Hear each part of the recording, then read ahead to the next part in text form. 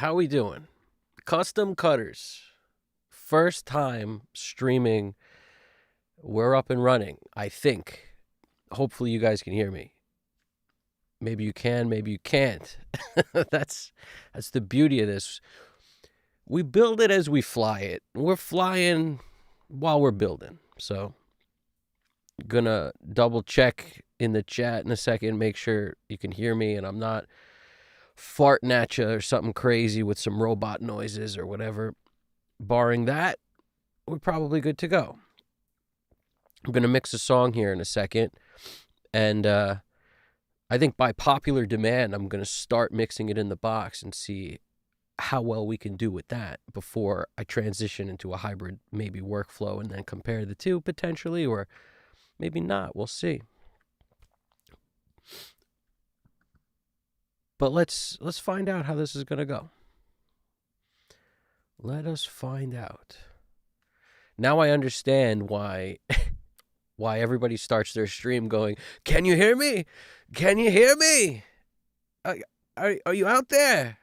Does it sound okay?" Like, I understand now why Rick Beato starts every stream like that. Billy Hume. I mean, everybody seems to do that. And I get it, because it's like I'm in a spaceship and you guys are out in the distant universe. Anyway, this is going to be interesting. So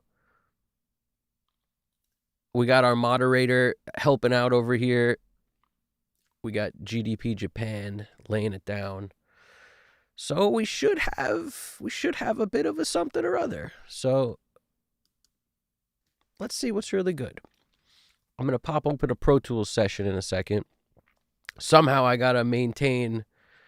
Where's that? Here we go. We got that thing over here. Nice. Okay, I got the chat pulled up on the side. I don't know how people do this stuff. We're going to figure it out as we go. It's going to be a disaster. So tune in. This is going to be crazy. Nice. We got the Dirk head dropping it down. We're doing well. All right. We're going to figure this thing out. It's going to be great. It's going to be fantastic. All right. So I'm going to throw this into gear. I'm gonna kick it into gear over here. It's what kind of a song do we got? It's like it's this rock kind of song, the acoustic guitar, 4 tracks of drums.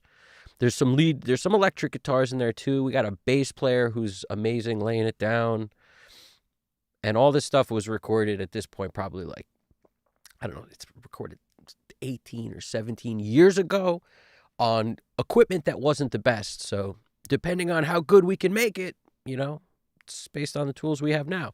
Back then, MBox 2 Pro used to record everything. That thing had 4 analog inputs and, mic pre's that weren't the greatest. And, I was running an Allen & Heath SR416 console into that. Like a lot of this stuff that I've duggen up from the outer limits to mix, and, we'll see what happens. So here we go. Let's throw it into gear. And I'm going to be looking at this chat too. Any questions you guys have, let me know. I'm going to, I'll give you answers if I know the answer. And if not, I'll tell you I don't know, because that's one thing. I mean, I know some stuff, but I'm learning all the time. There's plenty of stuff that I will just flat out be like, man, I don't know. I don't know the answer to that. But sometimes, I could help you out. So we'll see how it goes. Now, I've revamped my workflow like a million times since I started mixing. I appreciate that. Katie Lowen, thank you. I've revamped my workflow a million times, like a bajillion times, because a big thing that I like to do, and I want to start by saying, I change my mind a lot. People say, you change your mind all the time. Yeah, I do. Because as far as I'm concerned, when I get new information, that's time to change my mind. I always try to keep an open mind to the fact that I might not know the best way to do anything. So when I hear a new idea that might be better, I'm all for trying it. And as a result, I have a tendency to change my mind a lot. Now, sometimes what people will think is that, it means that I don't really believe anything I'm saying, or I have an agenda. But it's actually the total opposite of that. In my opinion, people who have agendas are the ones that refuse to change their mind. Have you ever seen when people interview guys that talk about like the ancient pyramids and stuff, and the guys that are on the ground over there in Egypt that have a stock in like keeping the status quo of whatever's been talked about in the past as this is history, they're the ones that refuse to change their mind. They're the ones that have stopped listening to new information. As far as I'm concerned, that's the key to improving, is always listen to new information. Never have yourself so entrenched in a belief that you can't come out of it, that you can't see the light. So you should be changing your mind all the time. Stop not changing your mind, as far as I'm concerned. So let's get into it here. Let's just start running this song. What do we got? Let's look at what we got here. So this is literally as early as I could bring you guys in, like as early as possible, as humanly possible.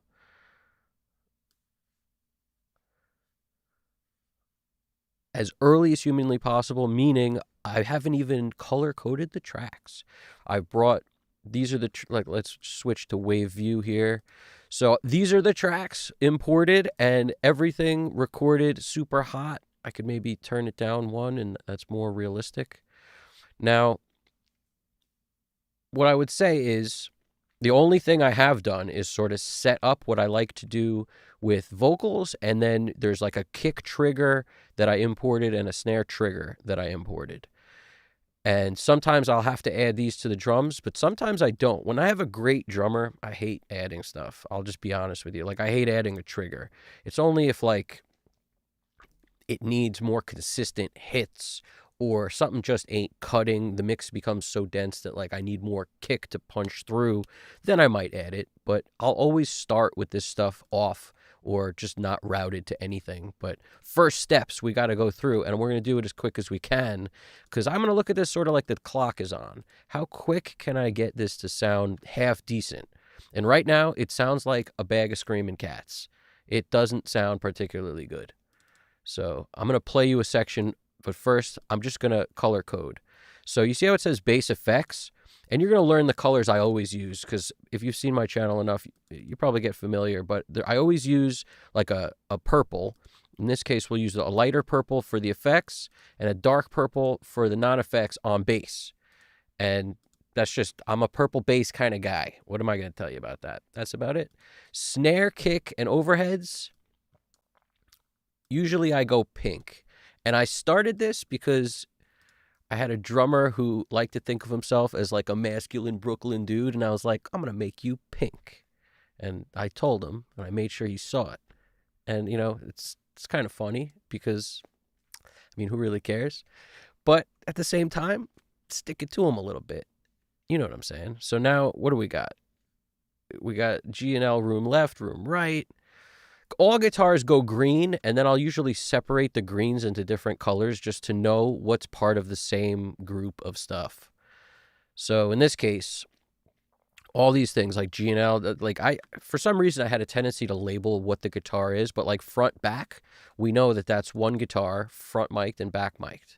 So I could take these and, you know, just, I sort of go down the line, like, you know, this weird yellow green, or we'll use this one, this back and this front. Something different. They look too close to me. Maybe it's my eyes that are going, but I gotta make them a little more different. And then this room left, room right. And you could kind of tell just by the way it looks that this is the same performance. You can kind of, you can tell. Even this thing right here, you know, front, back, like that's just a double. We're going to find out, but it looks like a double. And this room left, room right, most likely it's the same performance. We'll check on that to make sure that it is. And what I found is when I use like auto align, it'll often get it right where I won't have to check, but sometimes it gets it wrong. Sometimes you got to be like, nah, man, those aren't, you know, that's not a separate performance. You got to kind of dial it in, but I'm going to hit play before I do any auto align anything because I want everybody to hear where it starts at. Weird auxiliary stuff here, flute and bells. Like we'll talk about flute. When I call flute, in this case, I think it's like a recorder. Let's just hear.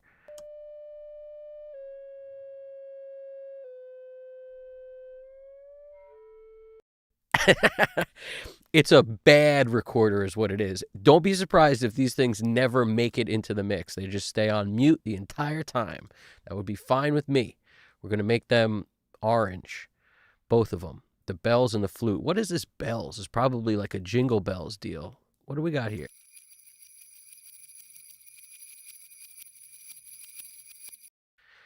It's just Wake Up Rudolph. We got the bells.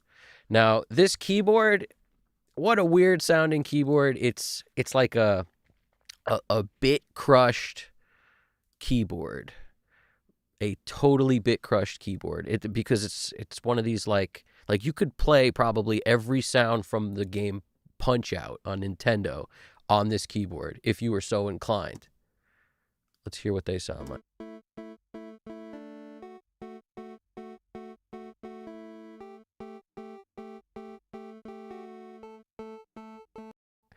Like, again, played kind of wonk city, but at the same time, this keyboard probably won't make it into the mix, to be honest with you, because I don't know if it's necessary. You know, some of this stuff that was added to this, we'll see what we can do with it. Maybe we'll use some crazy tricks to make it nuts, you know, but I'm going to take off the XOR. This is what if you're not familiar with this is how it's a good way to like audition different mixes, but leave it on latch when you're mixing most of the time because I want to be able to solo two things at once. But just that little, it's in options solo mode, if you're wondering where that is, and then you're just dealing with latch or X or OR. I find that's a helpful tool that I didn't know about early on. I used to always do this weird flip, flip, flip with my fingers on the jam. Speaking of that, let's get the SSL jam going.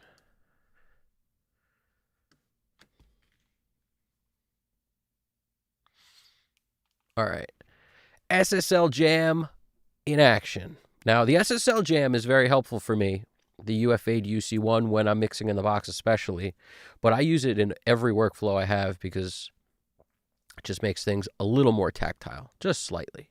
So these two keyboards, I usually go keyboards red, solo. So this is just a solo guitar. This is solo.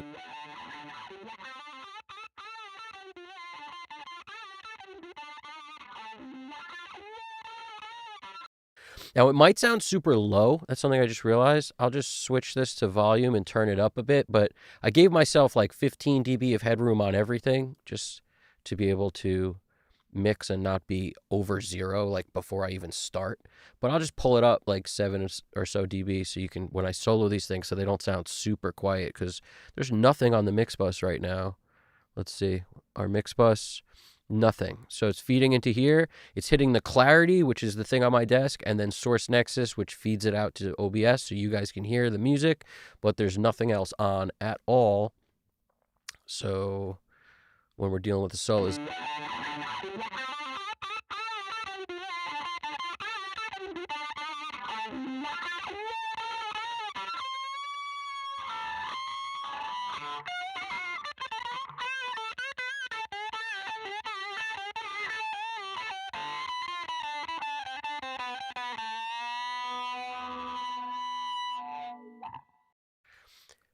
Pretty sweet sound. I'm a fan. And that was the front, the back, and then I have a left and a right. And if I'm not mistaken, this is all one performance.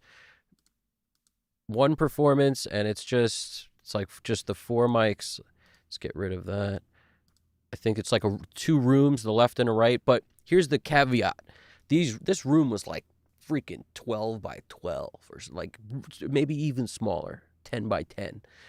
Small room. Everything was in it. Drums, bass amp, guitar, everything. We didn't play all at the same time. We tracked the stuff separate, but the room was like a little box, and there was egg crate foam on all the walls, and it was a room we were renting, so we couldn't even like really improve it. It was it's like a practice rehearsal room. We were packed in like sardines, so there was tons of these. It was probably a row of like 6 rooms just like this, 3 in front, 2 behind, and ours, for example. And then on the other side, like across the hall, the same thing. Some of them were a little bigger or a little smaller. We had one of the notoriously small rooms in this facility.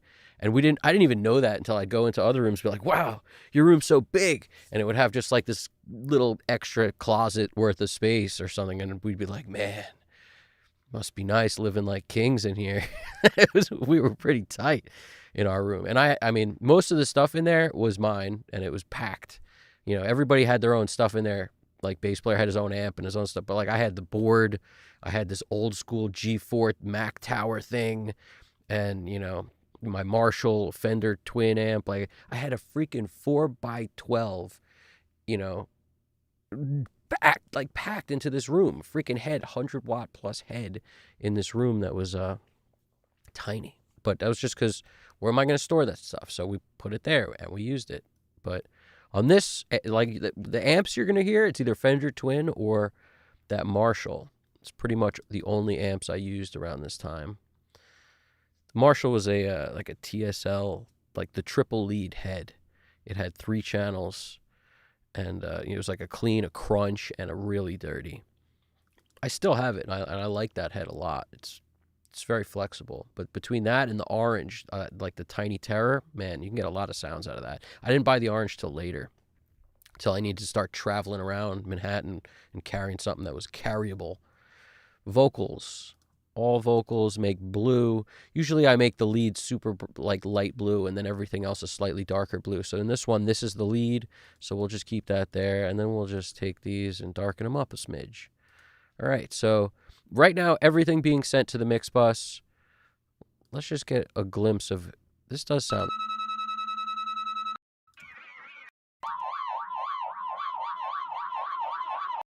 That's a guitar effect. That's what I'm talking about right there.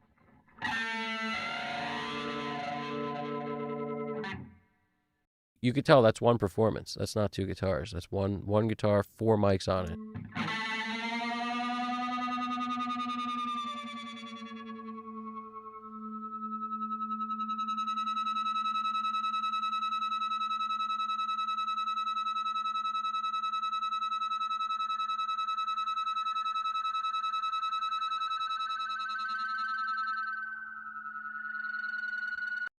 If you ask me, that's how they built the pyramids, with a sound like that, and they just raised everything, man. I don't just audio raising. I mean, that's as far as I'm going to take that, but they probably consider that a conspiracy, so got to go easy on the pyramid talk over here. All right, I'm going to give you a little glimpse of what this track sounds like. Let's glimpse it. Bag of cats, man. Hold on. Let's get to something easier to hear.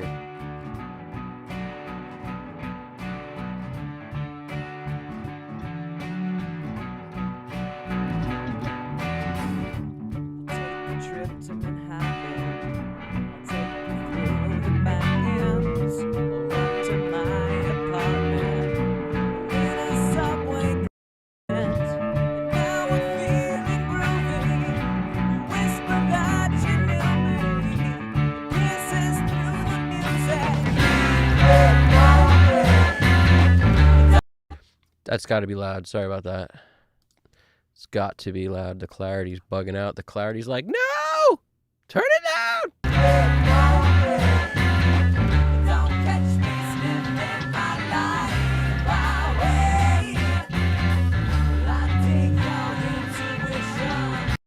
All right, we got to start phase aligning certain things. It can't hurt. I'm going to run a pass of it through the auto align, and then I'm going to start getting levels worked out, because until you get the phase right, the levels ain't going to matter, because once things click in terms of bass, like right here, we got bass miking happening. Like right here, what's going on here? This is one performance. This is one performance. You could tell by I'm just looking at the waveform. So these should all be the same perps. And then over here, down here, we want these to be the same, because these are all the same performance. Okay, now we're getting worked out. But like the bass volume might change as soon as these mics get lined up phase-wise, because that's what happens when the phase is a little wonky. You lose low end, you lose all sorts of stuff. So let's just run. What is this chorus thing? What is this? What is this? Keep it moving. A low chorus vocal. It sounds like it was pitch shifted. We'll just make that some other blue. Okay, that works for me. Now, so none of these are double mic'd. Every mic on the vocals was done with one mic. So there's no reason to phase that stuff, to phase align it, because it wasn't multi-mic'd. Whereas this stuff, this is multi-mic'd. The keyboards also, this looks like two different performances. So no reason to phase align any of that. Same with this bells, flute, two different, different jams. Right here, we want these to be phase aligned. So we're going to mess with the guitars. We're going to mess with the snare, the kick, the overhead, left and right. We're going to mess with these three basses. We're going to mess with the affected basses. And the acoustic guitar is, if I'm not mistaken, let's separate it actually. I should have done that before, but let's just take that. We'll make that inactive. And we want to phase align these two, because if I'm not mistaken, let's double check, but I believe this is one performance.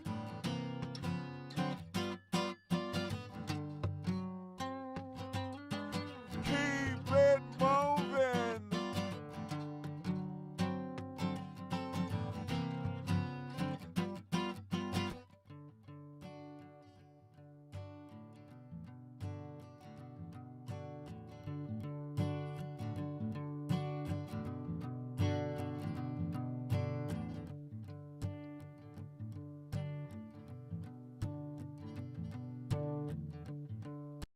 That's one performance.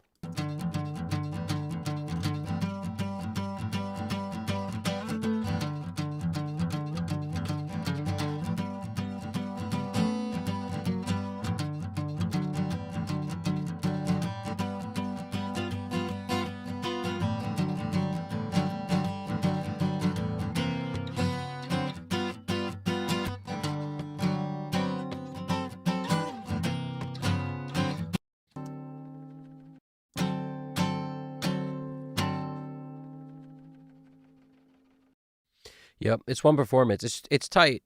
One performance. I've never heard anything that tight and be two performances, so we're gonna go with one on that one. So it's easier to do it this way because most of the stuff we're not doing is above this. So that's all good. Just add the guitar to it. That's that solo. Okay. We take all that, shift, option, come in here, go over there, auto align to. Now, where do we select? I don't think you need to select the whole song, but since I haven't played the song through for you guys, I'm going to select the whole song. Sometimes in a pinch for time, I won't, but just so you guys can kind of hear where it's at the moment, with like literally everything set to, not a second has been paid to attention-wise for what the mix should be. So this is going to be a terrible mix. Get ready. Because, like I said, nothing has been done. Not even volumes. Everything's pretty much the same, except for, like, I lowered the flutes and I muted some stuff I didn't want to hear ever again. Like these keyboards, I never want to hear those. They just sound awful. So if I play them, it's just going to really make me barf. But the rest of the stuff can work. The rest can work. Let's get rid of the bells. We'll leave the bells in there, all right? You want some bells? You got the bells. So this was keyboard. What was this red stuff over here? Like, what is this? Oh, that was that acoustic that we got rid of that we don't want here to bug us. Let's just hide selected. Okay. We want this in the game, but we don't want these triggers. And the rest doesn't matter. Okay. So everything's been selected. Let's just run it.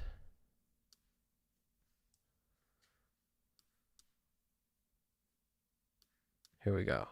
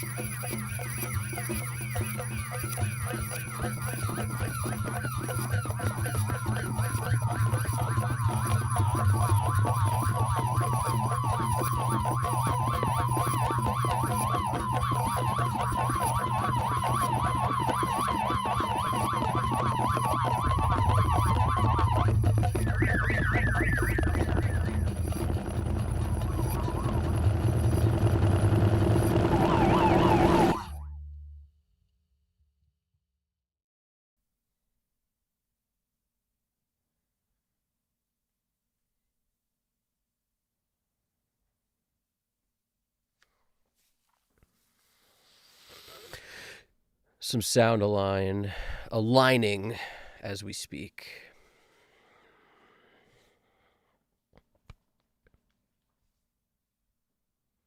All right, let's see how good this thing actually maintained what's supposed to be where. So yeah, it did treat the solo as one performance and it adjusted as such. It treated this back and front as one performance, back and front as one performance. So sometimes it gets it right. The room as one performance, and it treated it as a different performance from this, which is good. So I guess those are 3 separate guitars without checking. That's what Auto Align thinks. I will check and make sure, but that this room is actually a separate performance from this, but it's treating it like it is. So that's cool. Then the drums, kick, snare, O left, O right. So it nailed that's all part of the same kit. The bass.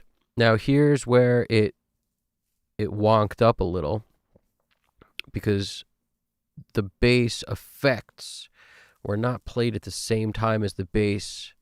I am nearly positive. However, it thinks that they were. So that's an interesting point. But it still adjusted them so at least now they're all in phase, which is interesting. Let's hear how that sounds together. It might be fine. Sometimes I overthink this stuff, like with this. You know, if I grouped this different from this, it would kind of do 2 separate phase alignments for the bass and then bass with effects, because I'm nearly positive this was played, like I said, it was like 18 years ago or whatever, 17 years, so I'm having a hard time remembering. But most likely what we did was run an effects pass and then a pass that was clean, so that we can kind of get extra oomph in the chorus but not lose the clean sound. I did that a lot back then. Acoustic left and right. So it thinks that's one performance, which it is. And then the trigger, I guess I added to the trigger track accidentally, and there's nothing there, so it did nothing. Okay, so that's interesting. Let's just check the bass out. It's really all we have to do is check the bass and check the guitar room. So let's do that.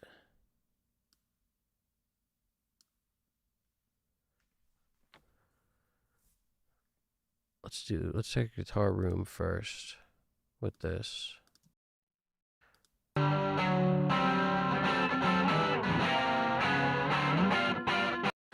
The easiest way to do it, in my opinion, is if this is 2 separate performances, just pick one mic for each.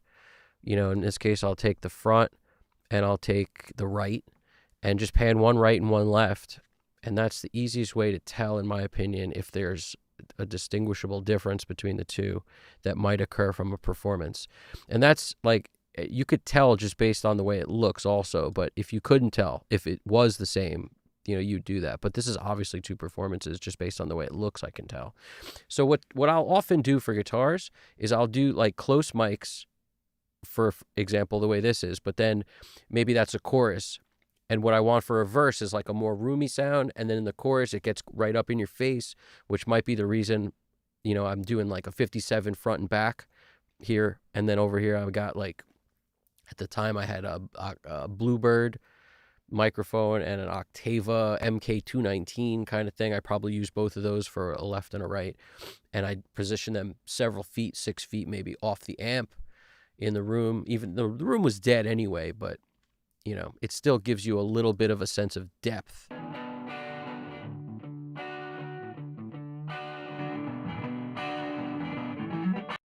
You know, when you compare that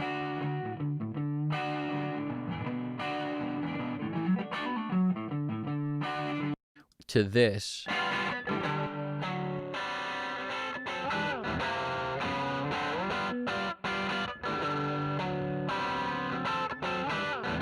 that's right up in your face, this front and back 57s, and these are doubled.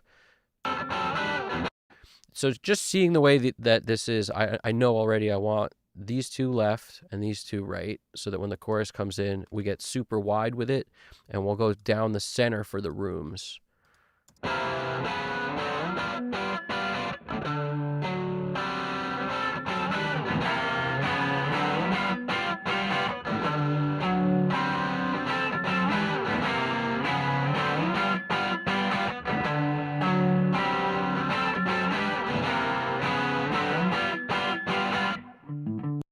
That feels good.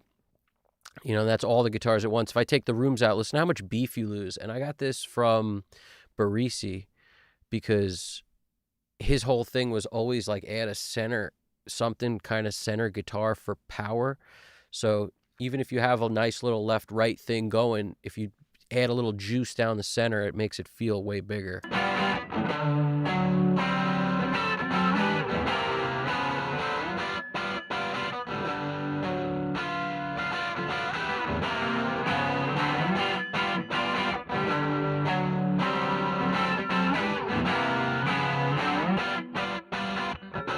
Hear how thin it is without it? So it's not bad to get wide, and you can be thin when you're wide, but what do you got in the center is always the answer for me.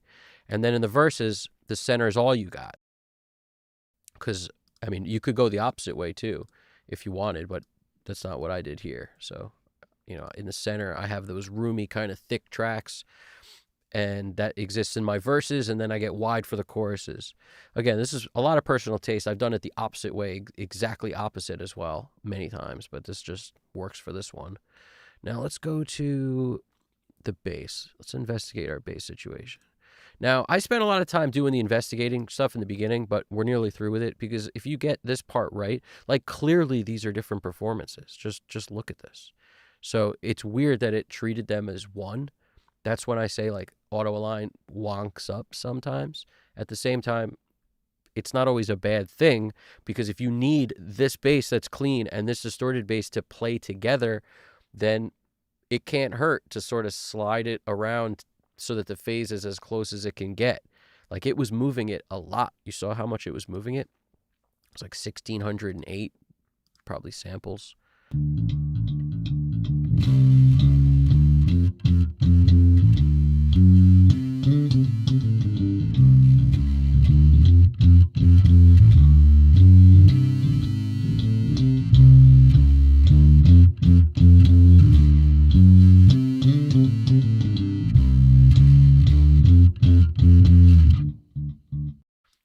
I'm not hating it. I'll tell you, I'm not hating it. I'm just going to leave it alone.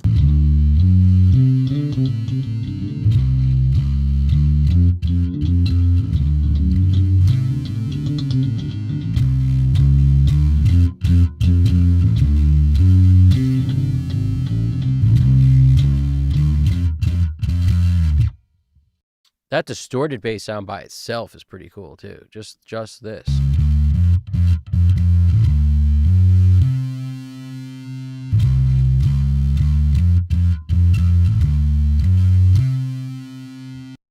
The reason I say it's cool is because it doesn't lose low end. A lot of times distorted bass, when it starts to sound like a guitar, you lose a ton of low end, whereas I'm kind of loving that.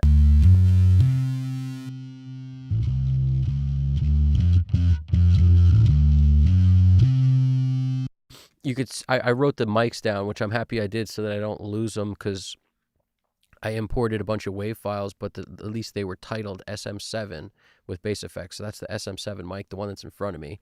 I've only ever owned one of these. The DI, which is probably directly into, probably the MBox 2 Pro, direct, as opposed to going like, into the line input or something on the console.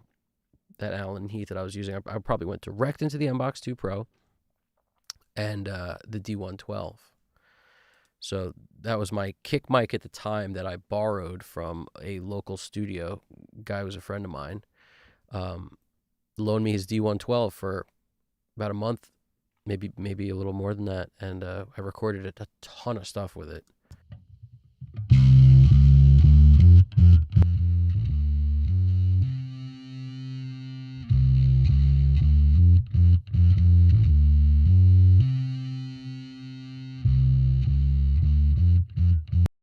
That, I don't know if you got headphones on, but the amount of low end in that mic trumps even the SM7.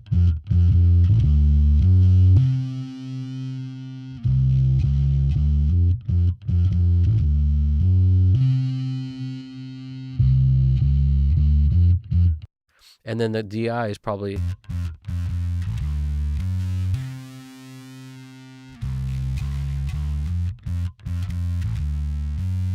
I may actually just cut out this bass I don't think we're going to need both.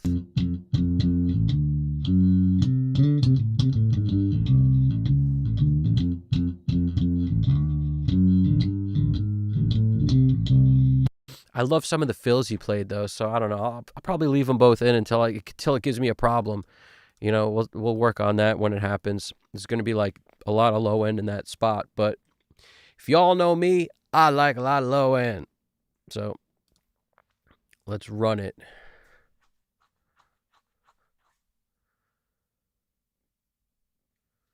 That's a great tip. GDP just gave you. If you have a way to switch to mono and stereo, you could use that to go back and forth. I'll be honest with you. A lot of times, I don't check in mono. I very rarely check in mono. I'm guilty. What do you want me to tell you? I'm guilty. Because when I listen in headphones, it's not mono. When I listen on my, my Bluetooth speaker, it's not mono. But that doesn't mean that there aren't cool things happening in mono. I bet you there are. I just often forget to check in mono. I used to do it way more often when I had the 5060 in front of me as a monitor controller. Now, ever since I've been in this room, I'll use the 5060 for summing. By the way, right now we're not using any of that. It's just all in the box. And that's where I'm going to stay for a little while. If I do a switch, I'll let everybody know. I'll raise a flag. But since I stopped using that as a monitor controller and just using it for the summing, really not going to mono much. What I used to do, if you don't know how to do it or whatever, there's a down mixer plug-in I used to always throw on that would just take it and bring it to mono, and I'd throw it on the mix bus. Because years ago, I did do that test in mono thing. There's probably an easier way to do it. I bet you in Reaper, there's like just a button for it right on the thing. It doesn't surprise me. Reaper has pretty much all the stuff that wouldn't it be great if? Yeah. So they put it there. And I've never used Reaper. I just know. Probably. You guys tell me. Is it there in Reaper? I would imagine it is. If you can record an output in Reaper, in addition to, you can record inputs, you can record outputs. Reaper's got that's pretty cool. You can do a lot of cool things in Reaper. That's for sure. Now, let's keep it moving, like the song says. So let's do what's next? What's next? Well, I'll tell you what's next. We're going to add a plug-in to everything. That's what we're going to do next. Now, since auto align's already in our first slot, and since, everything needs something, what are we going to do? We're going to shift option, take your bets, SSL. Which one are we going with? Well, lately, I've been a G guy. The reason I like the G is just it feels so freaking flexible to me. Like, just so flexible. I don't know. It's something about this ×3 and the divide by 3 jam. Like, that's really what makes me feel like something here that I like. I do love the color. Like, the B has kind of a natural color kind of thing where you can just boost a lot of top end and never really gets as harsh.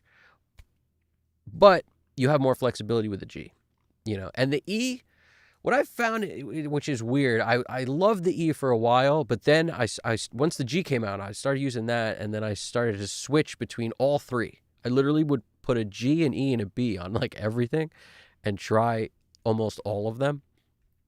And what I found was the E is really kind of thin. It does something with the way I EQ that just makes things sound a little thin. The B is thicker. It just feels thicker no matter like how much high end you boost. The B just kind of does a nice thing to the top that never gets harsh and never gets too thin. There's something about the E that's very thin. I don't know. Maybe I'm wrong. I'll leave it open. The next plugin we're going to do is the 1081. Now, putting a lot of, there's a lot of tracks here. I definitely don't use a 1081 on everything, but if my system will hold up and take it, I will try, and we will see if it's actually a benefit or not.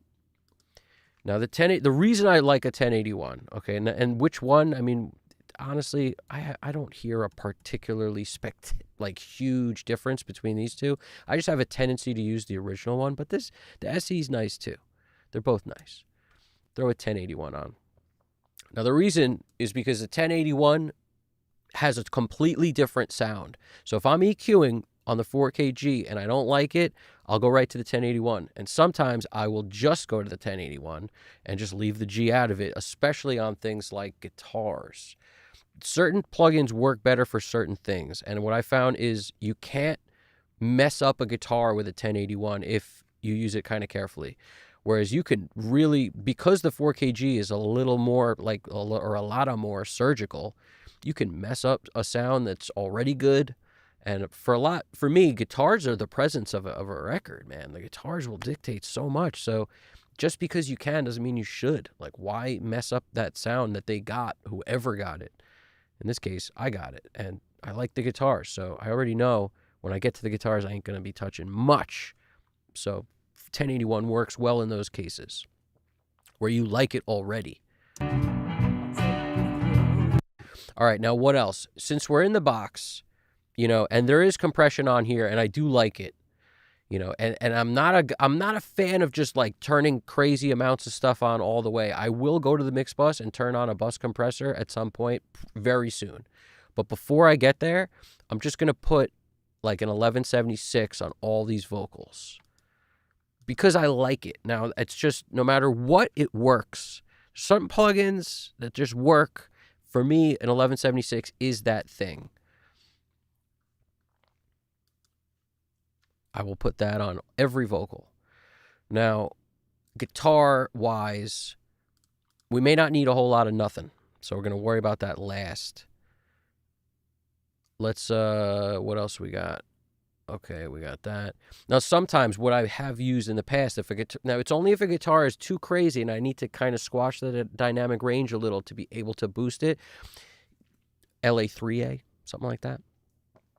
But there's no right or wrong. That's just my go-to. And let's just start twisting knobs and getting stuff to feel a certain way. I could already tell, like, this kick needs some help, man. This needs some help. We might need a transient designer on it. We might need something to get it to just punch a little more. Although the drummer is fantastic. That's why these hits are so level. I mean, the guy is pretty fantastic.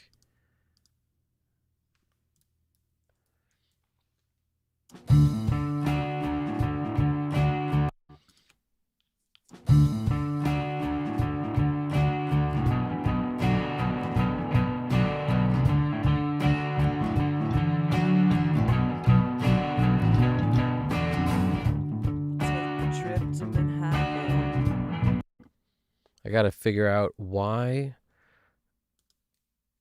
Where in the world is Carmen Sandiego? Plugins out of date? Please click here and ensure that you've installed the latest compatible plugins. What? Always something. This is actually good that this happened. That's insane. Plugins out of date while I'm running a live stream. I'm happy this happened. I'll tell you why. Because I'm not going to use this set of whole plugins that we just threw on because plugins out of date. That's insane.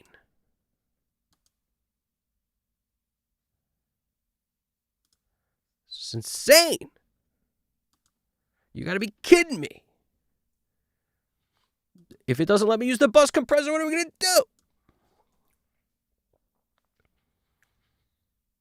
It's the only ones we really need. Man.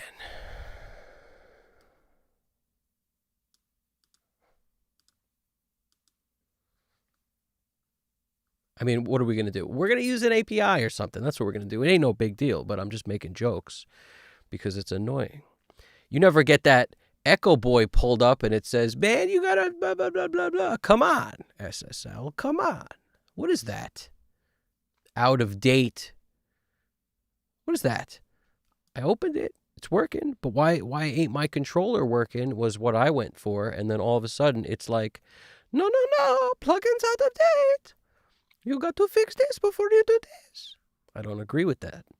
I don't agree with that at all.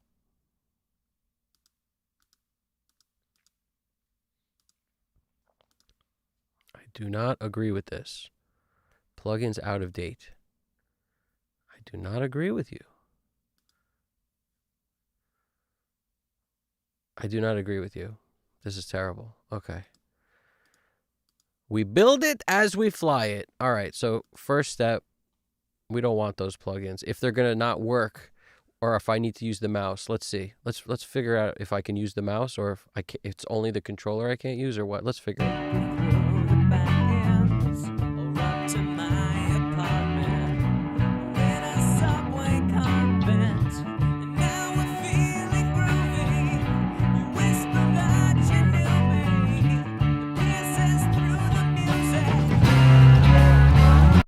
Sounds like it's just the controller that's shitting the bed.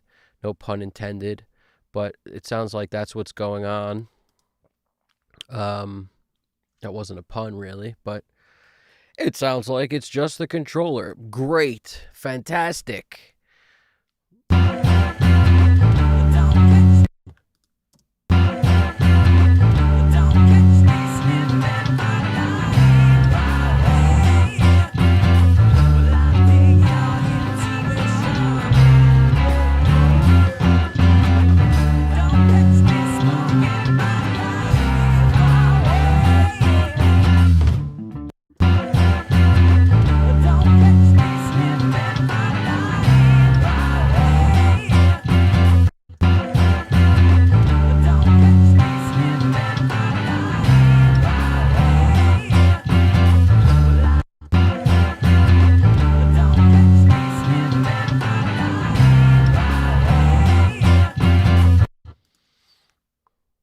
Let's get in here and start just getting the mix in a little better shape. Let's do some groupage. When we do groups, I usually just do whatever I got here. So it's like G, we'll call this GCH1 because it's the chorus group. And then GCH2. And then this is the verse G verse CH because it's both the verse and the chorus. Okay, so at least now when I move this, it moves them both together. So if I go to lower all the guitars,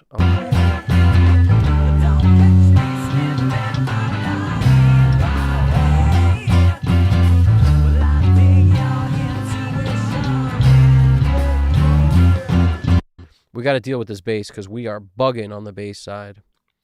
Bugging on the bass side. Let's take all the bass. Let's just bass chorus,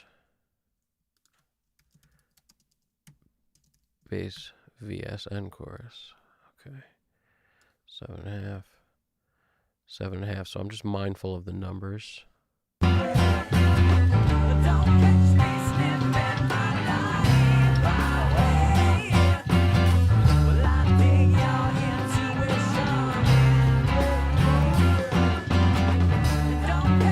The drums are a faint memory. They're just like, hello, darkness, my old friend. They're just so faint. We need to fix that ASAP. Let's go drums. Now, since all we have is O left and O right, also, real quick, I'm going to be using VCAs because that's always something I use no matter what. So, just get rid of that. So I definitely plan on getting everything into VCA position. I'm just sort of still in the phase of, like, if you notice, there hasn't been any clip gaining necessary, really, so far. Usually, if stuff's all crazy and out of whack, I will go in and mess with the clip gain a lot. In this case, I don't really see a call for it because stuff is kind of dynamically moving where it should. Nothing's crazy spiky. I mean, this is the highest peak relative to the rest, but it's all sort of consistent. So I'm not worried too much. This is super consistent. So that's the acoustic. It's like if I go in and level this with a clip gain, I'll lose all dynamics. So it's a balance between how much of that you need to do to get the plugins to work right compared to how much you should do because you're also sacrificing natural dynamics by controlling it with clip gain. So it's really a question of how little can I do is the first step in my mind.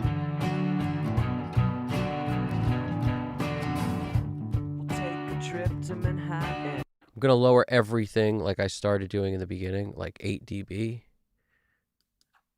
And then I'm going to be able to bring my kick and stuff up.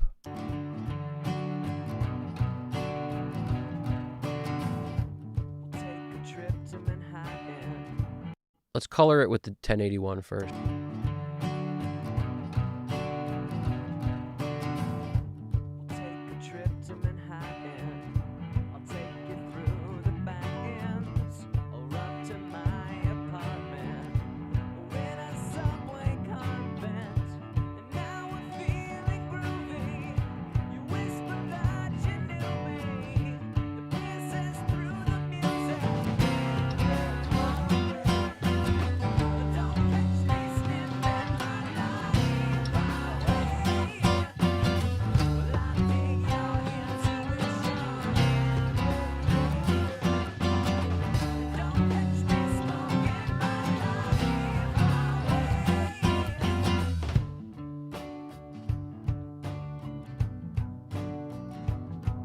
Same with the snare. Let's do some snare coloring.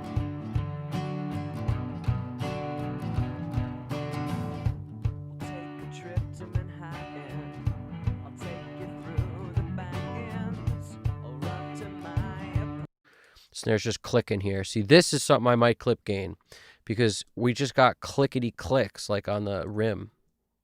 It is a dynamically quiet part, but I want more of it. And I might want to turn on a little decapitator to give me... The Devil Lock and the decapitator are really good for bringing the clicks to the front.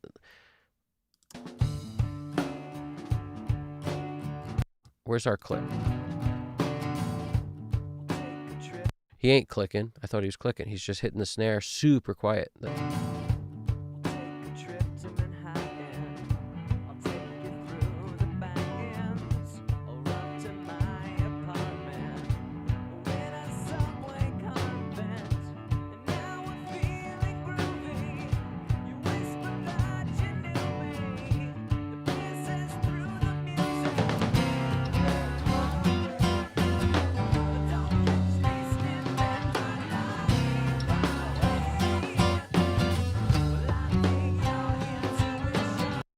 Let's put something on it to sort of level it. The Devil Lock is really good at leveling things.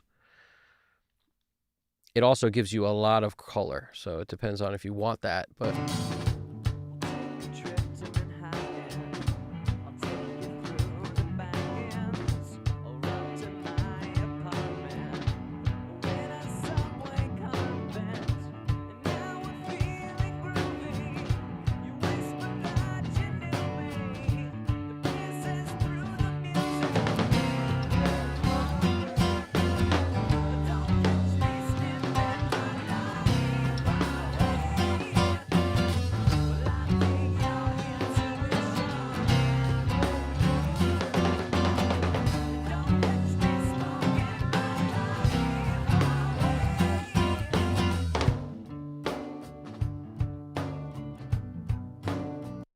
I may try to kill some of that ring.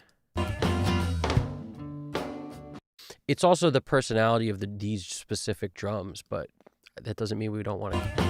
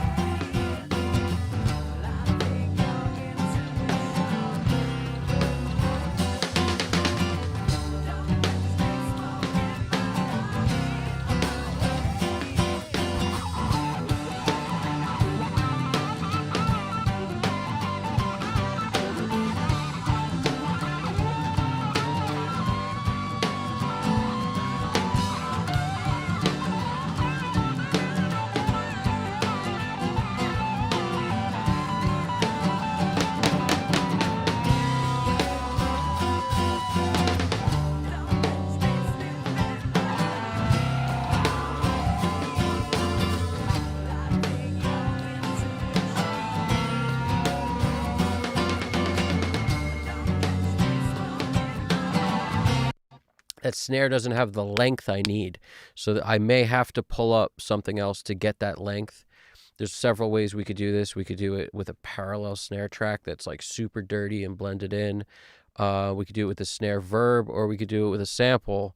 And I may go to that because there's not much length on this snare at all. So at the moment, let's just send it to the same place if I decide to use it. And the snare verb is just like a super verby. I mean, we could throw on bus 33. So I always use the search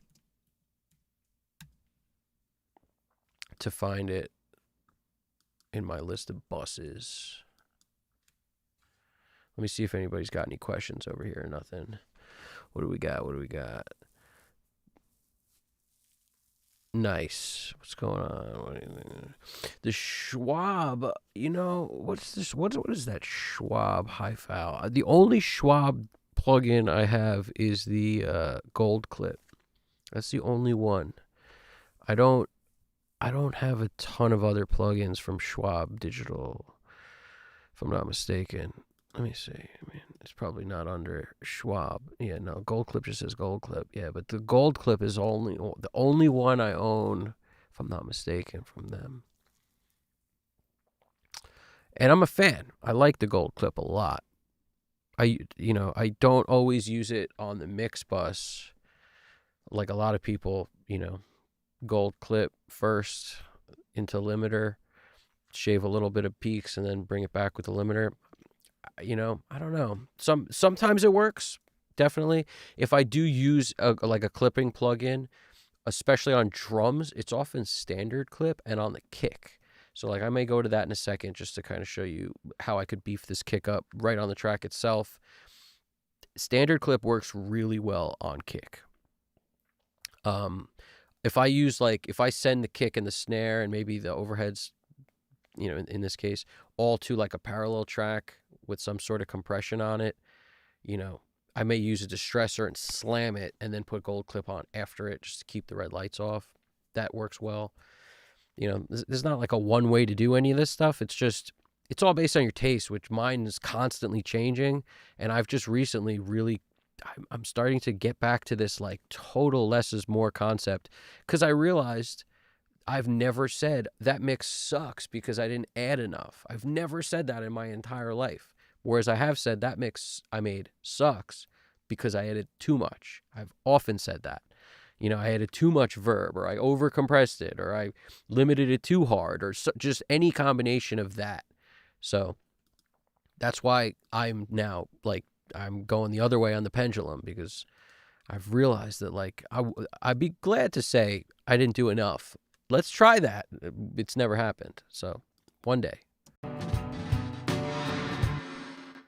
That snare verb, man. Let's lower it a lot.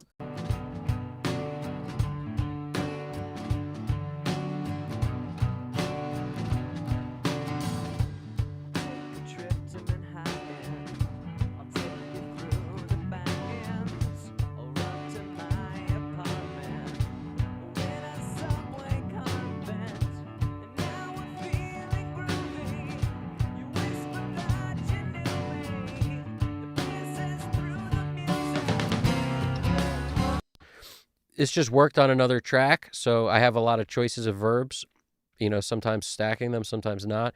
Cutting 147 on down, cutting around 9K on up, so the reverb is just in that center point. Sometimes I'll even slide the 9K back more, so it's wherever 150 hertz to 4K or 3K, depends on how tight you want to make that verb. 480L on the fat snare plate preset. I'm not a huge preset fan, but I am on effects. That's my thing. Right here, I got nothing going on, but it's here just in case. And then Pro Q3, that's it. So that's all we got for that. But these other things, the DB verb, one of my favorite verbs. And if you see, this is automated. I've automated the bypass on and off. So for a chorus or something, I thought it needed it. So let's just, in the interest of seeing what's good. But yeah, so it's just set up to automate, but it's actually not being automated. The EMT 250. So same thing. I have it set up to automate using the power knob on and off to turn it on and off wherever I need it. So if, for example, a chorus or something, you need a little more length or a little more lift, you want the snare to poke out because it got too dense, don't be afraid to add other reverbs on top and just turn them on when you need them. I like that 480L, man. That does add a lot. Just listen to that.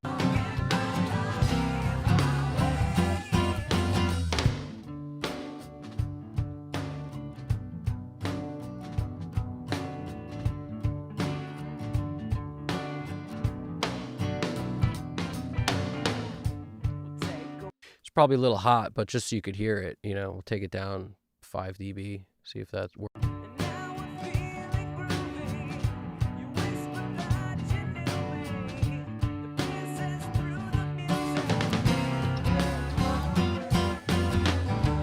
So right there in that chorus, I'm going to actually turn on one of these. Like, might as well. Let's turn it on.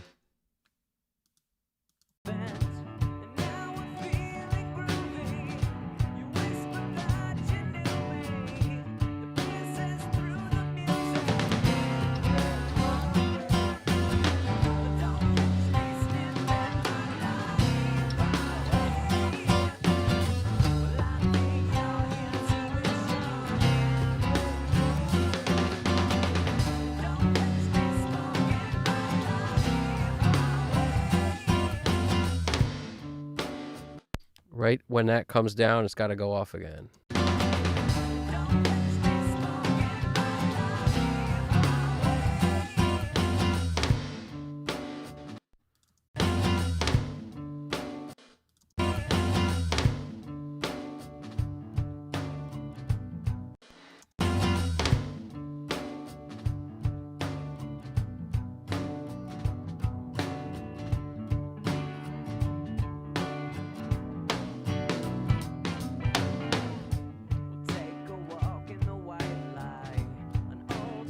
You might want to set up markers for yourself.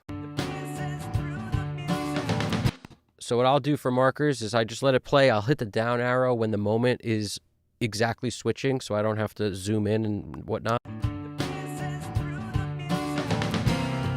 So that's the downbeat of the chorus that I just hit the down on, and it puts the arrow right where I need it. And then I come up here and I hit plus, and I call it, you know, it's not ideal to start this with 1, so I might start it with 2, and I'll call it chorus 1. And the reason is I'm leaving 1 for the start of the song. Now, a lot of times I'll leave 1 and 2 for start and end of the song so that when I go to always select the whole pass of the song, like if I want to play it again, record it, whatever, I'll do, you know, the decimal point 1 decimal gets me to the beginning, and then decimal point 2 decimal. If I hold shift, it will grab the whole thing. So a lot of times I'll leave both of those. So in the interest of doing that, let's just make this 3. And then let's go. So you'll see what I mean in a second. Like if I were to start the song here, now I have 1 will be where we want that fill.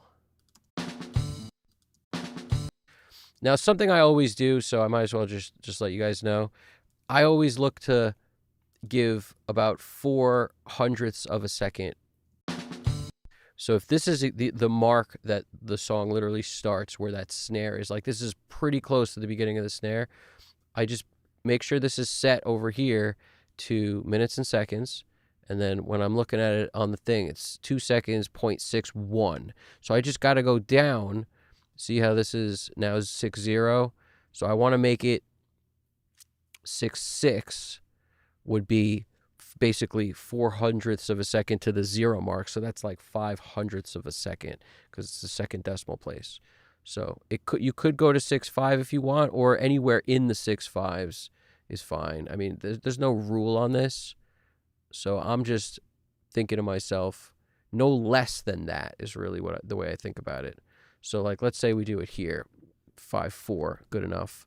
Marker, start, and then that becomes 1.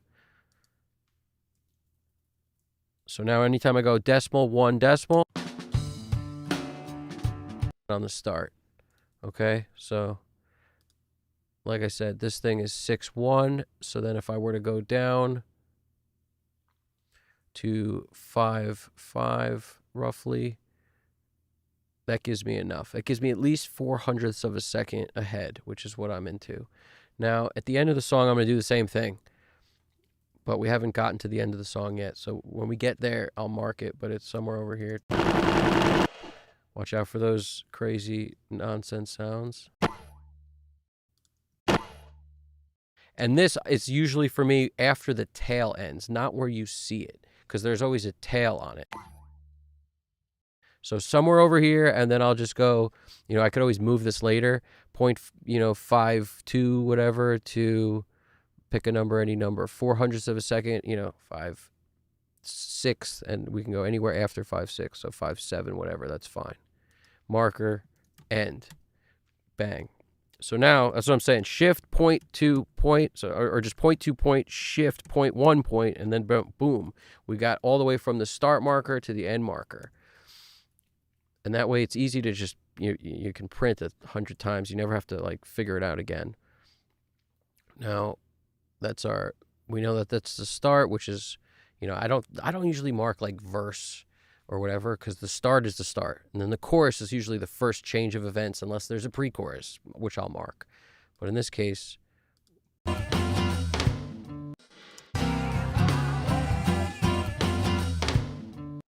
this is our verse 2. So we marker verse 2, and the rest you could leave these things. Number 4 is good, because all we did is save 1 and 2 for the other things. Now,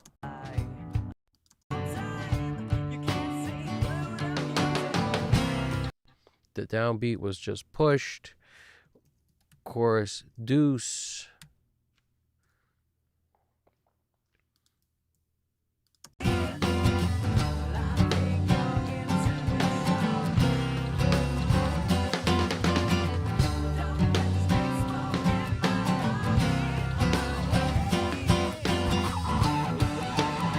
Okay, see, I jumped the gun. I thought it was going to happen here, but it's like 1 extra round.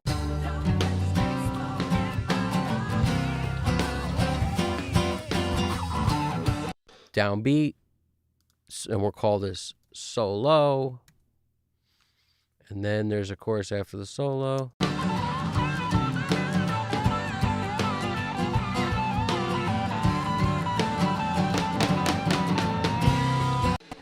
That's the downbeat. So when you just hit the down arrow, it's so easy. If you want to select a whole section, hit the up arrow after the down arrow, and then you can grab a chorus or figure out the BPM of a song. I mean, there's a lot of ways. Nowadays, I'll often just you could figure out the BPM a bunch of different ways, but the plugin, there's a plugin by Antares that has the BPM in it now. I mean, it's auto key or something. Actually has the BPM in it. So I've stopped doing the old way. If I could remember how to do it, there was a key I used to always use. It'll probably come back to me. It's either Shift Command I or one of those where you can basically set up measure 1 and measure 3, so it captures 2 measures, and it'll tell you what it if you just tap. Basically, you figure out what the 2 measure thing is, tell it was 2 measures, and then it will give you a mark for what it thinks it is in up to the decimal point, and then you just round one way or the other depending on how close you are to whichever one. But I haven't done that in so long, because now I'll just use this other thing to do it. That's the thing. Technology makes you forget how to do things the easy or the manual way. At least that's what I find. So this is chorus 3. Okay, and then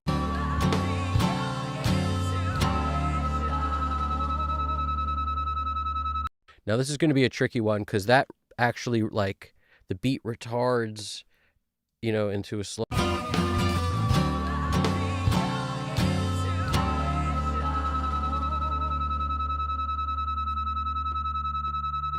So maybe right before that drum thing starts, because I could technically break this track there if I wanted to create a radio edit or something without this crazy outro.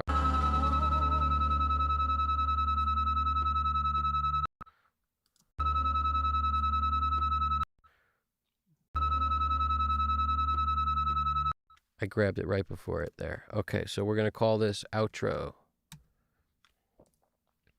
All right. So now we're all labeled up.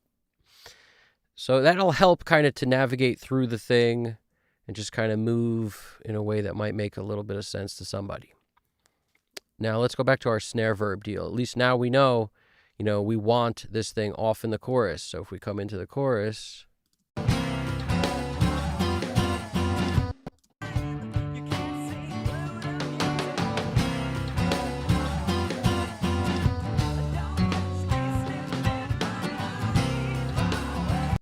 what I just did there is I put the down arrow, and then I really kind of want it on this whole way because this is all loud stuff.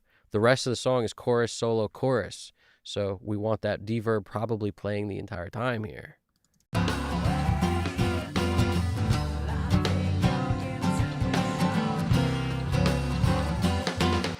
In the solo, I'm going to turn on the EMT also. We're going to go ham. This is going ham a bit, but we're going to ham up. Let's see. Let's go ham on it, and we'll see if this works out for us. Well, I don't know, Colin. Let's see how it's going to work out for him.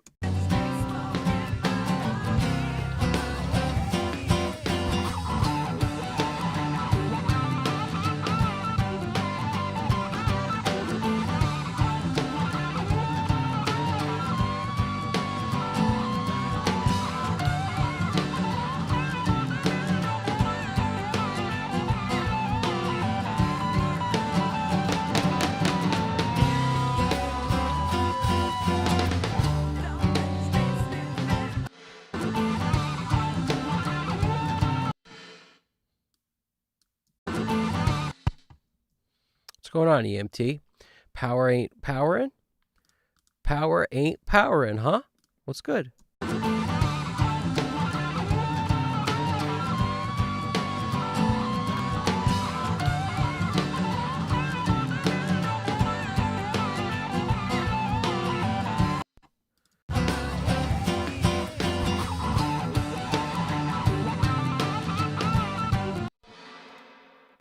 I wonder why power ain't powering. I don't know, but let's use the bypass instead. Maybe you guys in the chat know why power ain't powering. We gotta flip it the other way. Sometimes the language is so funny. Like, bypass is on. It's not on. The thing isn't on. Bypass is on. Great. Thank you. Ah, the good old plug-in click as it comes on. Perfect.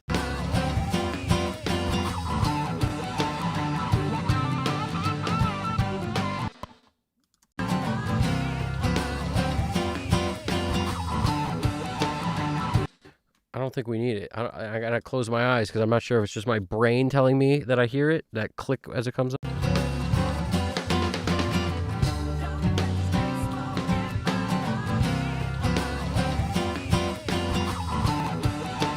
No, there's a freaking butterfly click, man. Like the butterfly effect clicking us and changing our destiny here.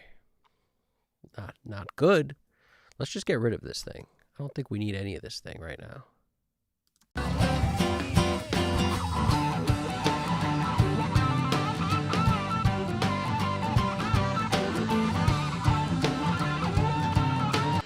Let's get rid of that acoustic being so loud. It's nice. It's nice. Don't get me wrong, but it's a little loud. Take it down 2.5 dB.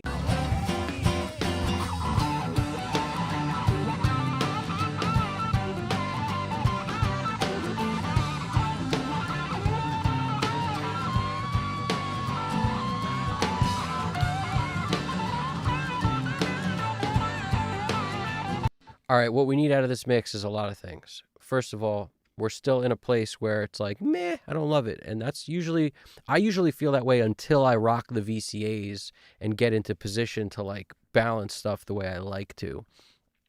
Because typically that means for me like auditioning different things on the faders. However, because we're in the position of SSL being like, no, not today, then we might not be able to. But we'll see. Maybe it will let me mess with faders, just not plugins. I don't know.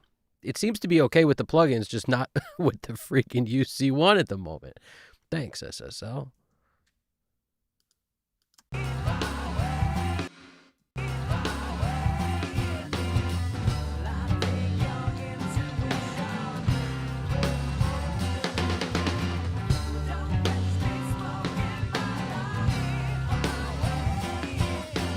Let's get our electric guitars back. We lost our power, our oomph.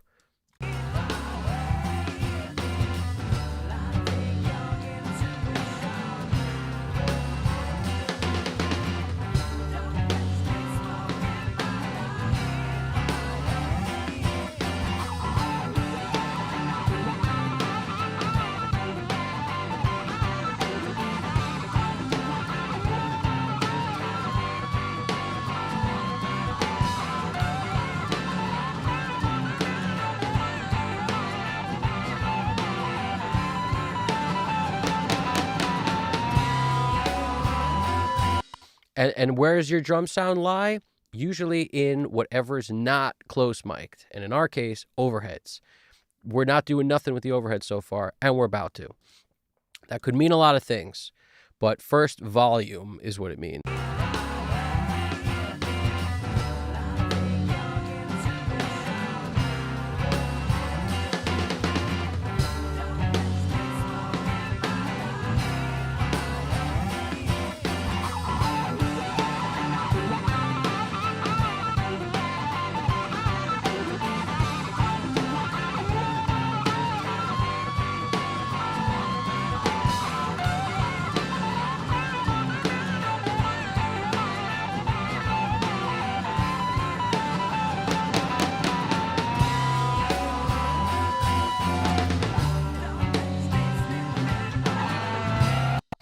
Let's do something with the bass. Let's go drastic with it. Let's go drastic with this bass. Let's take the clean bass. Let's send it to this bass bus before I even touch anything on the track itself. Anything. We're just going to send it over here. 75, 76. Now, this is something I imported also. Every once in a while, I'll import stuff, this being one of the things, because it just has my go-tos on it. When you import a track, you're carrying over audio from something else, typically, unless you've created a blank track to carry stuff on.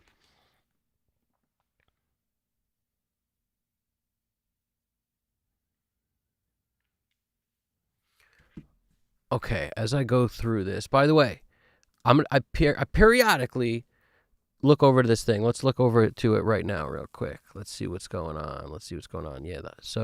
Yeah, I haven't tried that high file brand new Schwab plugin. I may have to. Thanks, Niles. I appreciate letting me know about that. I may have to try it. Yeah, multiband clippers, I don't know. I'm not sure about multiband clipping. I go, I'm kind of scared of the clipper a little bit, where I always tend to, it always has a negative sound to me if I use it hardcore. So unless it's something like kick or something where I'm really like okay with a sound punching me in the ears and it just sort of, it's what I'm going for or need, then it's totally okay. But on like a mix or something, I'm super like easy on that clipping. On a plugin, I'd have to say I go harder on it when I'm in hardware world, because it seems to be way more forgiving.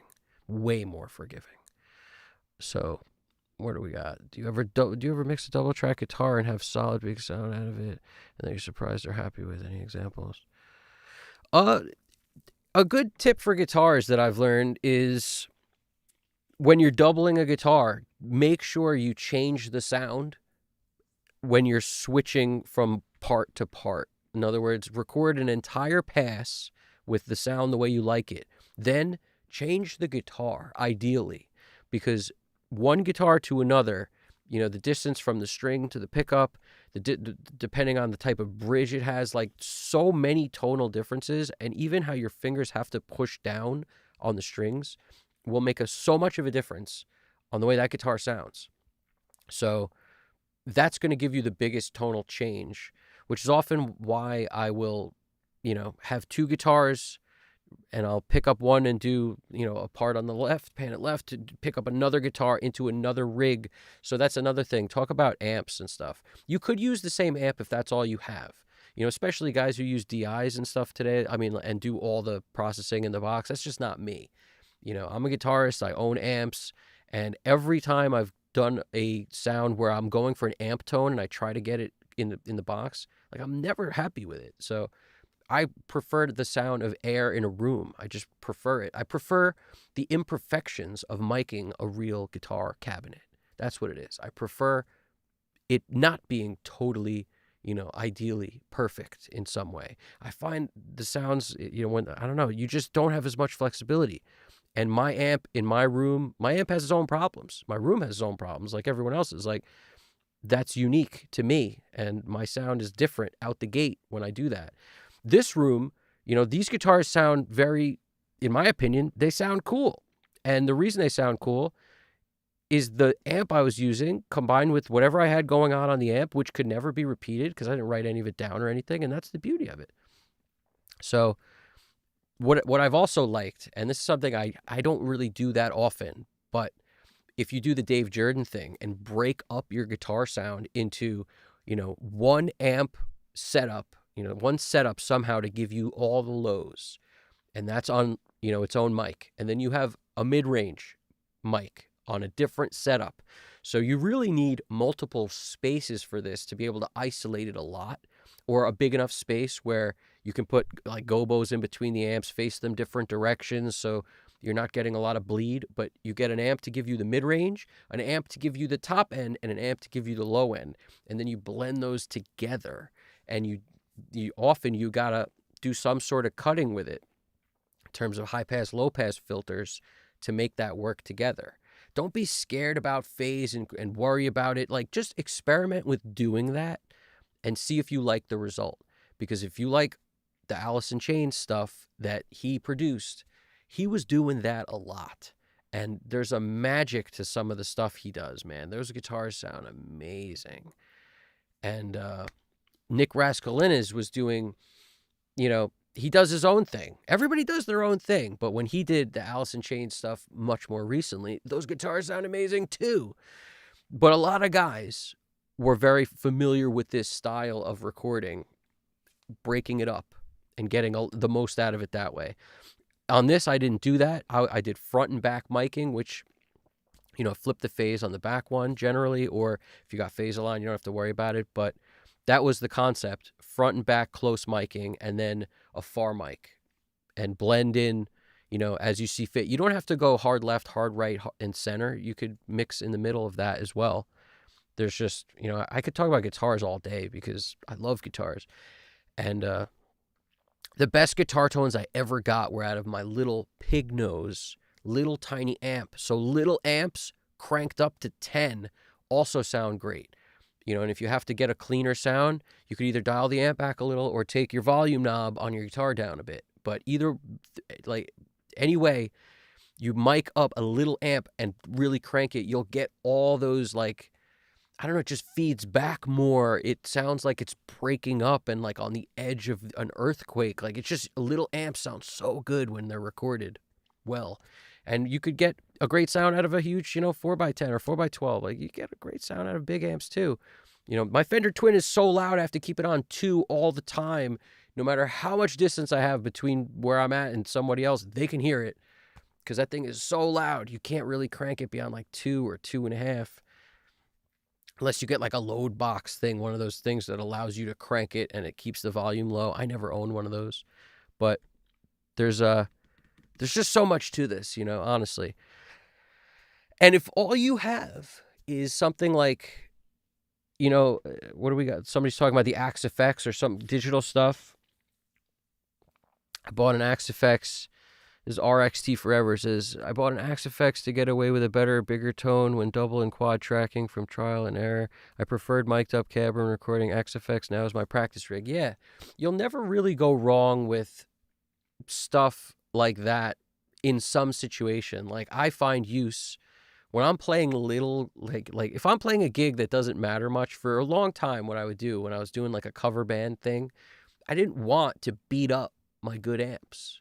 So I have like a Line 6 flex tone that's, like a fake tube sounds in a Line 6 thing. It was better, way better than the Spider, but doesn't hold a candle to anything I have with a tube.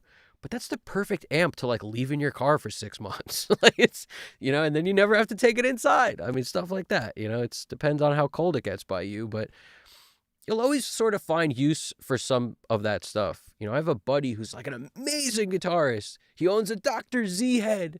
The dude is like so good.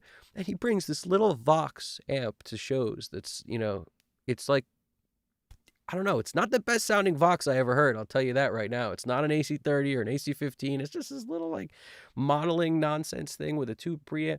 He just brings that everywhere because being there and playing great is more important live than the tone when you're in a place that's just like, you got to play 2 gigs this weekend and another 2 next weekend and another 1 next weekend. It depends, what you're going for, honestly, because, when it matters, I know that dude. If that dude had a road crew, he'd bring his Dr. Z everywhere and he'd use it because he knows what good sound is. But that doesn't stop him from taking the thing that weighs nothing and doesn't sound as good. It sounds like it weighs nothing, bottom line. But that pig nose, I never took that to live shows, and I probably should. The problem with it is it's battery. It's battery operated, and for some reason, like I left the batteries in it, which you should never do, and it corroded the thing, and now I got to go at it with a wire brush and some Brillo or something to get the battery goop off the schnoz so that it will work again, and it's killing me. I'm pretty sure that's why it doesn't work, but man, I got some great guitar tones with that. But the funny thing is, when I got great guitar tones with that, it was like I did so many other things wrong in the recording that the guitar tones overshadow everything else, but it's hard to love them because of everything else. It's like a mix. Everything's important. And you could have the best sounding guitar ever, but if nothing else sounds good, what good is it? Like, it's still kind of unlistenable in a way. But I'm also a very harsh critic of my own stuff, bottom line. Let's read some of these other comments. What time is it where you are? I'm feeling shame/guilt right now. Which I mostly shed for liking to be awake through the night and making music or mixing. All right, this is a great comment. Tip 1646, great comment here. Bottom line, it's 4:01 a.m. right now, and that's the time by me because I'm on Eastern Standard. And I'll tell you the truth, I get my best work done while everyone else is sleeping.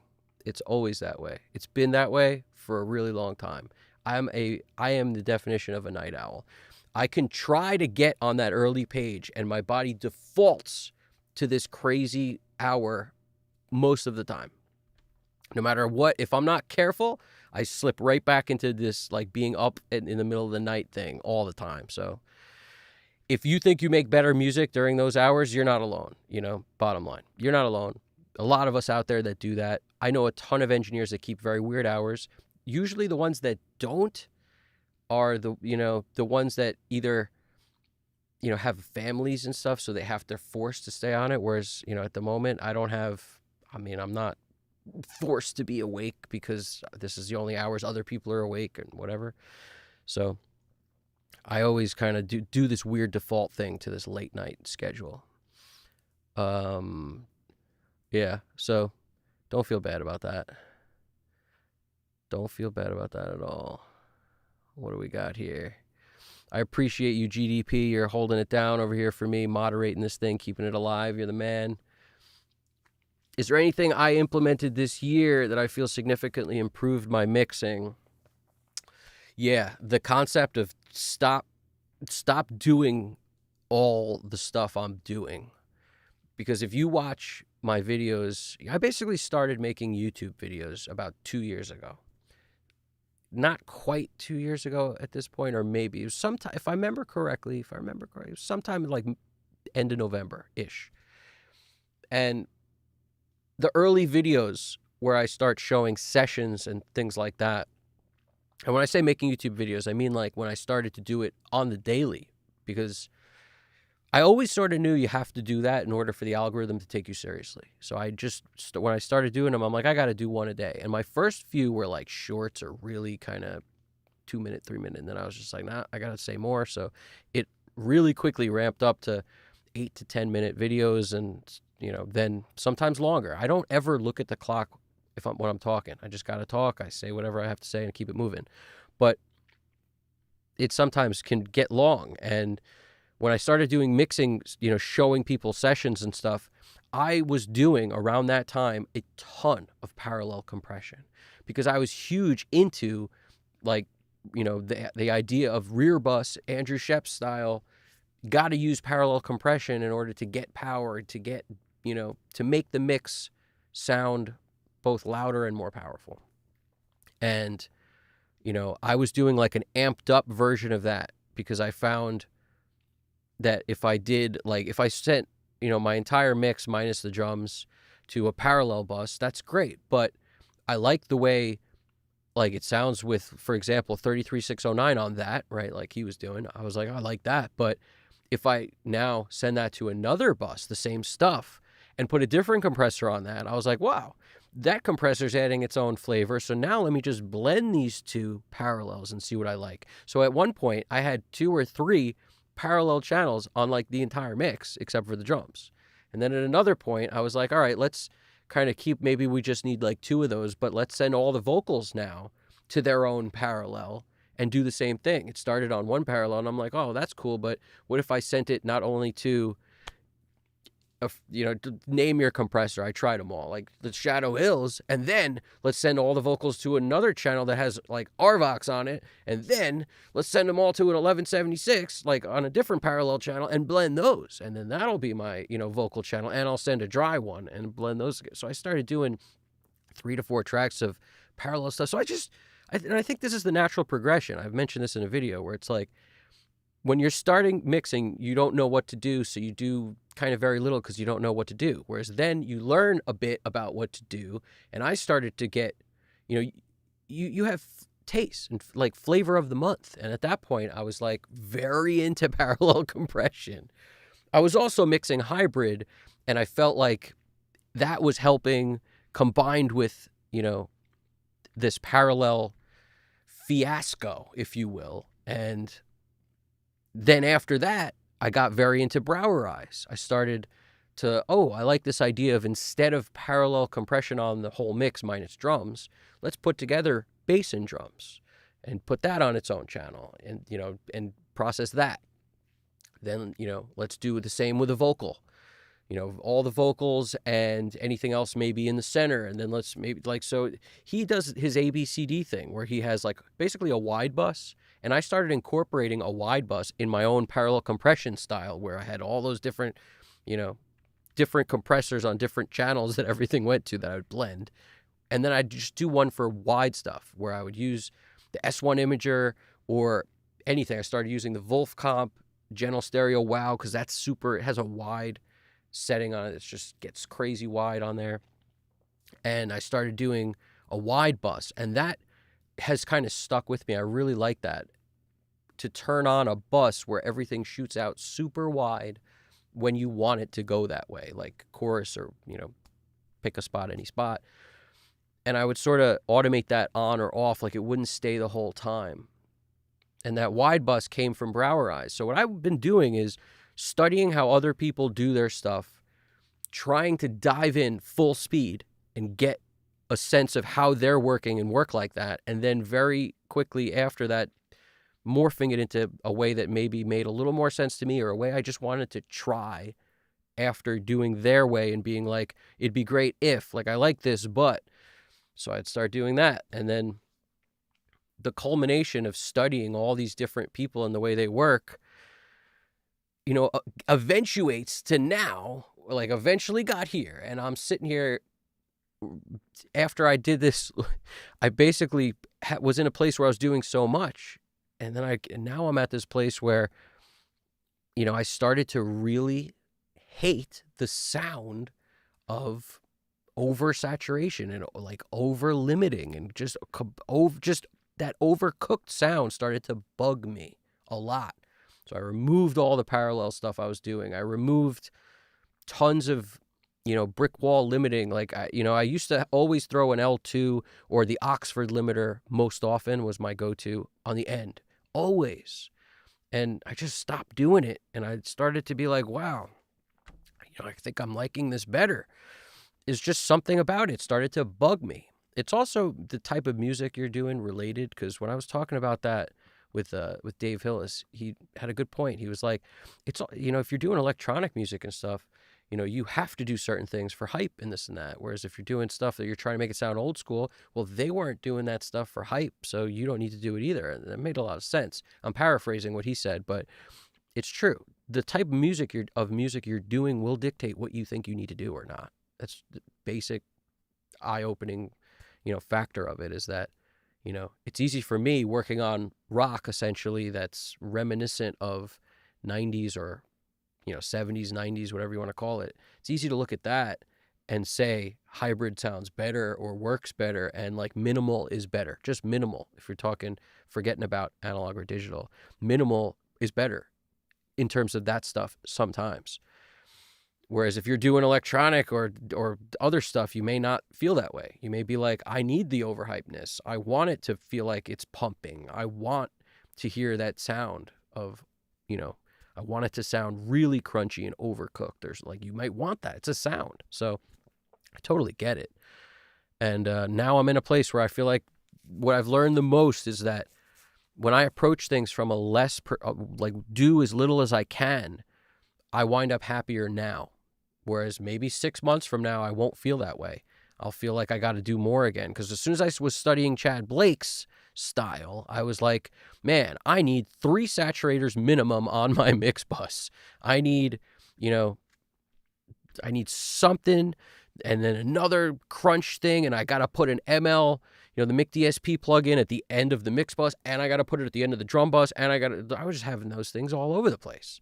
And, it's a part of me was like, man, I can't deal with that sound anymore. But the Studer A800, it's not like a mixed down compressor. It's not a 2-track. But that's what he was using in combination with other things. And he was using it on settings he like never would use when on the gear. But it, that's another thing I learned, is that it doesn't matter what you think the gear's supposed to do or whatever. Every plugin is different than the gear.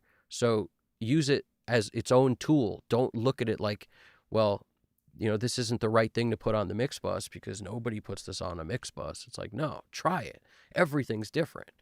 So stacking saturators worked for me for a few months, and then I was like, man, I hate the way, every saturator sounds. I just started hating them. I used to love heat, then I couldn't stand it.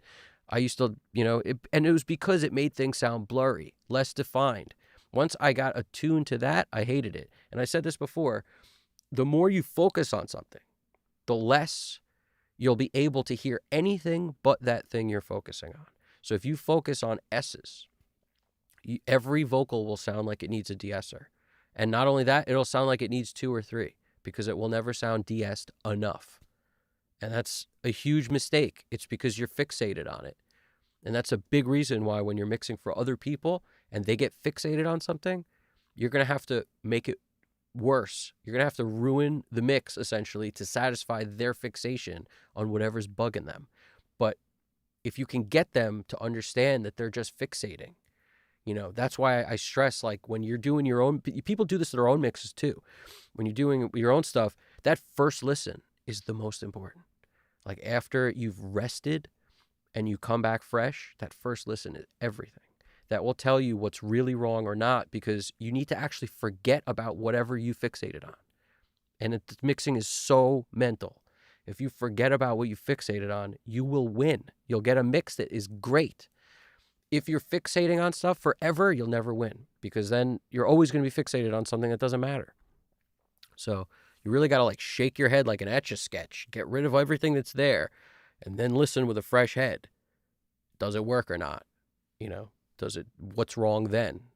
But if you're constantly like, man, I always have an SE voice, I got to deal with it.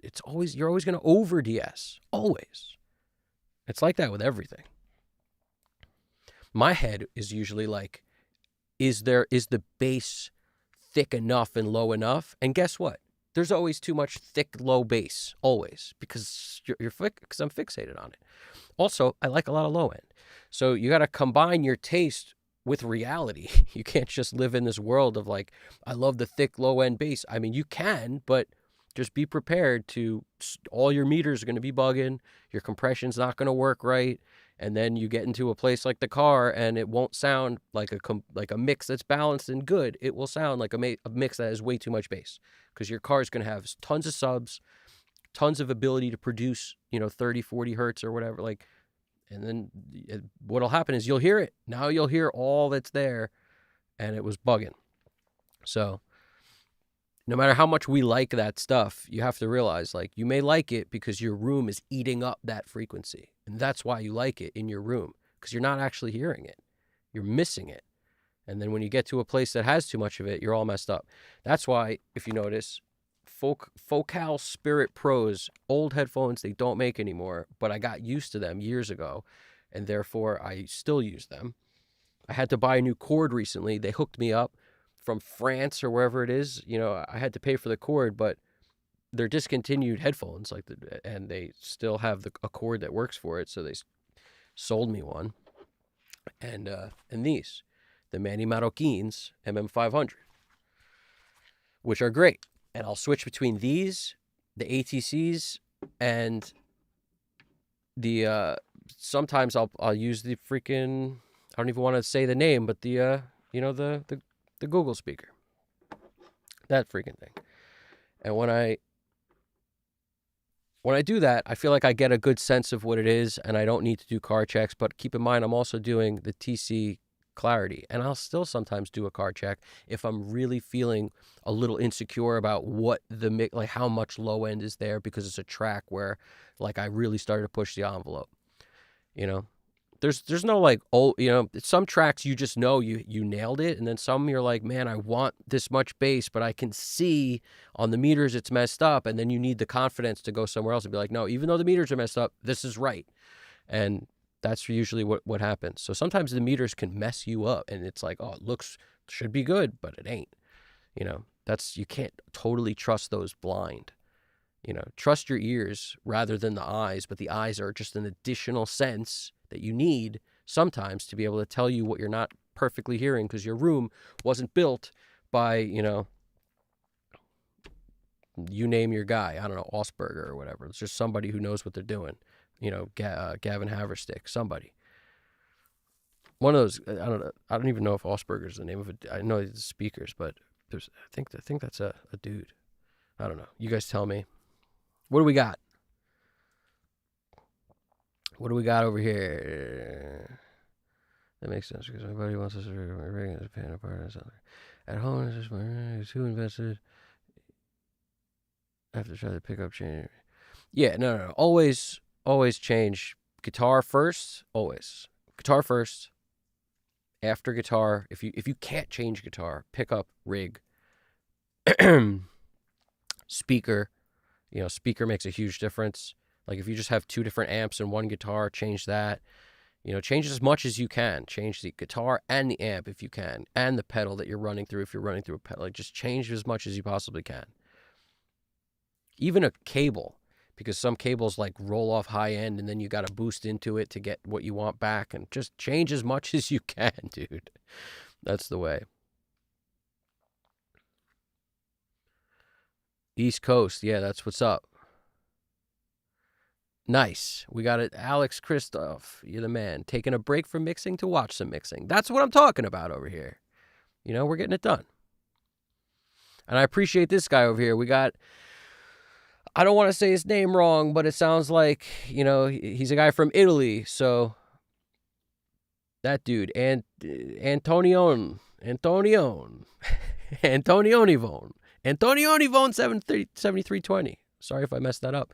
He dropped by to say hi from Italy. You're the man. I appreciate you stopping by, dude. Yeah. So let's see what's really good. I think I'm all caught up on the chat at the moment. This is the first stream I've ever done. So, if I mess stuff up and I don't hit the chat often enough, I apologize. Let's deal with that bass now that we talked about that fluffy freaking Fuzzy the Bear bass over here. Okay, this is why the bass is crazy also, because I just sent it to a bus and I didn't do nothing. That was where I started chat talking. So let's see.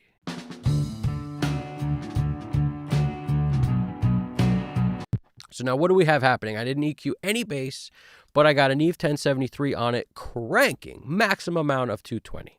So I'm going to lower this. This worked for some other song, but it doesn't sound particularly terrible. And 1.6 I'm cranking, and all the high end there is in the entire world I'm cranking. If there's more high end in the world, I haven't found it. Let's see. And after that, I got my favorite plugin of all time on bass. And it's not like, you guys know. Everybody knows. If you're OG, you know. The point is, you got to look at this a certain way. Distortion in the front, lows, mids, highs.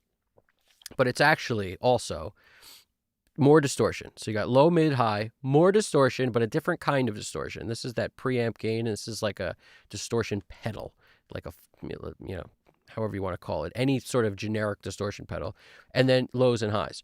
But this gives you that buzz, which focuses on the low end more, mids, and a little bit of top end. So depending on where you want the sound to do its, bass sounds good when it farts a bit. I don't know about you guys, but, you give that thing a little bit of gas, no pun intended, fire will happen. So I'm all about that. And the reason I know this too is every album I've ever loved, when they did the Purple re-release and they had that thing where you can go to the mixer, listen to how much gas is on that bass. It's gassing. It's stanking up that room. It's farting, and it sounds amazing. So you tell me.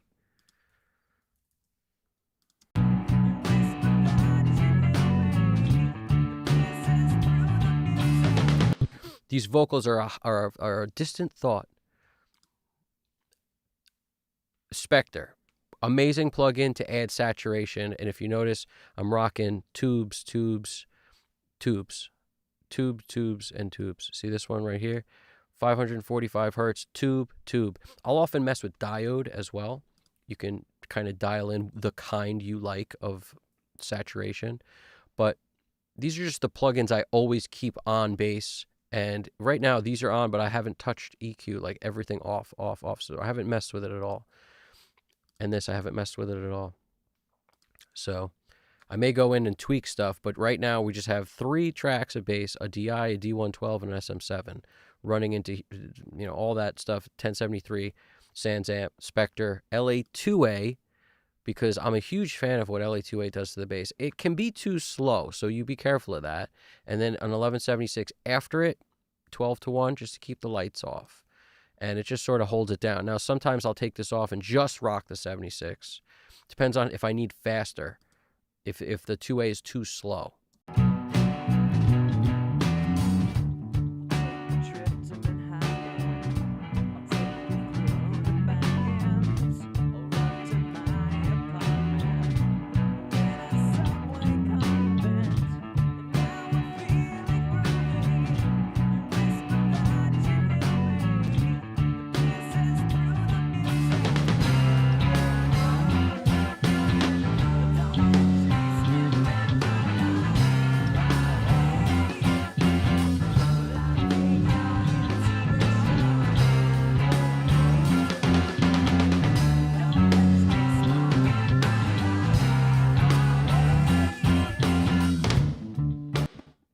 Something else to keep in mind, if you use a Sans Amp, you often don't need an R bass. If you boost the lows on a Sans Amp like crazy, listen to how much extra low octave you're getting. So sometimes you need to add something like the Voice of God plugin, VOG, or R bass or something, but often as a substitute, just using the Sans Amp and cranking the lows, you don't have to crank it this much, will give you that same thing.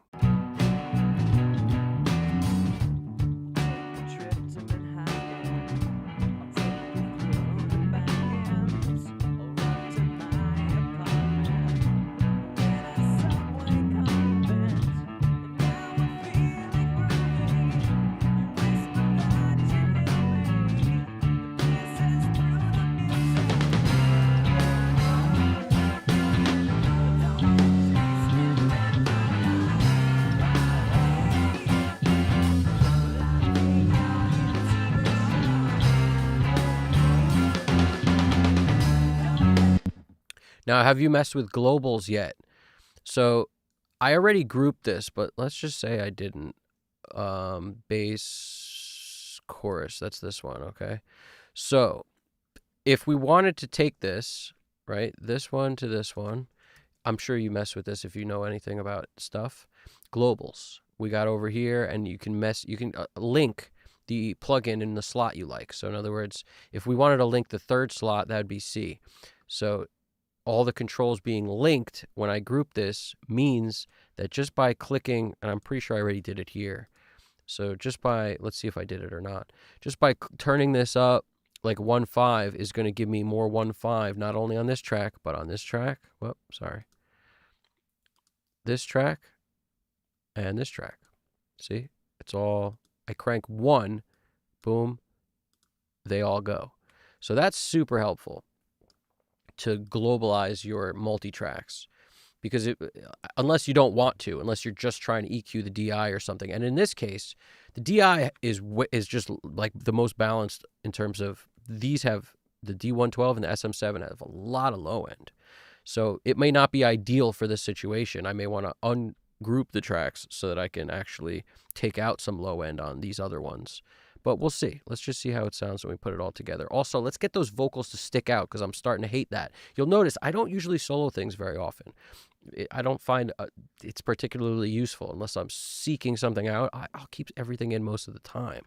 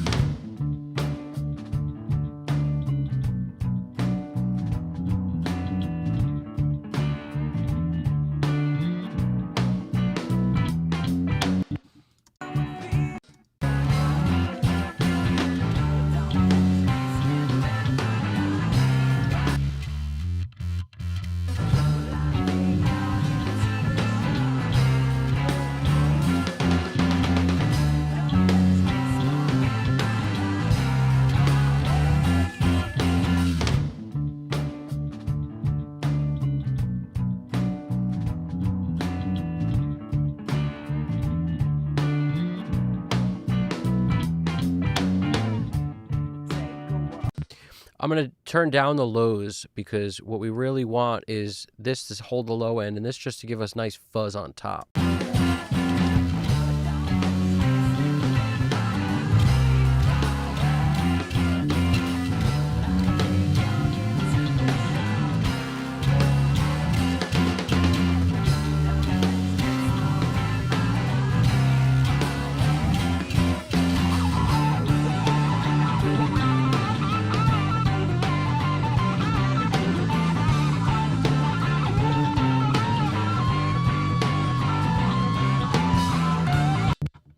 I'm liking the guitars, so we're going to abandon doing anything with those for the moment. Let's just make our vocals stick out and then see what we need over here.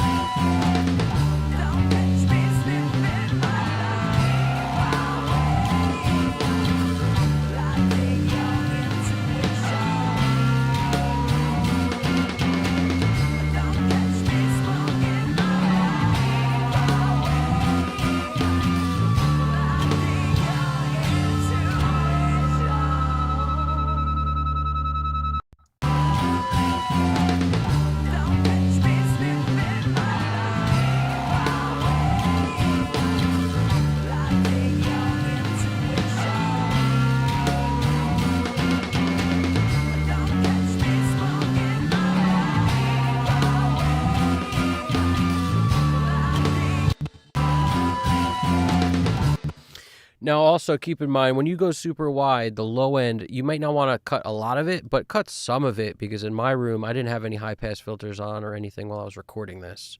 And there were often bands playing next to us. So that means if they were playing and there was a bass player in those bands, you can hear that low-end rumble on the mic. And if I soloed it, we'd know for sure.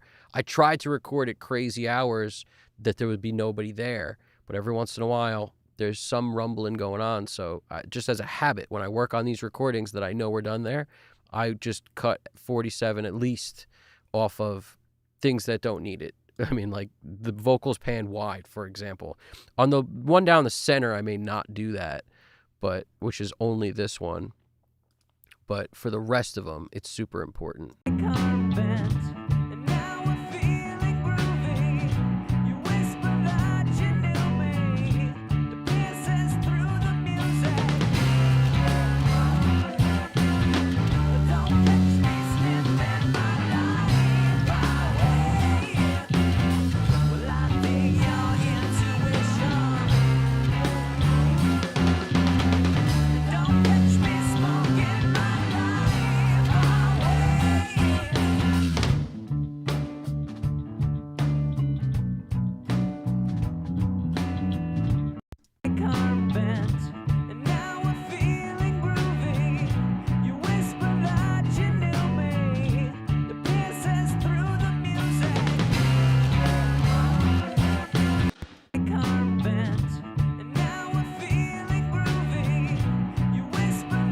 Just getting rid of a little boxiness in the middle. That's what I love about the 1081. It's flexible enough to get a little stuff done on the negative side without ruining a lot of stuff, but yet it'll still give you a lot of color with each twist of the knob.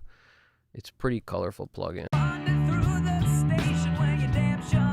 Whereas when I do that on an SSL a lot of times, and I did a little bit of work here, but I'm just also doing that other stuff, like I need to mess with the pre a lot, I find, to make this sound a little better to me. And then the pre kind of tightens it up in a way that if it's super flabby, maybe you need that.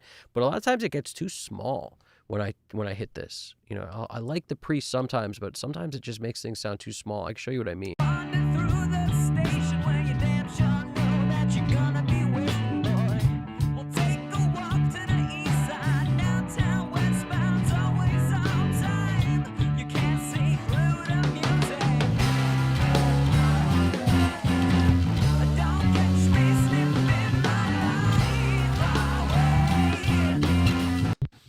It sounds okay. It doesn't really add a ton, in my opinion. It's nice to have something. Maybe something else would be better there, like a decapitator or devil lock or something. But in this case, I'm not sure maybe in just the choruses, something like that. Let's see.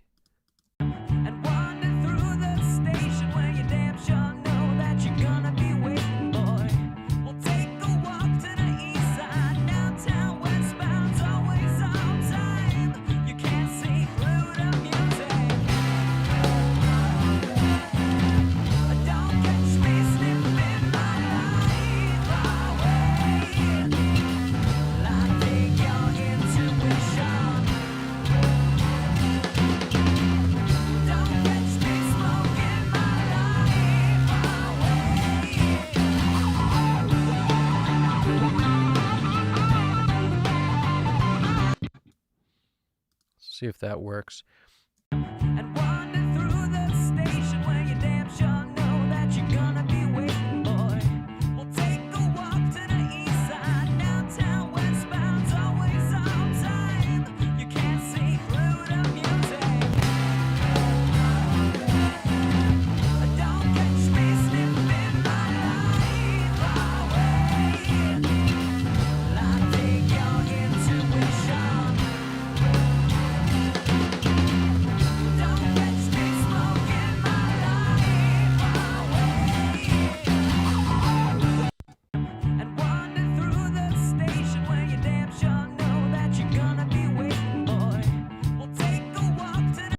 Time to mess with the kick. I'm about to return to that chat in a second too. Standard clip. I'll show you what I'm talking about on this kick.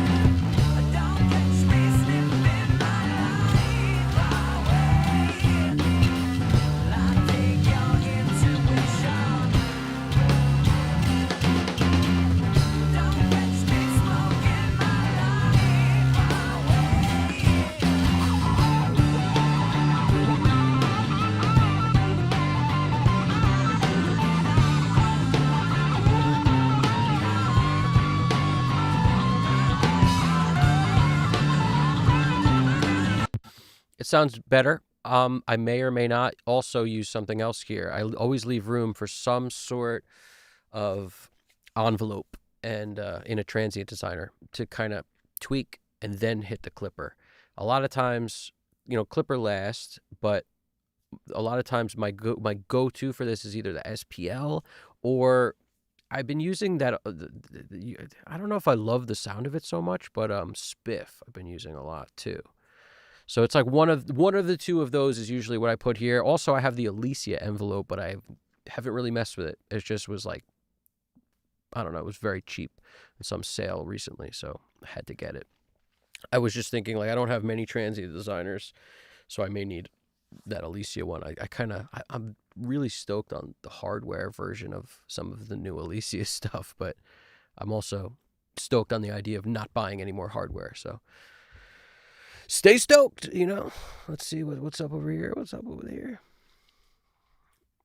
Yep, exactly. I'm starting from the bottom yet. Alex Christoph over here. I sympathize with that. I share walls with a beginner drummer. It drives me insane some days, but I have to be friendly. Yeah, that's what's up. That's what's up. Yeah, so he wants me to speak on same dude wants me to talk about some saturation and reducing dynamic range if possible. On things like this, on kick drum, it's like we're not hearing the definition between his, awesome kick patterns that he's doing, because he's not just like on the one, but he's doing all these like, these, it's not particularly crazy intricate, but he's doing a lot of nuanced stuff that I want to capture. So in a situation like that, you need to bring down the dynamic range to be able to get enough volume out of it to actually hear what's going on. It's always a seesaw of how much do we lose in terms of feel when we're killing dynamics, and then is it worth it because how much we're gaining from being able to actually hear the nuance of his foot.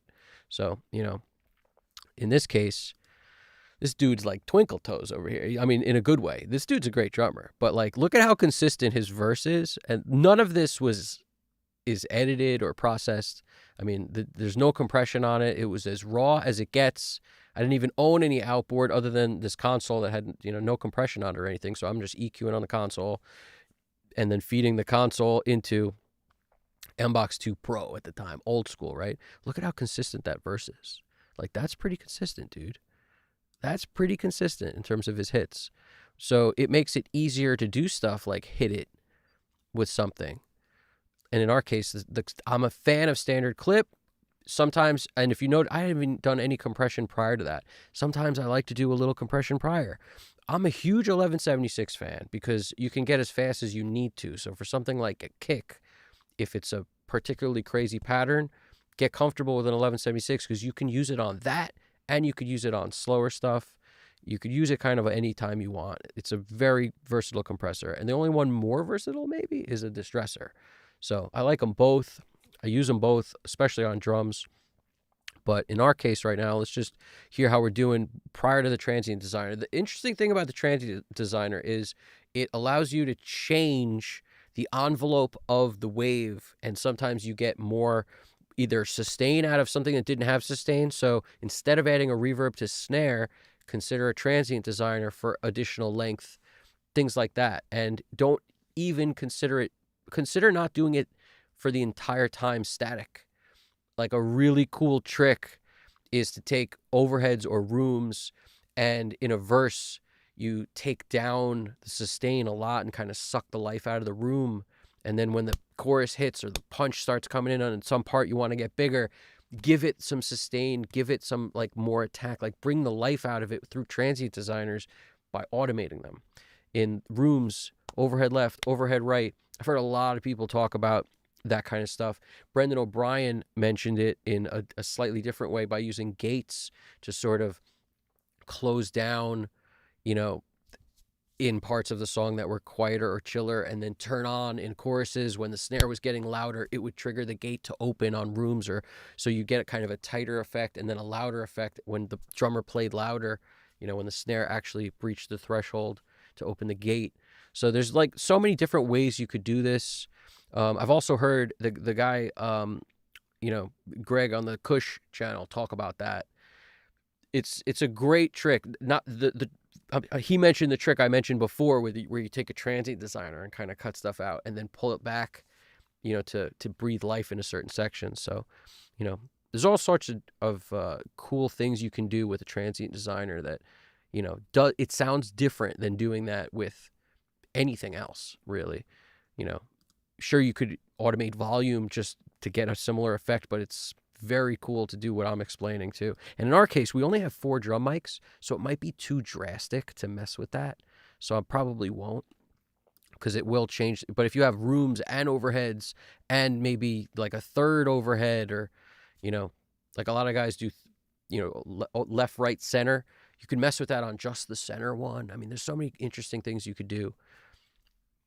You could even feature that mic and then put in the rest of the kit later. I mean, I've done so many things with drums just because I had the mics and I was like, let me try this.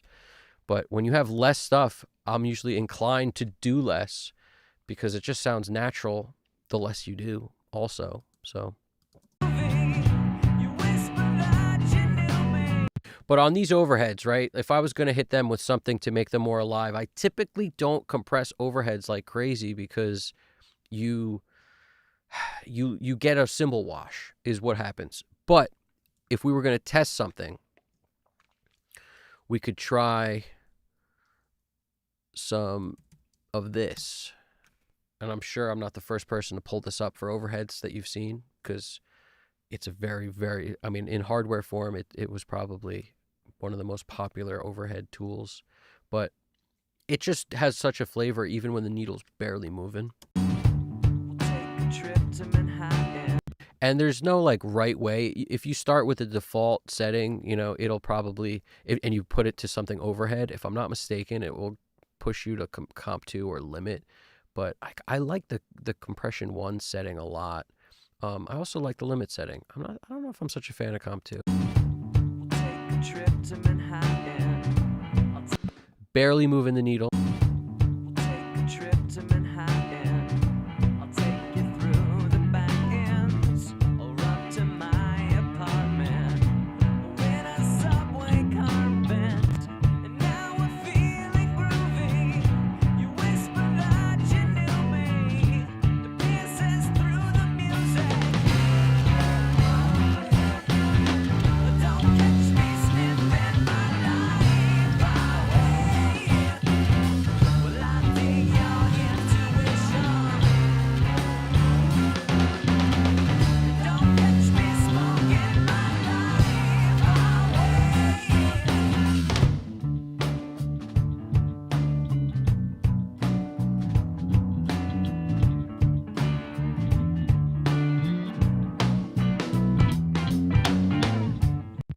Be very careful how you add high end to your drums.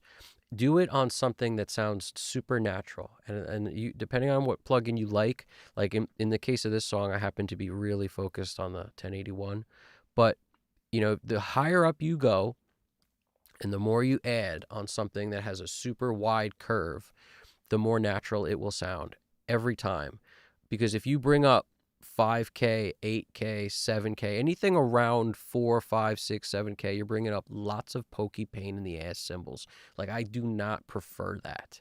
I like to get way above it and then boost to just sort of give me air.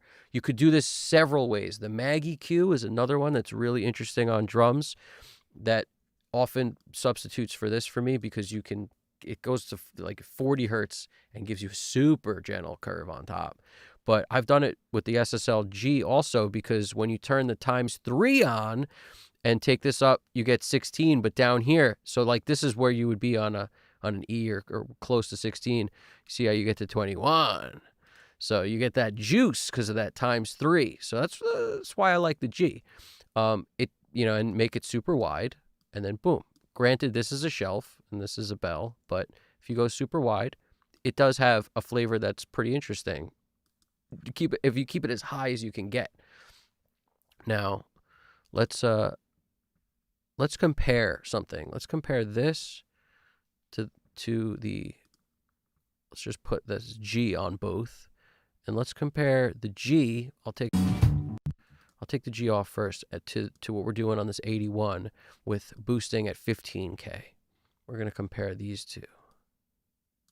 We'll take a trip to Manhattan. I'll take you through the back ends or up to my apartment. When a subway car bent, and now we're feeling groovy. You whisper that you knew me. The pieces through the music. Don't catch me sniffing my life away. Well, I dig your intuition. Don't catch me smoking my life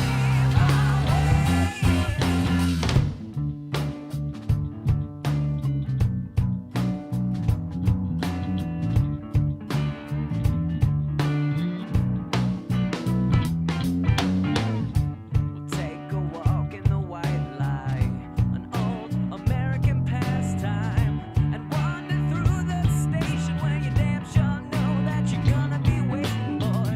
We'll take a walk to the east side, downtown westbound's always on time. You can't see through the music.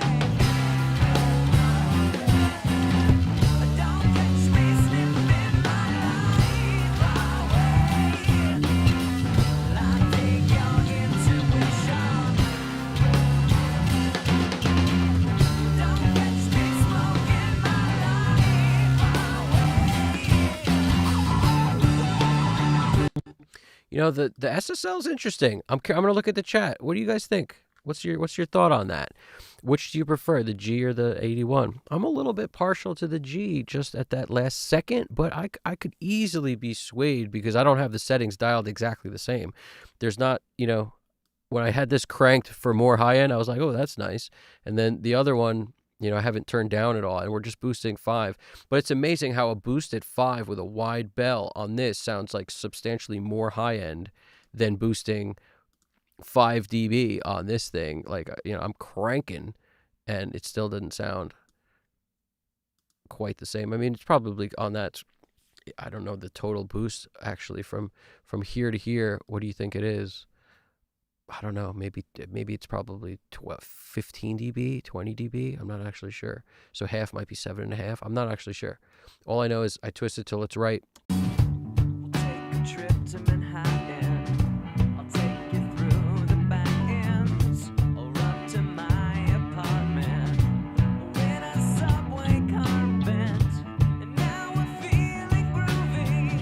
You whisper that you knew me. The pieces through the music. Don't catch me sniffing my life away. Well, I dig your intuition. Don't catch me smoking my life away. I tell you, I'm switching back. What do you guys think? What's the deal?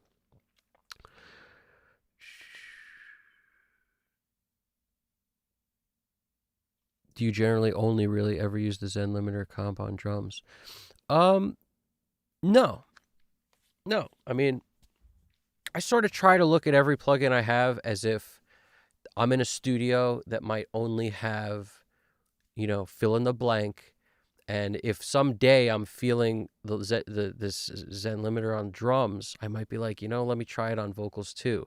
If it shows up in my mix once, there's a good chance it will show up again. And it's just because I don't know what it is, but I try to just picture like, okay, we've got one of those now, does it work on backgrounds also? It's almost like I try to make certain mixes different from others by using compressors that I don't always use on the same things, I think is the way I look at it. If I were to really break it down, I never really thought about it, but I've used it on background vocals a lot also. The 1176 is my go-to on leads, but a lot of times it's my go-to on almost everything. So I'll use different versions of the 1176 if I decide it needs to be on everything. But the Bluey has the most color, so if I had to pick which was the only one I have, I'd use a Bluey. But yeah, I'd say if what's it on the most? Overheads, for sure. What's it on second most? maybe rooms and backgrounds, you know. But I've found people can use those on, like, if you were to do a drum bus, especially in parallel, you want to slam it. It has such a flavor that it sounds really good next to a clean track blended in. Your drum bus might benefit from that. Like, just send everything there. Yeah, but there's really no rules, so every single plugin that exists, I've tried on certain things. Like the Shadow Hills, as far as I'm concerned, like, it's really good on a mix bus, but I've tried it on pretty much everything, and I get kind of tired of the complexity of that plugin. The hardware too. It's a fairly knob heavy plugin. And, the plugins that have the least controls tend to be used more because they're just easier on the eyes and easier to dial stuff in. Hence 1176, LA2A, even Distressor. Whereas once you get into like the Fatso, it starts to get a little crazy. I mean, the Fatso's not particularly crazy, but the way it looks, it just sends my brain into a freaking fog just staring at it because there's just so much going on. Whereas, some other plugins, not so much. But the Fatso is another one that you can do so much with it that it's hard not to use it. It can just give you transformer sound if you want. It can be kind of like a de-esser. It can be a compressor. It's really cool. Fatso's cool. Maybe we'll do a whole session just like mixing everything using only plugins by Empirical Labs or something. I dig stuff like that. And that's kind of what I mean. I try to like put myself in a box because when I limit the creativity, I find I get better. The worst thing you can do to try to improve your skills is give yourself too many choices. So limit your like the gear, limit the plugins, limit whatever. You'll always get a better result because you're forced to kind of get more out of what you have. You'll at least get better at the very least, even if on that particular mix it might have benefited from some other tool. You get better on that mix that you didn't have that tool is kind of my point. So never feel like you need to buy every plugin under the sun. I didn't own this for a long time, and then one day I was just like, man, I'm tired of using, I want that middle band. I want Neve sound and a middle band. Like, I need another band, man. So I stopped using the 1084. I stopped using the 73 as much, and I started using this a lot. It was calling my name one day.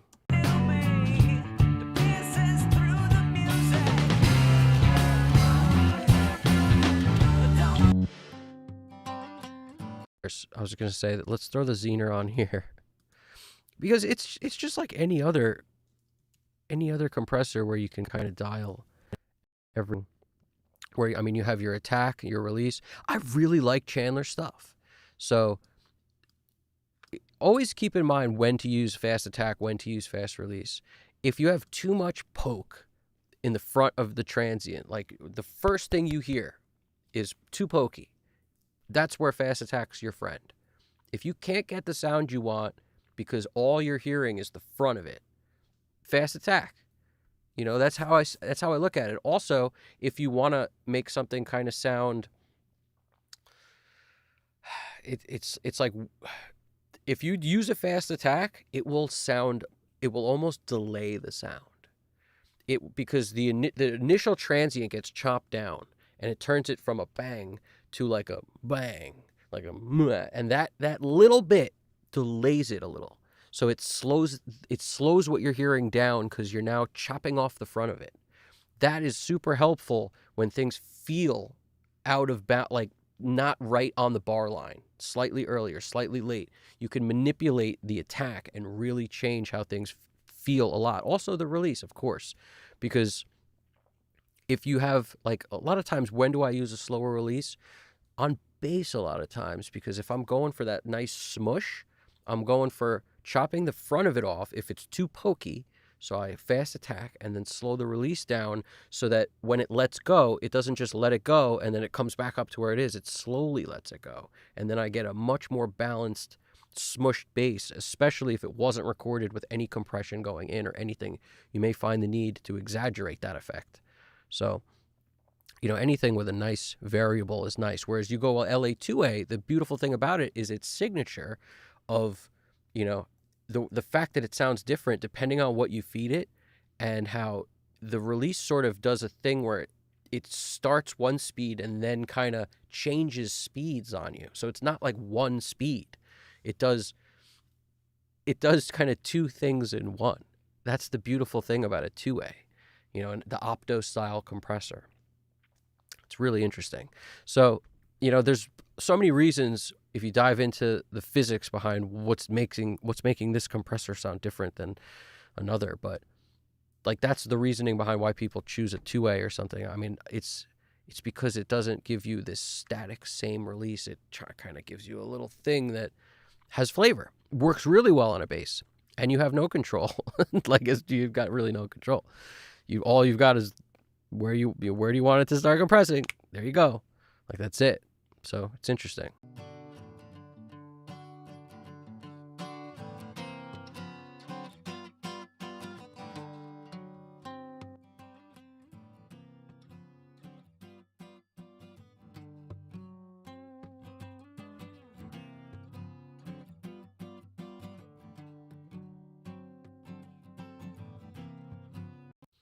Acoustic guitar is another one that I really like, generally a little faster of an attack to kind of make it where it's not just to poke. But if it's taking up too much space in the mix, just the poke will be fine. Just the idea that it's there, your brain fills in the rest. So in that way, a slower attack might be better. But let's kind of just start dead down the center for it.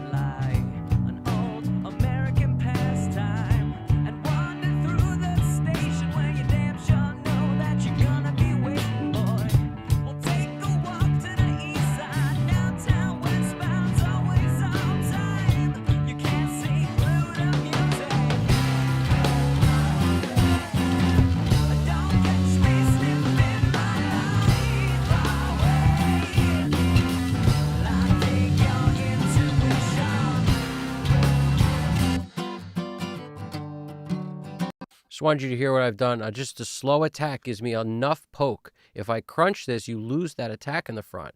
So lengthening it gives me more poke in the front because I'm leaving the transient alone. And then fast release so it comes back to where it needs to be. Slamming it so I can kind of squash dynamic range and bring it up, because you can see there's so much dynamics in this acoustic guitar. Look at it. Quiet, loud, quiet, loud. I could clip gain to mess with this, but then you really lose dynamics. So it's not like I don't do that a lot. I recommend it, but it creates kind of more of a sterilized performance.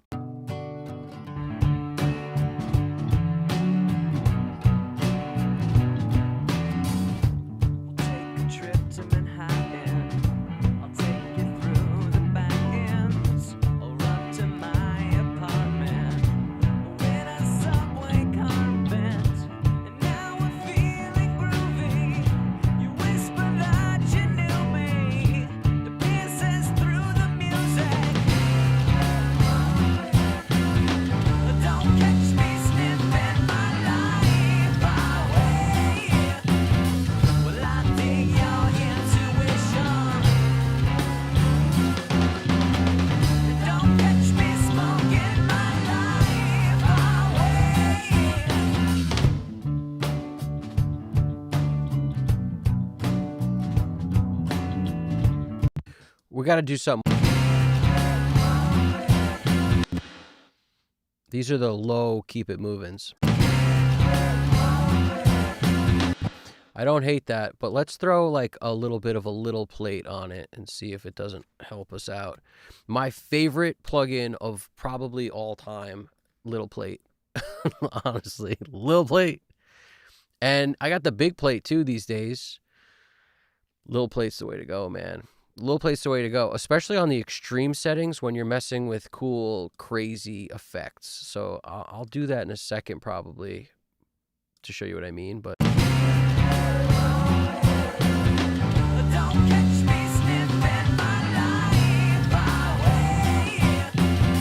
Well, I dig your intuition. Don't catch me smoking my life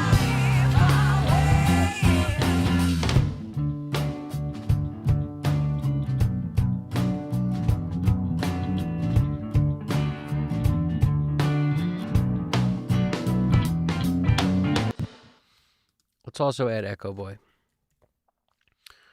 Now, what I just realized is I haven't figured out yet how to make it so you guys can hear me previewing stuff in Audio Suite. And that makes it hard for me to show you the effect part of this. Like if I were to do the things I do with Audio Suite, the preview will be missing from your audio. And I have to figure that out. You know, me and GDP will get on a call or something and figure that out at some point, because I got to figure that out. Because like when I go up here and I were to click something like Little Plate, this preview is not going to go through it's not going to go through the session, which means it doesn't get fed to OBS, so you guys won't hear it.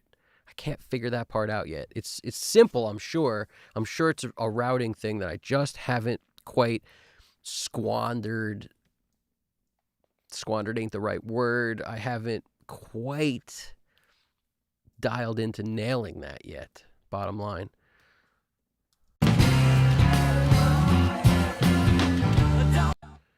Let's just, what I'm going to do in an absence of doing what I would typically do, well, I'll show you what I'll typically do, but I just won't preview anything because I know you won't hear it.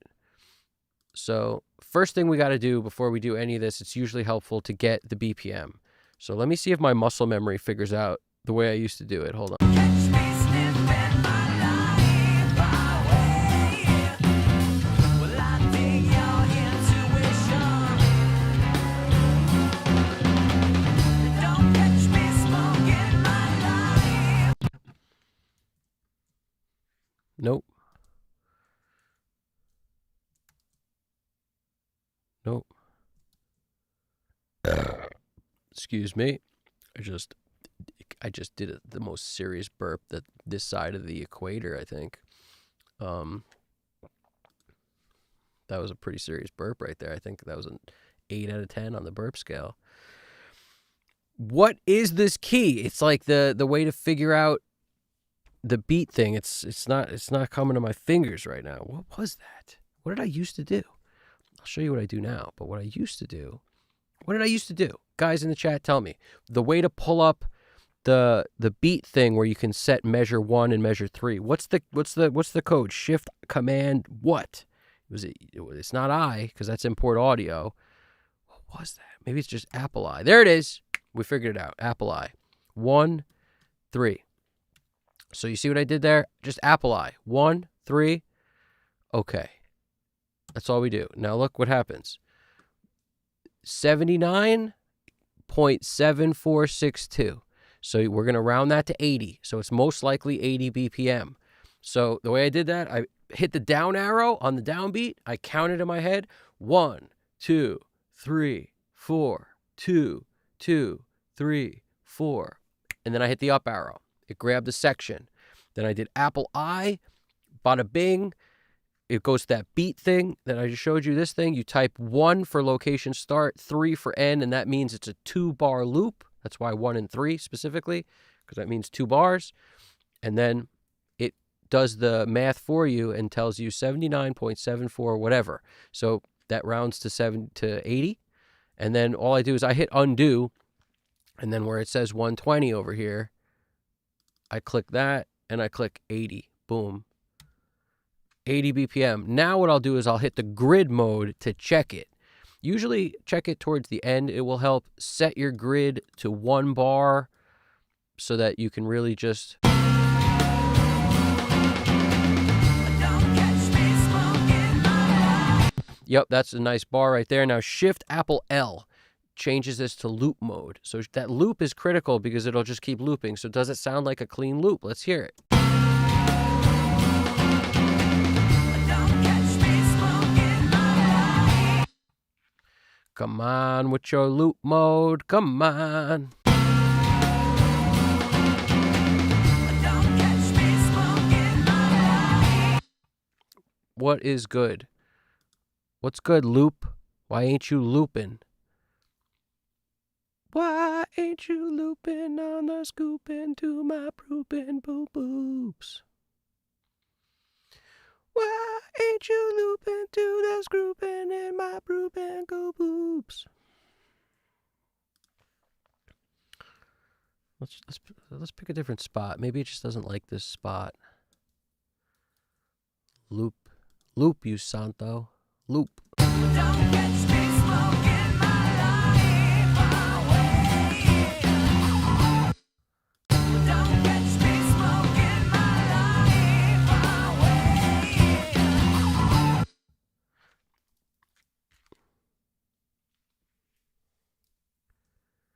Nope. I don't think punch record has anything to do with it. It's this loop thing that we've created. It's supposed to be looping and ain't no loop. Very confused. I don't know why that's happening. It's not something I've ever seen before. Yeah, quick punch got nothing to do with it, I don't think. But maybe. Let's see. Don't catch me sniffing my life. Wow, it does. Quick punch has something to do with it.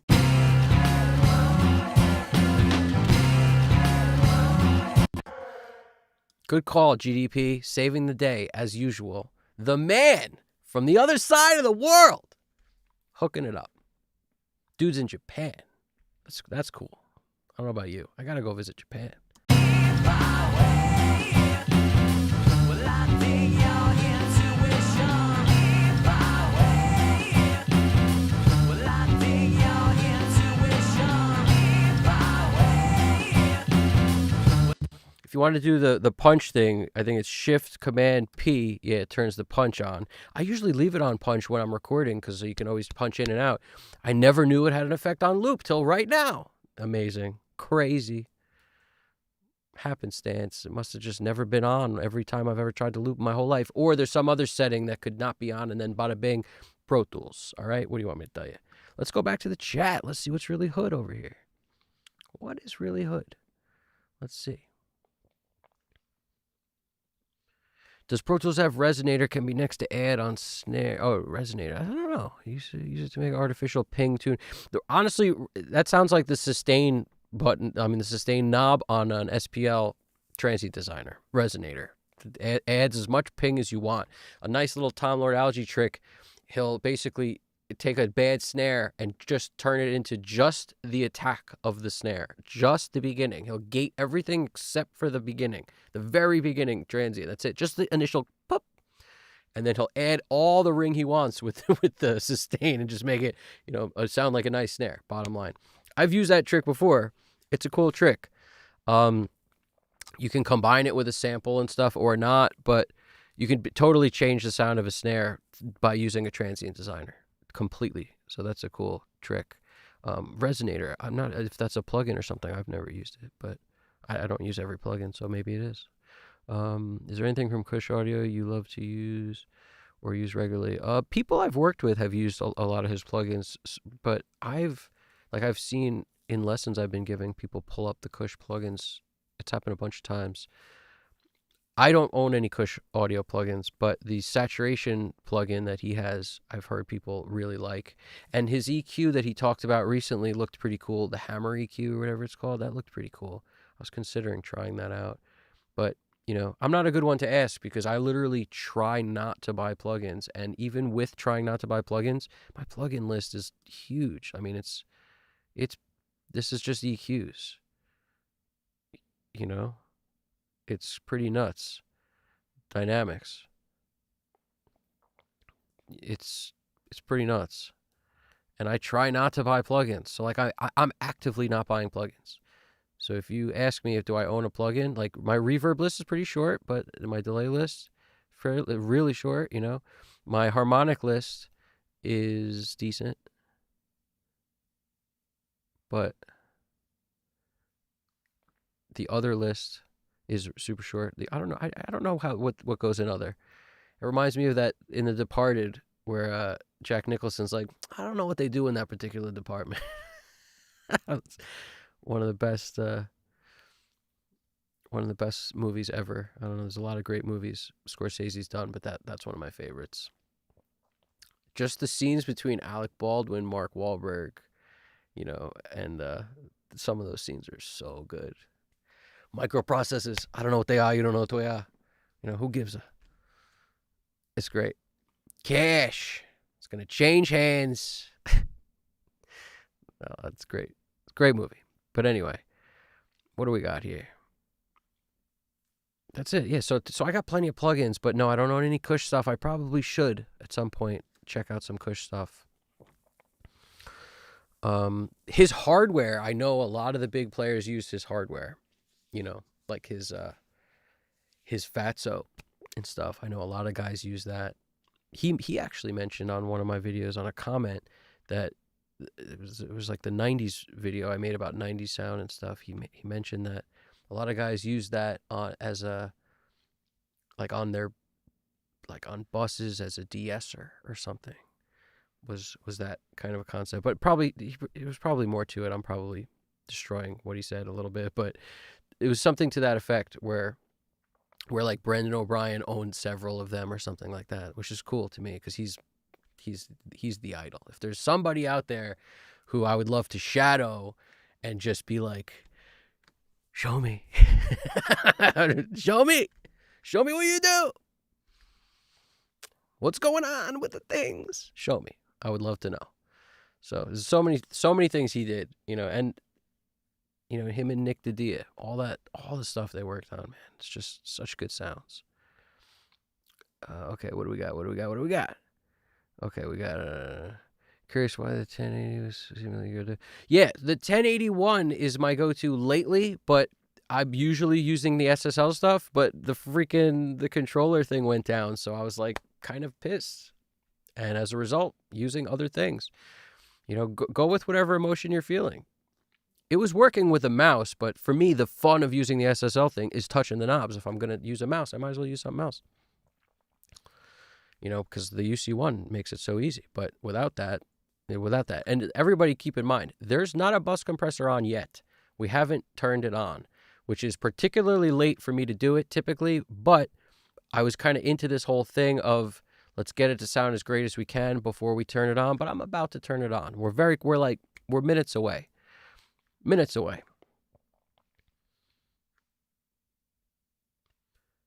Okay, here we go. Okay, caught up. Random question. Where in the order of plugins on your mix bus do you put the saturation plugin? Okay, that depends on who you ask. Now, the way I roll, I started to believe in the John Haynes and Serban style of working, and I've heard his name might be pronounced Sherbin, and somebody might be messing with me to tell me that. I'm not sure. Haven't had the privilege of asking him, how to pronounce his name. It's never a good question to ask somebody, how do you pronounce your name? But until that happens, or until I ask somebody who clearly isn't messing with me, I'm not sure if the person who told me it's pronounced Sherbin is messing with me or not. They're probably not. It's probably how you pronounce it, but I don't know if their goal was for me to just sound like I have a lisp all the time or if that's actually the way you do it. But the way he does it is first saturation. It's like the first thing. Then some dynamics, smooth saturation. And then after that, I sort of kind of abandoned the philosophy a little bit. But as far as what matters next, EQ at some point, and then 3D imaging if you want, and then, limiter at the end. Where he puts the Mic DSP ML4000, I'm pretty sure he's using that. Where, I don't know. Maybe Ozone now takes the place of a lot of other things. I don't know. I'm not looking at his stuff, so I don't know for sure about any of it really. All I know is if I do use saturation on the mix bus, I do find a lot of guys use it early. Like Chad Blake is also a guy who he'll use 2 or 3 of them very early. Like the Studer is practically first. I think he does a high pass filter first. This is from memory. I actually made a video about it if you want to get deep with it. But from memory, high pass filter first.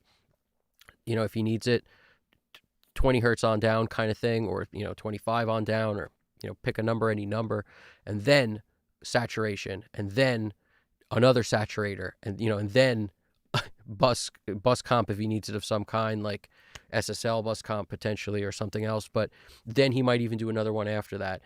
I've also seen him have like 3 in a row, depending on which mix you're looking at. But essentially, I've seen his mixes have 3 saturators on them, one after another. And then a lot of guys, if you're thinking about what's next, clipper before limiter to kind of to make the limiter work easier, essentially.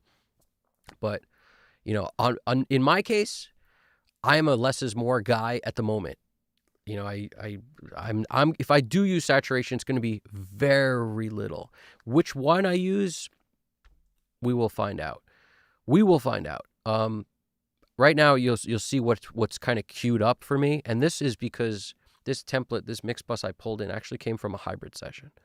So the first thing on here is just the noise plugin, and that would be typically all I would do in the box after I run hybrid, whereas now I'm straight in the box all day. This is in the box so far completely.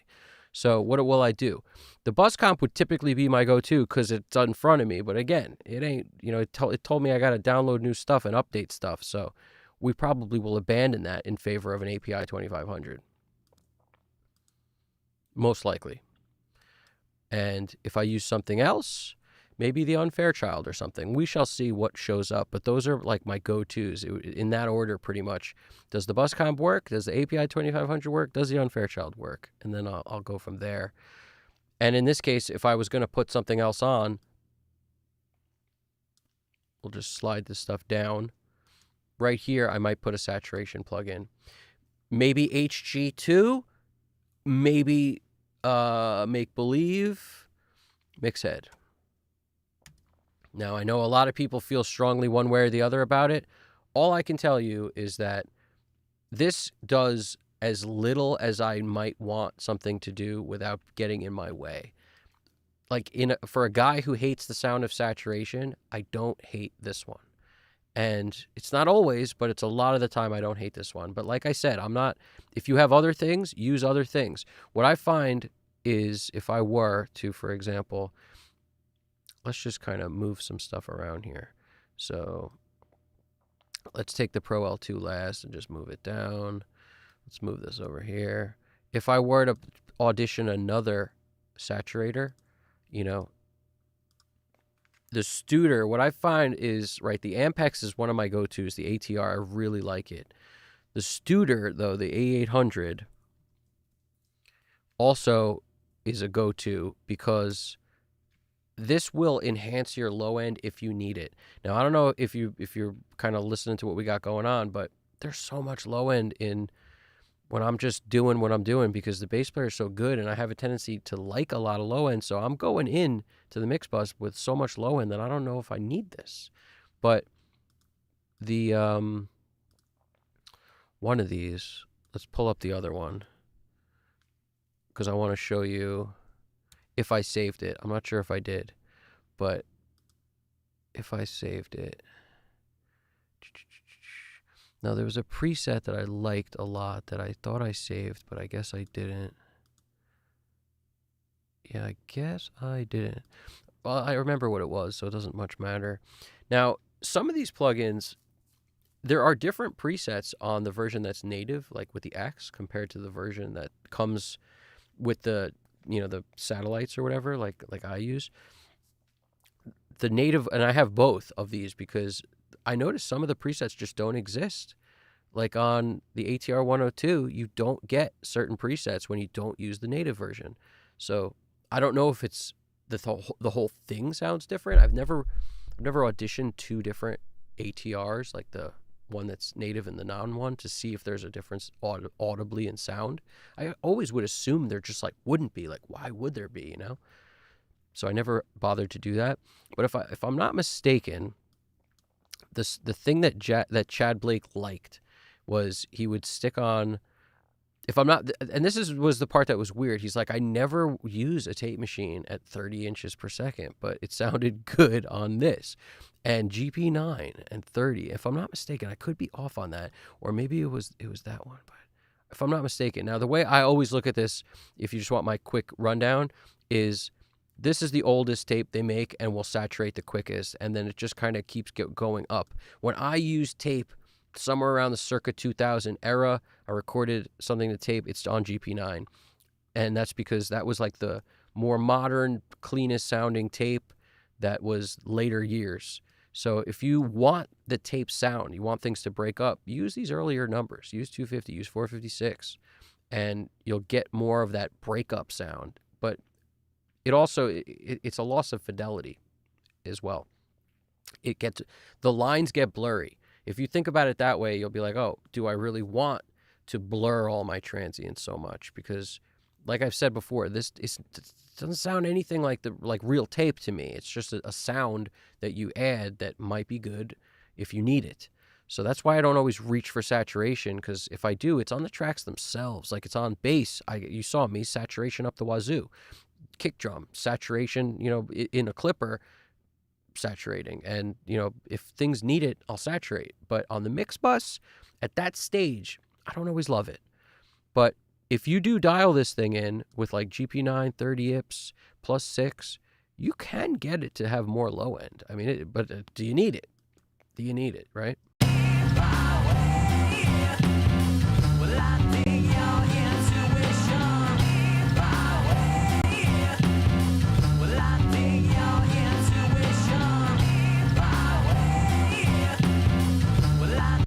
And do not forget, you also have your choices of, once you open it up, to calibrate, essentially. You can get more lows, more whatever. Like, just you change the EQ however you want. You could do a bunch of stuff within the tweakability. So there's a lot of reasons the Studer A800 is super nice. And, it's a particularly cool plug-in. But let's sort of just keep these together for now. Let's also, if we audition anything, maybe an ATR. Now, something I always do, which I recommend people do, if because this was a hybrid mix, I don't have a master fader, but it started as a hybrid template. I mean, I didn't start mixing it hybrid. I just pulled up a template that was used on a hybrid song. So I'm going to take a track. I'm going to go stereo, obviously, master, fader, and we'll just call it master. It's fine. Now, what I'm going to do is make it this, so the same as my input on my mix bus. And now I essentially can control how much level gets into here. Now, a lot of times this is helpful because taking this down will also send less level into the plugin here. So it's not like when you do it on a bus where it's afterwards. It's before these plugins. That's the order of events. So if you do put saturation on and you leave them on your master, it'll save room here to do whatever else you want. And you'll also really get a sense of saturation sounds so different when you drive into it hard compared to soft. So the saturation might be the right plugin, but you're just hitting it too hard or too soft. And it's often too much of a pain to group everything and then lower it prior to getting in. So just by putting it on this track, it's really helpful, because lowering this will send significantly less level in here. So we can audition ATR. Now this is the native version I pull up because one of the settings is particularly cool on the that doesn't exist. Which one is it? This pushed fat master. Maybe I like that because it just reminds me of an Austin Powers character. I'm not sure. But that fat master, just like, push it, fat master. Yeah.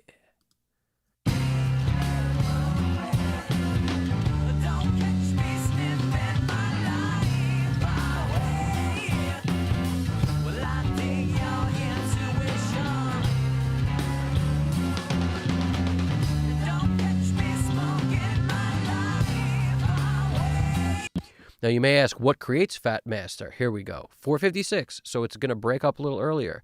Plus 3 as far as the flux goes. So you'll start to notice these things, like on Kramer tape, you have a flux control. So you can kind of get within the numbers in a way. And that's, it's just another, like, how hot are we hitting this tape? +3, +6, 7.5, but 456 at +3 half-inch tape gives you this pushed fat master, and it's particularly cool. It's also 15 IPS. So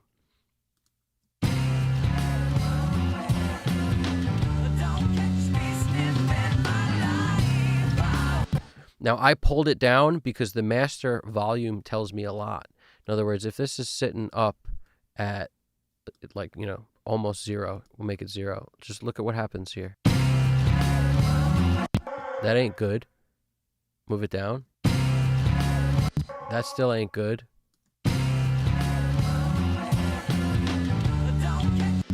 This is okay for me. It's mostly in the green and it's in the yellow every once in a while.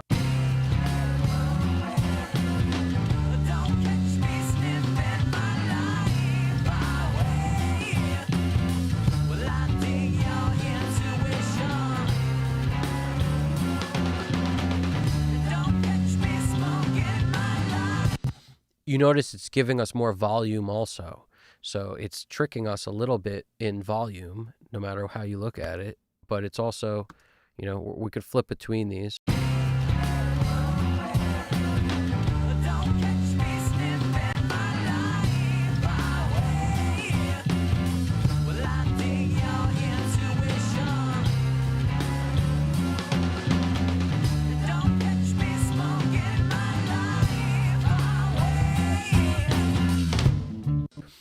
Something I want to talk about real quick, and I'm going to go to the chat. I like to turn the ratio on my mix bus compressor down a lot. Like, I'm talking 1.5 or 2, because all of a sudden you regain a lot of life, but you should note that you're losing what that compressor does. So you'll have to compensate with output volume a lot, because all of a sudden now the meter is going to look different. Like, things just start to change on you.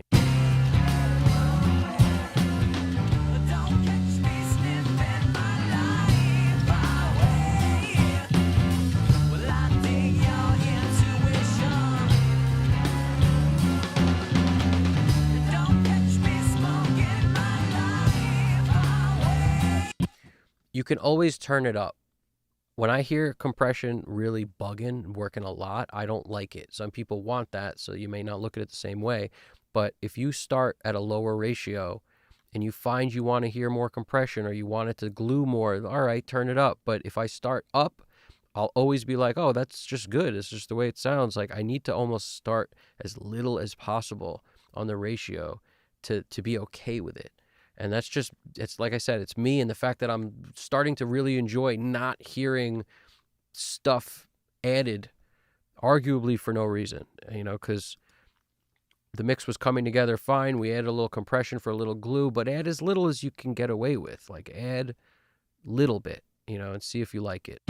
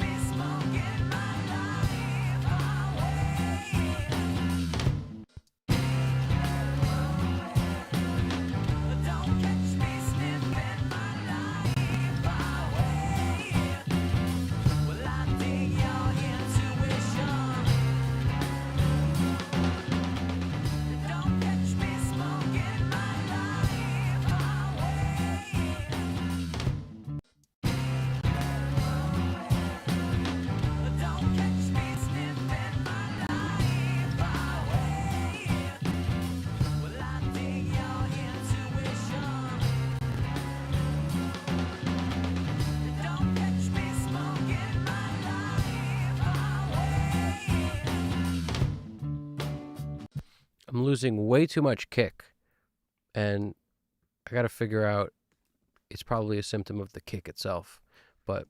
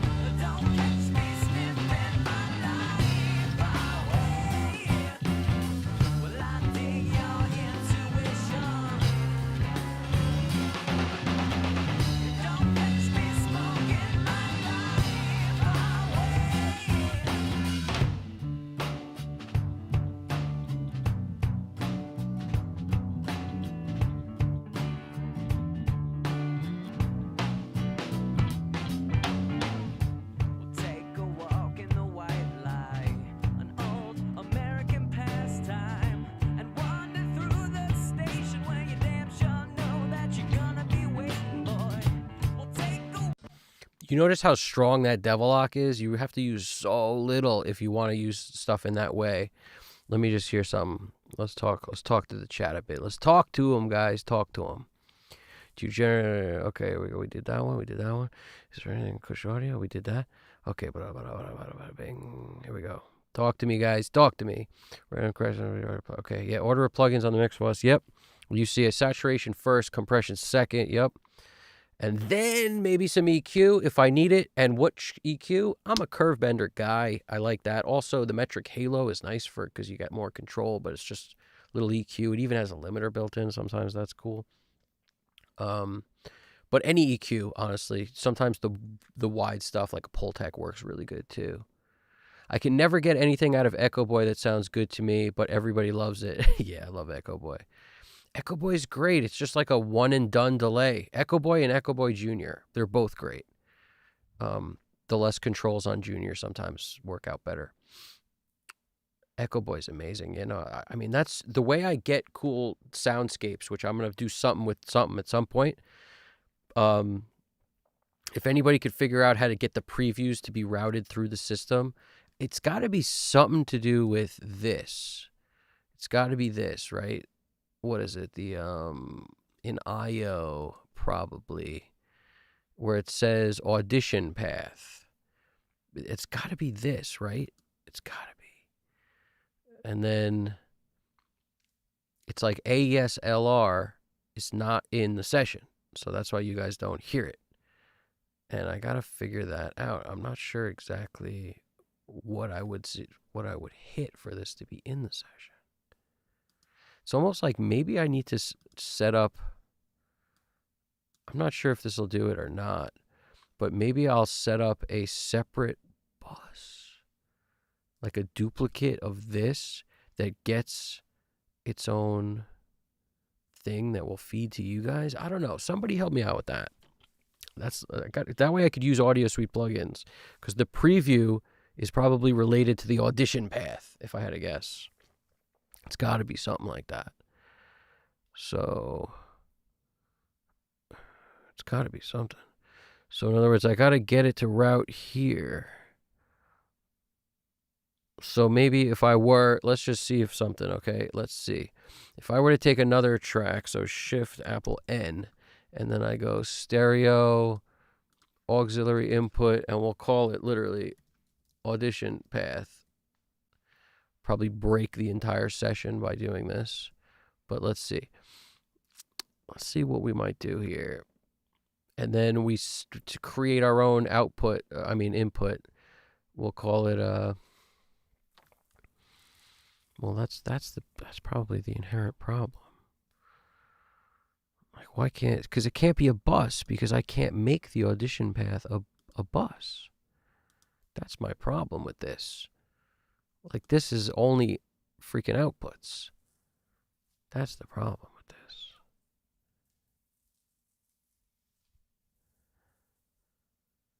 Yeah.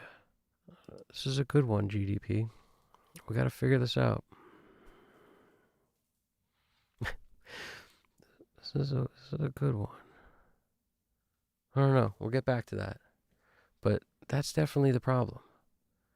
Output, default output. No. That's not. No. Here. Output. Audition path. Only outputs. So, like, let's say I set it at 1 and 2.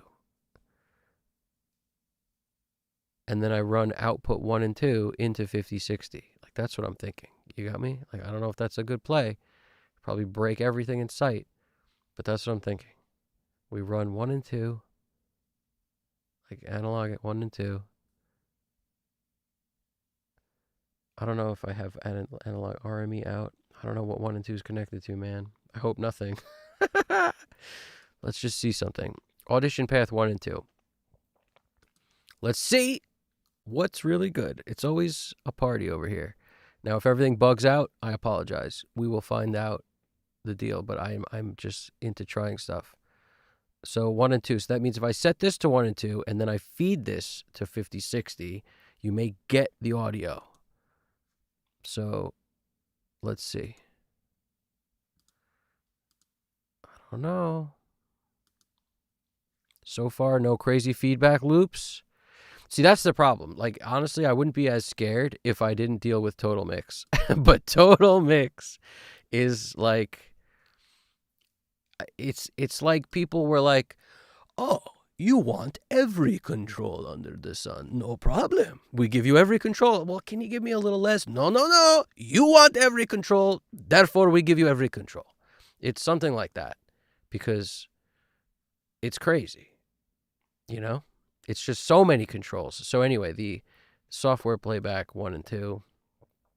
Like, I've used this for a long time now, probably almost a year. Like, I'm just like I get it, but I don't get it. You know what I'm saying? I get it, but I don't get it. I probably need to turn this up for analog 1 and 2 to do anything, if I had to guess, right? But let's just make sure there's no feedback loop. Now, loopback's off. You could create a disaster real quick. You know, hardware outputs. I'm pretty sure I need to turn this up, but I don't want to, because I'm scared of Total Mix. It's pretty scary.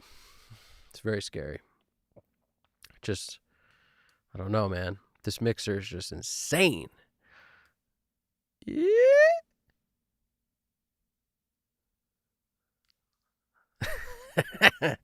That should be the title of the video. Watch me delicately tiptoe around Total Mix to prevent everything from going down the tubes. So hardware output, I don't know. Maybe we'll keep this down. Let's see if you hear it before I turn that up. You probably won't, but let's see. So this is our audition path. It should send stuff in, out. Let's see. If you don't hear nothing, we'll go from there. But let's just try it.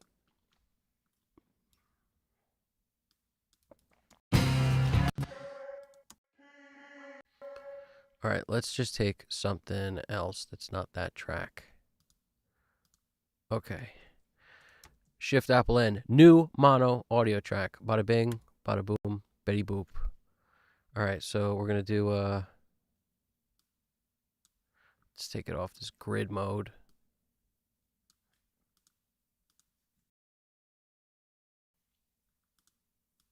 Don't catch.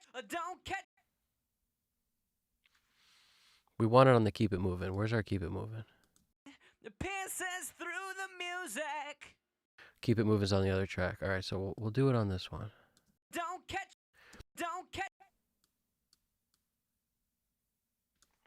Grab a don't, throw it here, come up here. Let's shift click it so that we get other things. Let's see. Reverse. Okay. Render it. Now tell me if you guys can hear this. Here we go. Ready? Did you hear don't spazzing out?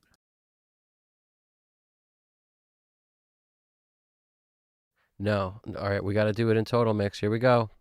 Total mix.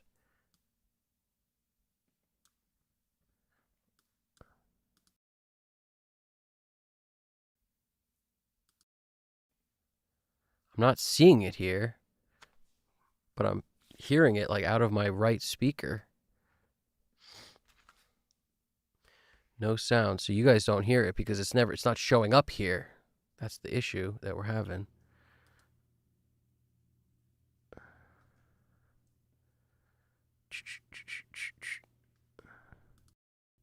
Come on, total mix. It's got to be a total mix thing. What's good? Total mix. So software playback 1 and 2 is there. Maybe we don't need this. That's coming out my speaker. That's the problem with that. Now this is up. Well, analog 1 and 2 is up. Why can't you guys hear that? That's what I'm saying. We'll abandon this for now because this is a problem. I can't figure out how to get Audio Suite routed to you guys. And that's analog 1 and 2. Like it should be routed there. That's the audition path. And then I'm sending it into the mix bus. That's why 5060 to 5060. So it should be going here. But it ain't. But it ain't. All right, so we'll abandon that for the moment. Huh. Well, maybe this needs to be going there. Probably not, but let's see. Let's just add something to it that we can all hear.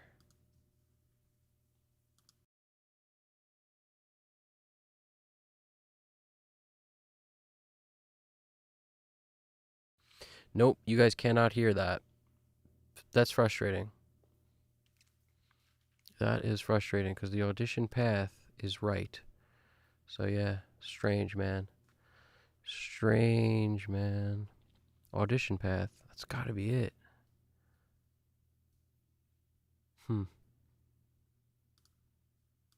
I'll figure that out. I'll diagnose that on my own time.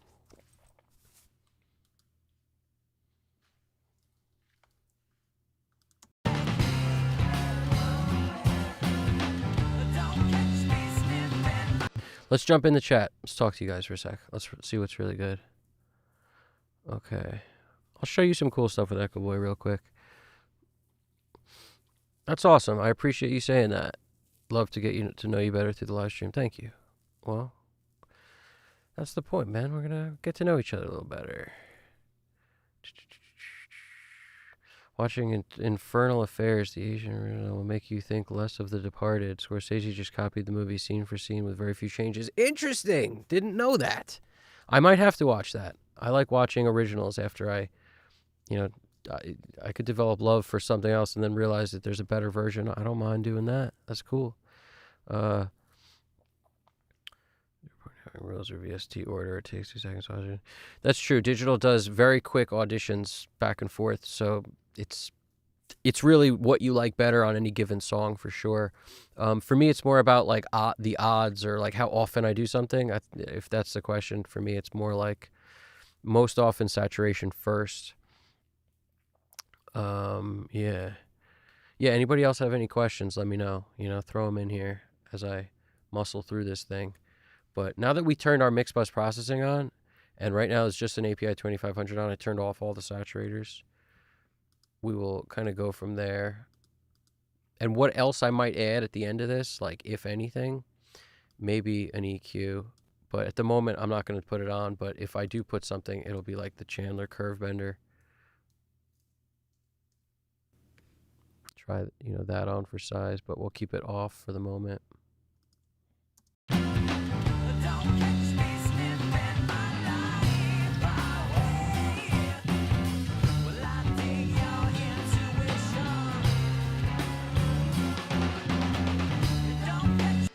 Let's start messing with vocal effects. Those come together fairly quickly once I start adding these things. So these are all the vocal effects that I usually import into every session. So I'm just going to bring those up to where my vocals are. Okay. Now, this is typically not the way I organize sessions either, so I may change it right now when I'm about to start having to navigate through this thing. I'm going to take all the vocals and bring them towards the end of the session, like the very last thing before the mix bus. Before the VCAs, though. So here are like kick VCA. That's the first VCA. Put the vocals down here. Now, what I will do, right, usually the lead goes on the top, and this is like the most auxiliary of auxiliaries. This is just to keep it moving. So I'll throw those at the end.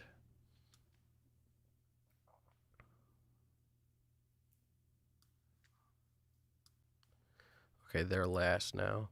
Now what I'll do, right, is I have my verb, my echo boy, and then another, it says echo boy, but it's really eventide. So I should change this label once and for all.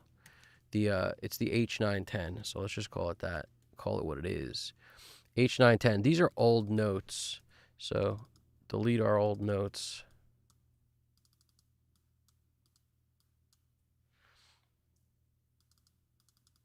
Also, I'm gonna get rid of the that crazy routing thing just in case it's causing problems, because I know we were golden before.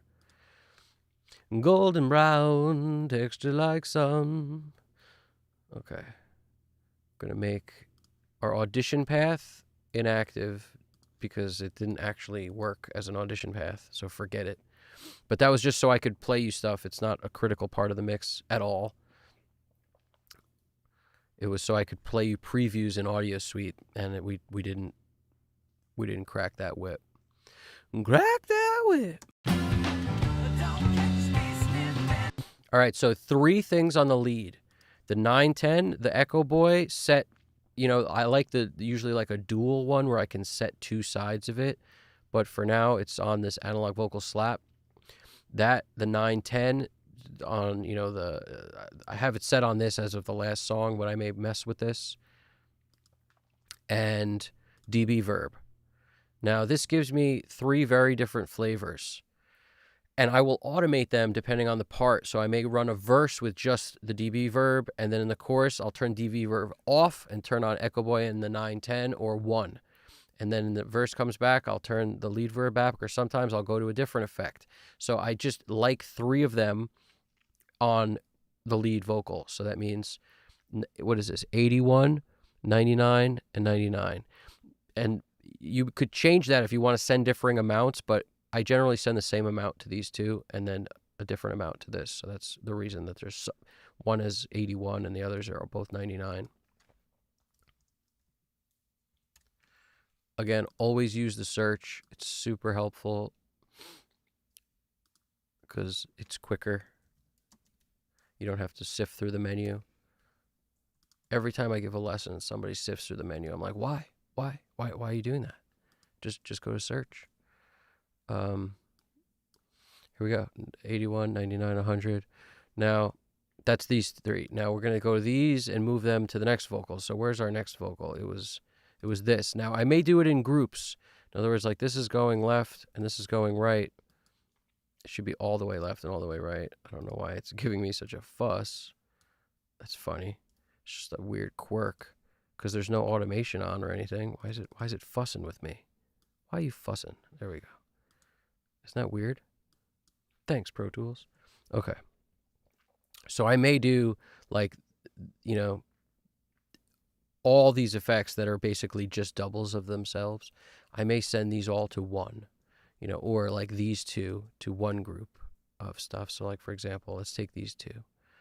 And then right after 99, 100 is that one. So we'll go to this one next.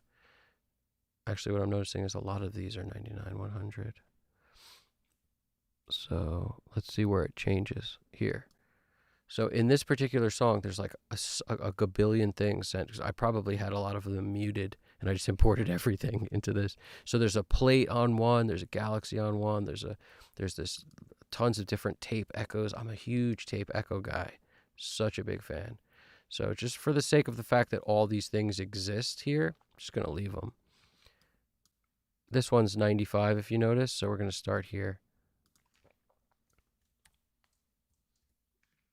95, turn it up, and then this is also 95, this is 101, 102, and then we'll put 101, 102.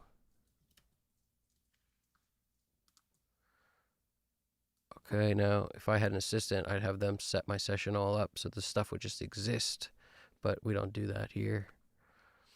We don't do that here. 97 and 103, 104. So that'll be the next crew. Let's take these two and just put them right in front of the 97. See, 97. So I'm just basically using these effects so I can create kind of different ones. And I don't have every effect with the same thing on it. You know, it also helps song to song if you have a big palette to pick from. You could use a template, but things will still sound drastically different all the time depending on which you decide to go to. So basically, just for the sake of understanding, there's a verb and an echo boy doing some kind of a delay thing. And I have that on these backups. Like backup 2 has that, but the lead has more things. So it has more potential to change from part to part. That's the concept anyway. Whereas if the backups are only on in the chorus or something anyway, it's like, how much do they need to change? Maybe not that much. So 93 and 105, 106. 93, boom. 105, 106. Boom, boom. Okay. So we got 2. We got to obviously copy them to 2. We got 2. We got to obviously copy them to 2.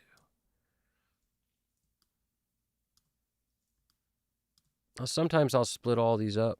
Like there's no rhyme or reason for when I might go together or separate. A lot of times, unless it's a really tight performance, if you don't split it up, it'll sound really washy when everything, or the delays won't be good if it's not tight. So in that case, I might split stuff up. And what I mean by that is like take these, you know, and just put them there. See what I'm saying? So now that's getting 95 and 101, 102, see? And then this one down here, 3, would get maybe these two. Let's see, do we have any extras here? We do, we've got extras. What do we got? Actually, no, they're all being used. So no extras. But essentially, if you get too much wash or something, that's what you would do. You'd split them up more if it's still not sounding good to you. But in the case of this, if it's tight enough, it'll sound fine. So I'm not too worried.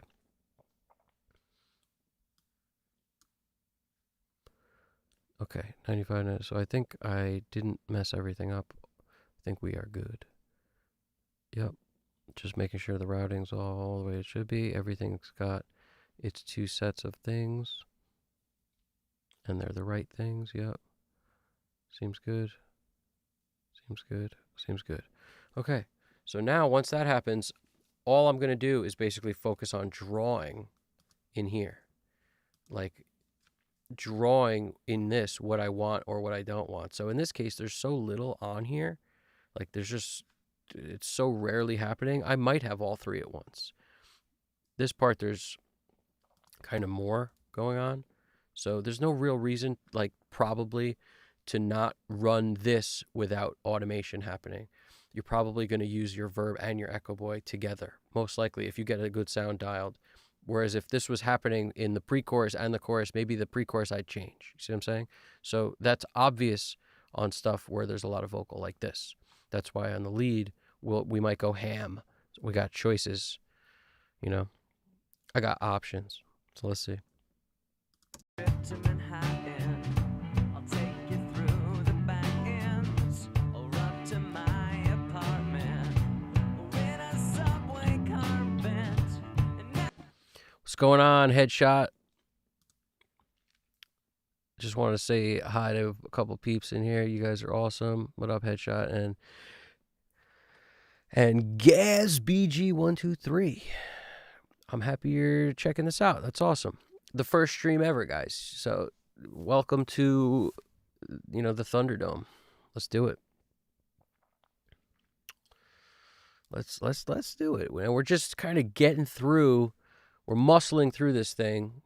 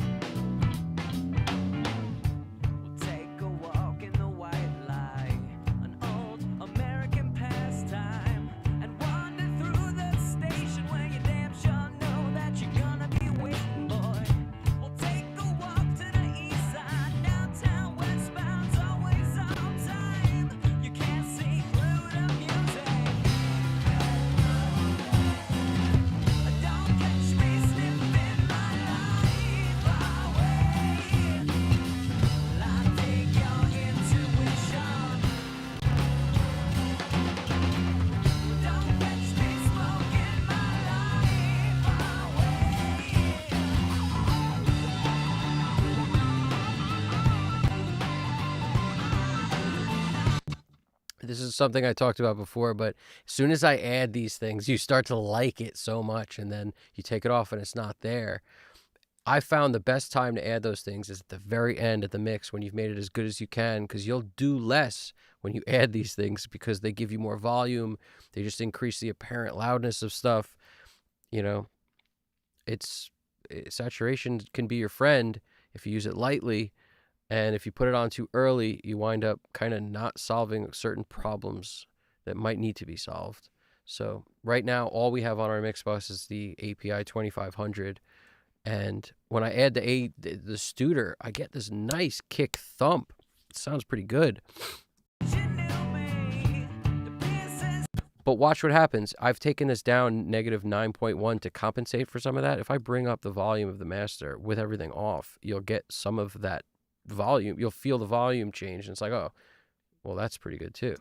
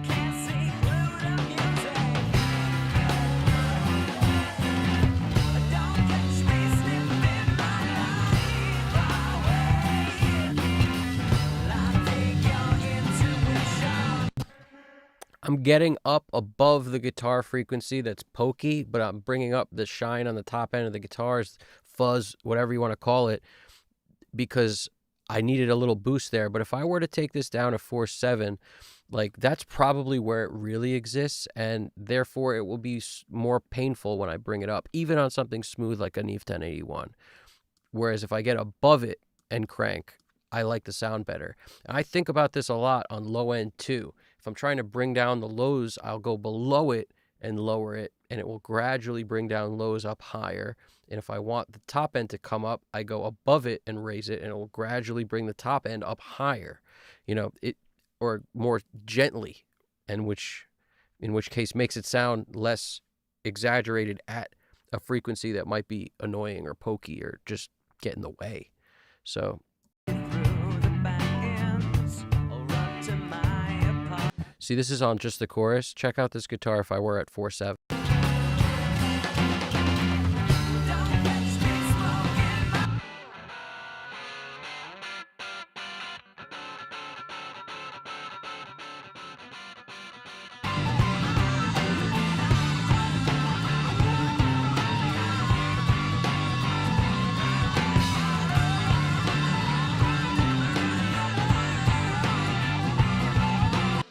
It depends on what you like. What I notice is, like, in solo, it really does hurt at 4.7, but maybe split the difference, this 6.9 zone.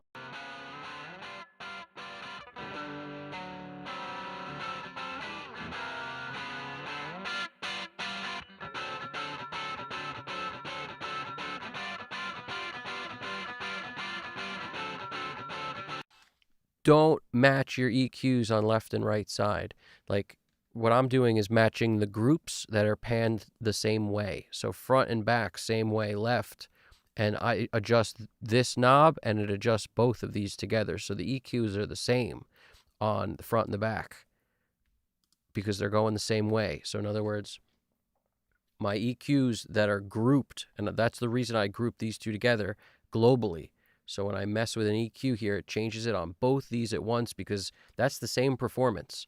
This is a different performance, panned the other way, and therefore this one is, I don't need it to sound like this other performance. So that's why this one's boosting at 10K, whereas this top one boosting somewhere else. So that's what I mean by when I say don't match your EQs, you want the left to be slightly different than the right. All the best sounding guitars sound bigger and thicker when there's a difference. As soon as you make them exactly the same left and right, you've just now run into this weird thing where the same gets small, whereas different feels bigger. You'll notice this all over. Stone Temple Pilots is a great example because even though it's one guitarist, he'll do a part on the left, a part on the right, and the way Brendan EQs those and the way they're tracked, they sound so different. And the more different they sound, often the better. In this case, the guitar parts are very similar, probably recorded with the mics in the same place. The amps changed very little. So just EQ differences is all you're going to be able to get, and it's better than not. Trust me. And you could do more with this, like add a little more verb or something to one than the other. Like you could make it sound even more different, but this is working for me, so I'm okay.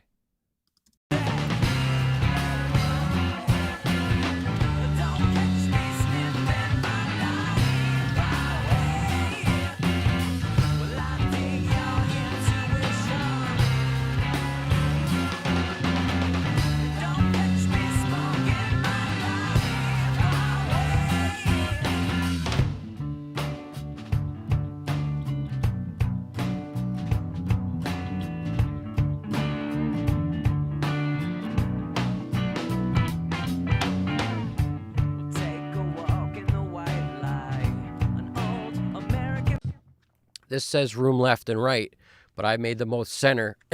That's just the mic position in the room. And because this is the verse guitar, I've got it panned down the center, giving us the beef, and therefore a little low end, like 200, 270, something in that zone helps a little.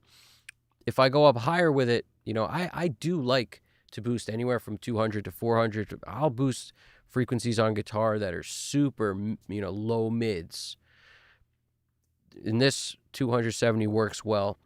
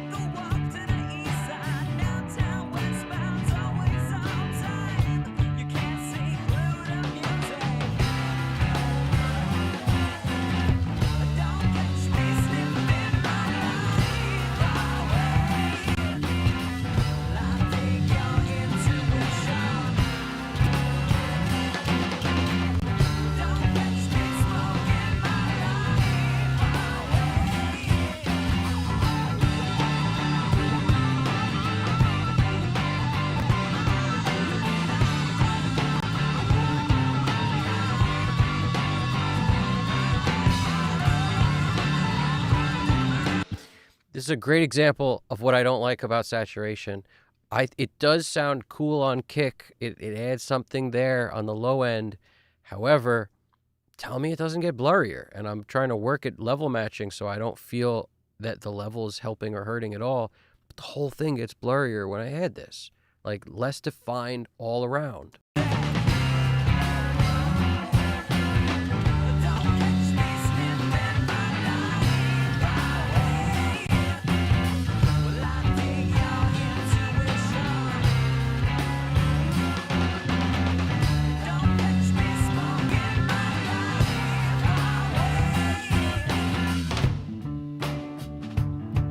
Still want that kick to poke more. It's so funny how certain things like bug me. Kick is still bugging me. Let's see.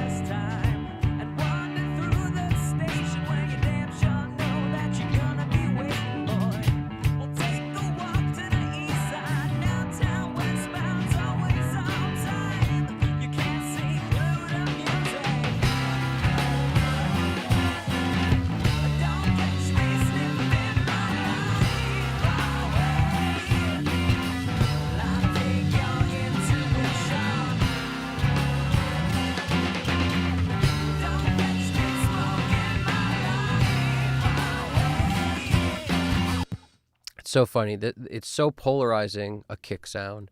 That's the one thing that I think that's what everybody argues about always, because some people really want the poke, some people want it to sound super round, and it will sound that defines the era. The kick sound and the snare sound define an era so much.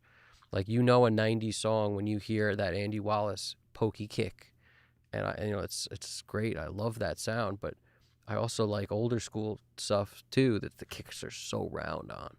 So, it's not like a right way, wrong way. It's just, I've noticed how polarizing a kick sound can be. And sometimes the only answer is a sample to like combine with what you got. And in this case, I'm getting as much out of the original sound as possible before I even go there. Speaking of that, in the interest of dialing this in, I haven't used any VCAs or anything yet because it's working for us kind of without it. And it's really because the session is so simple. It's just so simple that breaking it down to 8 VCAs might be better for some automation, which is the reason I'm going to do it. But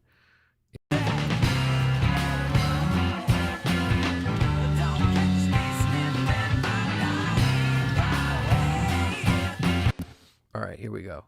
Lead. Let's get the verbs happening the way we might want. So let's just leave the verb on. The best way to do this too is probably to start grouping stuff in a way that makes sense. So we're going to group. Let's leave certain things out of the group. Let's leave the tape echoes out. Let's just group all these together. This is a verb. Let's put this verb up with the other verb. So now we got 2 verbs, a delay, the 9/10, the tape echo. Let's put our delays and tape echoes together because they're basically what they are. And we'll leave that kind of pitch doubler thing there. All right. So now let's just start drawing. Okay? Like we go and draw. Take a trip to Manhattan. I'll take you through the back ends. I'll run to my apartment. When a subway convent. Hold on a second. We're still routed all messy. That's why. See, it's going to the wrong place. We want this to go to the mix bus. Now we got to turn things down a lot.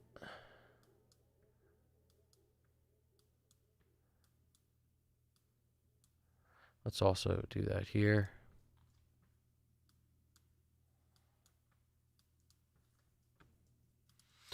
So I select the tracks, shift, option, click, and I'm over here, bus 5060.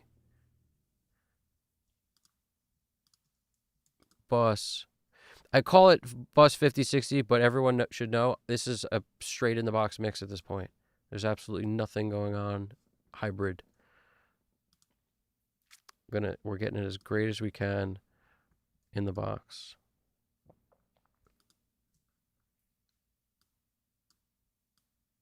Let's return to the chat to see what's really good real quick. Yeah.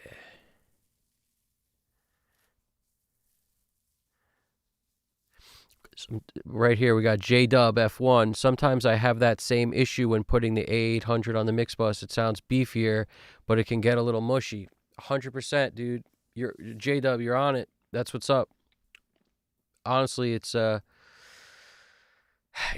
like that with every saturation plugin. I have not found one that doesn't do much, but that's the reason why I'll usually have a couple choices. HG2 sometimes works when other things don't. ATR 102 works if sometimes the Studer doesn't. The mix head does something so subtle when you have it set on the one preset, which is the man right there. It's we all know Mr. Serbin or Sherbin, depending on how you're supposed to pronounce it and where you're from. But this is a very sort of, I look at it like a delicate saturation, if that makes any sense. Whereas the other ones get mushier seemingly quicker and also give you a lot of nice low end. So it's all a trade-off. It's like, what do you need? I keep them off till the very end because when I turn them on at the end, if I need a little more life, it might help. And I might be like, yes, it's better. But if I mix into this stuff, then I never really fix the problems that I need to have, and I start feeling like the mix is so mushy. How do I address it? And it's all about just take this off. That's how I address it. So it's weird. Again, typically I'll use like an SSL bus comp as my first choice, but we started with an API 2500 today, and sometimes an Unfairchild or Fairchild plugin of some kind is nice here too, depending on what you're going for. By the way, use whatever you have. Like if you like a clean, super clean sound, use like the Fab C2 or whatever they, their clean compressor, like whatever you like. That was where I definitely started, and I want to reiterate constantly. Literally any plugins, like if you picked 10 plugins and said mix with those, and they were a combination of EQ dynamics and like different ways, not just like 7 delay plugins, I could get a mix done. And it's just about using what you have. And I like certain things. And on this one, we're 1081ing. But on another one, once I update the freaking SSL plugins and I can use them on the controllers, I'm sure I'll do one with the 4KG. So, maybe the B. Like we'll use any of them.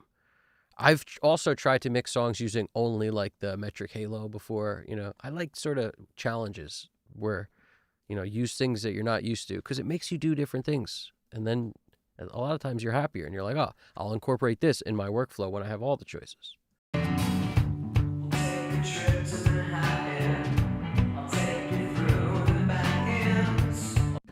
So that's our combination of this little plate and this dB verb. They're both too loud, so we can't really judge it. We got to get it to be the right volume first and then judge.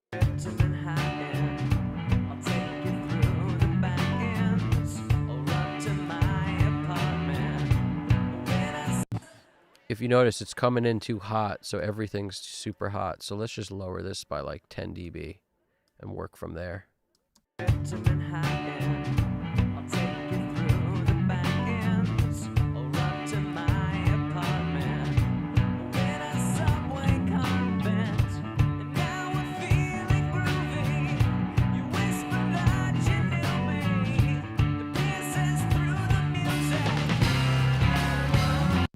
Right there where we switch to the keep it moving, this is what I mean.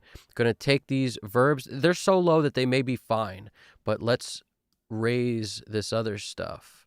Let's get some H910 happening, which is set to the doubler preset, the Hogarth doubler or whatever. And let's get some of this happening, which is an Echo Boy deal here. And let's just make sure it goes down in the verse so we don't get tricked into thinking that it's terrible because it extends too long. So I've labeled all these things, as you guys saw earlier. Or if you missed it, you can catch that on the replay. But basically, the tape echoes, like, let's just turn stuff up here and turn down, the reverbs are so low we don't need to turn them down. But this is the idea is we're going to draw in effects where we want them and take them out where they. So I just realized this tape echo into an echo boy into a pan man is already here, and it was on in the verse, and I didn't think it sounded bad. Let's listen.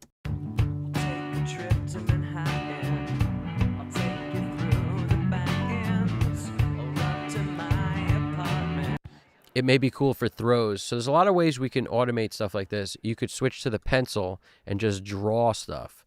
So in other words, like we could come here and just, take it down to nothing and then just draw certain words in. Let's hear that.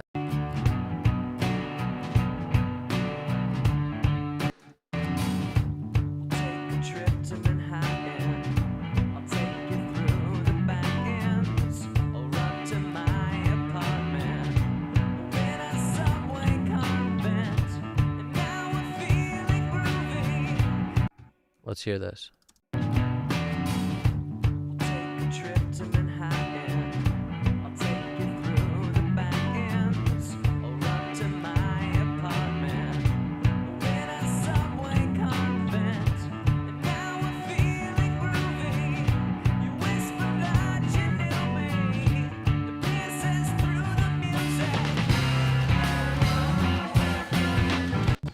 Let's hear if that's enough. Now, if it's not enough, you could just drag everything up. Go back to the tool with the multi and drag it all up.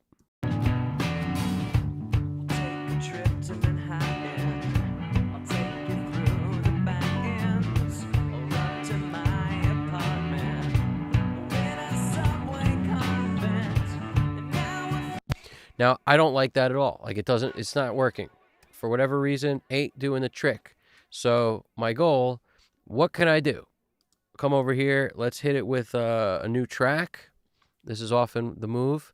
And since it's mono, we can make it mono. But certain effects sound better stereo. So we may make it mono and then just add a stereo plugin to kind of stereoize it. But let's see. We're gonna grab the words we want, throw them over here, and we may take something like, this tape echo, since it's already here. Let's just move it to this section. Let's also take the pan and move it there. Oh, come on, pan. It's because one's stereo and one's mono, and the pan man ain't. So when the pan don't work, what do? Auto pan, because that always works on mono stuff. Slow down the rate. Always slow it down. So first thing I go for it. Gotta slow it down, otherwise it sounds crazy. I don't know who decided the rate should be fast, but nah, bro. All right. Let's make it what we want now. Now, if you were to take this and put it on grid mode and set it to quarters so we can see what it is. If you need more fine, go to eighths. Let's just grab, I do want it a little more fine so that I can get in there.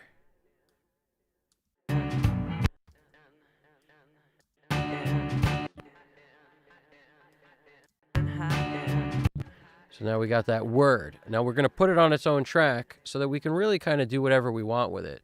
And a lot of times the answer is distortion, and what's a good distortion plugin? Well, I'm giving you all the tricks that I like right now. This is an old plugin, but it's got so many good presets, especially the filters. I love them filters. Like, how quick did we dial in a filtered sound? Quick, and you could do it with 100 different plugins. This is just the one that I like. Now, if you put it on with this word, it will be like a double of that word. So sometimes you want to just move it and have it on where the delay would show up. So you're creating your own delay, essentially.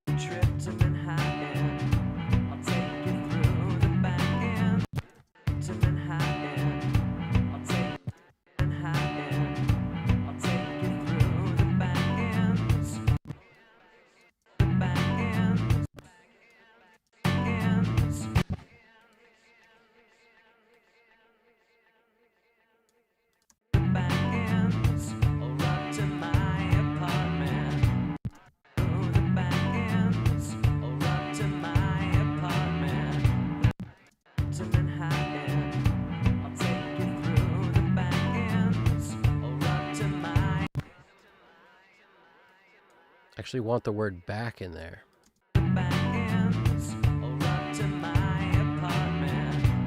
So we're just getting super surgical with it.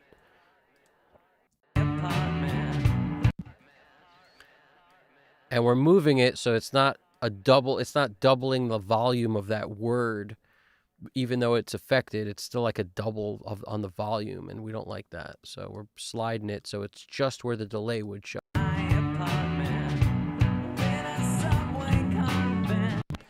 And if it's not gridding the way you want, just feel free. Change it to dotted, change it to triplet. And a lot of times I'll mess with it in the...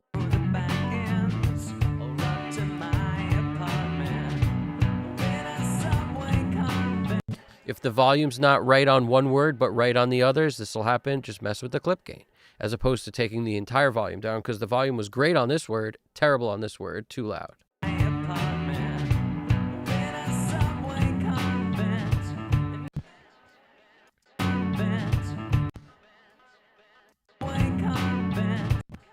See, I want car bent, so I gotta actually take this off so I can get to the car.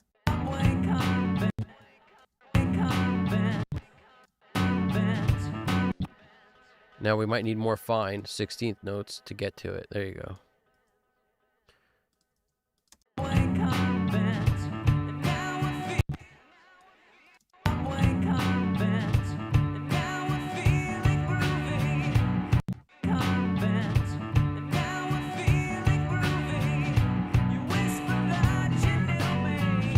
And you don't have to do it every word. You just pick the ones you want. Be tasty, saucy. And if that's not enough, like if it still sounds crazy, delay into verb. So that's where we might pull up our little plate. You know, like I said, it's my favorite reverb for a reason, because it's amazing. So it's just so easy to dial in, especially like if you just want some crazy effects. But in our case, let's just do, let's try underground vocals, see what this feels like. Let's lower this time a lot.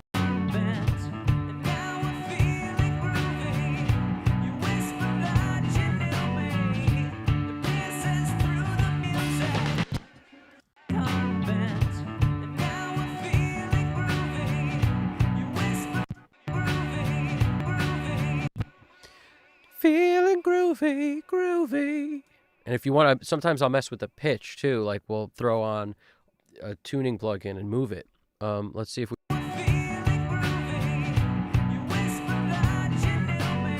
Feel me.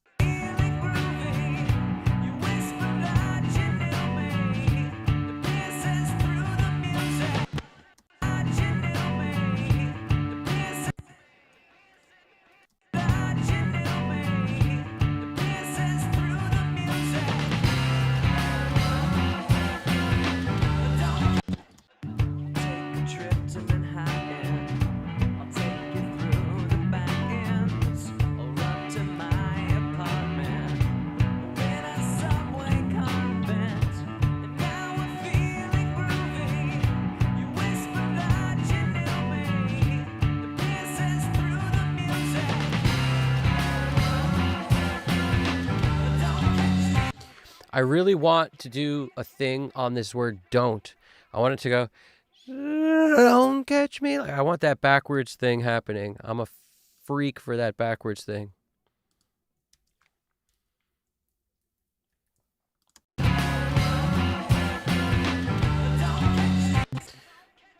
So the way I would do it is flip it. So if you want to use reverse multiple times, you come over here, you go reverse, you hit it with the render, then you're going to take it and hit it with a reverb of some kind. Now we'll use little plate for the sake of using the same plugin for everything. We'll hit it with which one? Pick a one, any one. We'll go with I heard you guys say deep cavern. That's what we're doing. Deep cavern. Hit it with some deep cavern. Keep it all the way wet. Backwards. Again, fly it into position. Now let's hear it.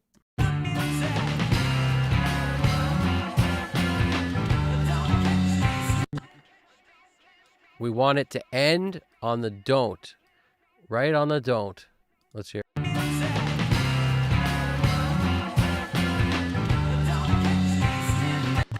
Nope, it ain't doing it. The reason it's not doing what we want is because there's all this other stuff happening, which we don't want on this particular thing. So we got to do another track. So, oh, you know what? This isn't in the mix bus. Sorry, you guys may have not heard anything that I just doing. I hate that about myself. I think you guys didn't hear anything that just happened on this track. So I'm going to play it for you right now. I apologize for that. I didn't have this track routed to the freaking mix bus. Santo la Pinte. Here we go.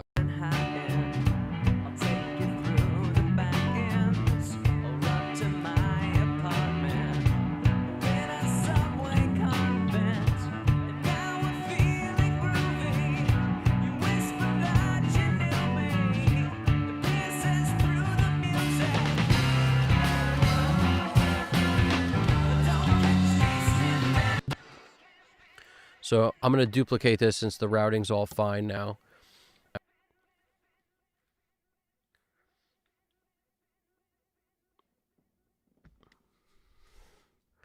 All right, and we're going to take this off everywhere except leave that here. So the reason I did that is so I can take off the plate and take off certain things that are actually going to...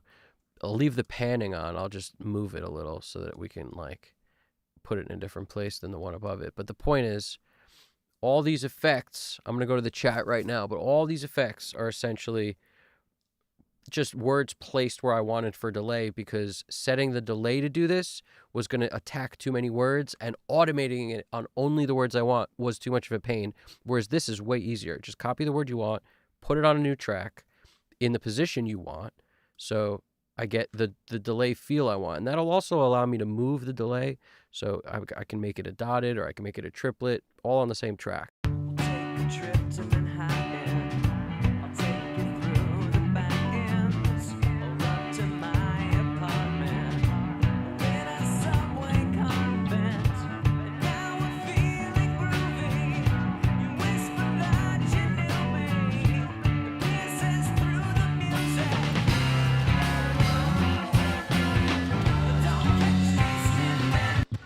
All right, we're going to turn this one up. This was supposed to be a ramp up to the word.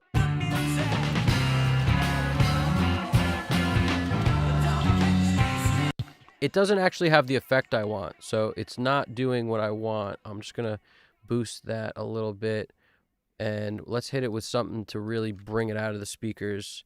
Let's hit it with a decapitator. We just want to really kind of crunk it. Crunk the jam, crunk it up while your feet are crunking. Let's see how this works.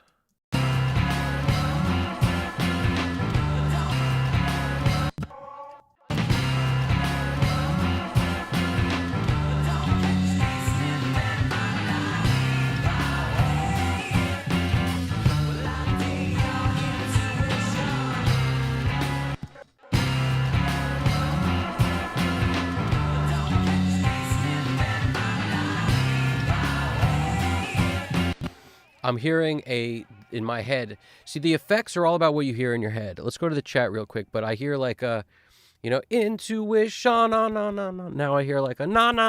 Like I want it to continue with quicker delays. So that's what I'm going to put here. It's just what you hear in your head and then how you draw it out. So hopefully you get a couple ideas from me on that. All right, let's see what's really good here. How I can make the vocal sound very wide without losing power in mono. I hate to tell you, man. The answer to how to make the vocal sound wide without losing power in mono is have mono tracks that are dedicated mono, so your vocals are down the center, and then also have tracks that are wide, and then when, it collapses down to mono, you will essentially, I'm not saying like the same performances, multiple performances will give you the fact that it never really gets smaller when it collapses to mono. But, I've said this before, but I'm a fan of mixing in stereo, and I don't typically even care what happens in mono, because usually If I've mixed stereo well enough, it works. And a good solution is, I think too many people look at it like their vocals need to be super wide all the time, and they don't. You should keep vocals like primarily straight down the center and only go wide when you want it to expand crazy wide, or have a wide bus for vocals that are always wide, where you use like an S1 imager or something to send something super wide, and it only happens in choruses. So it's, or bridge or chorus or whatever in the song you think needs to be super wide. And essentially, you could send the same signal, but I would prefer to have a second performance that goes out super wide whenever that happens.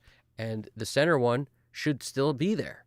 That's kind of what I'm saying, is don't look at it like when the chorus comes, they need to be super wide and nothing in the center. Leave it in the center and also super wide. Also, consider when you're panning, don't just pan like left LCR. If you get tighter towards the middle, you can get wider than dead center mono, but it doesn't have to be hard left and right to feel bigger. So, a little pan left and a little pan right will make it exist more in mono when it collapses than a hard pan left and a hard pan right.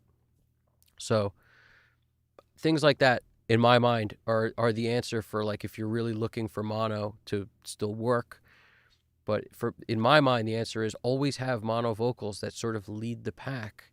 So when you go super wide, and then if you do have a mono mix, like you don't really ever lose the center, because there's a vocal dedicated to being in the center. It's really how are you recording vocals? Like, what's that about? If you always think of it like I need a lead vocal, well, that having one lead vocal essentially means there's always something in the center.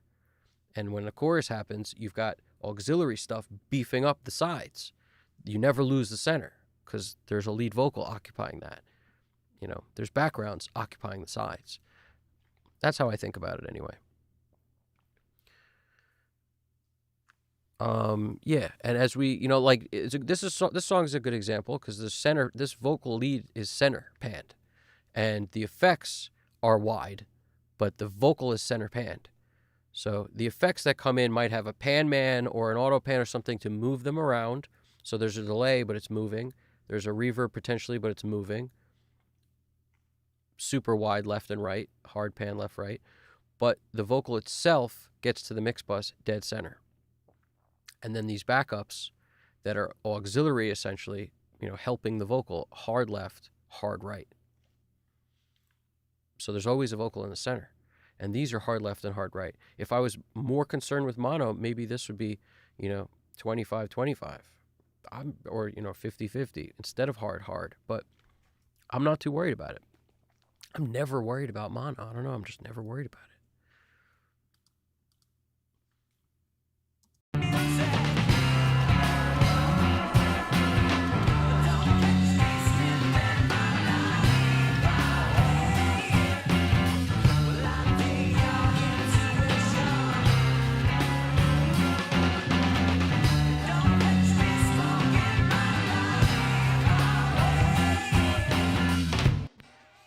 So the reverb ducks out of the chorus, and these other vocals pop into the chorus.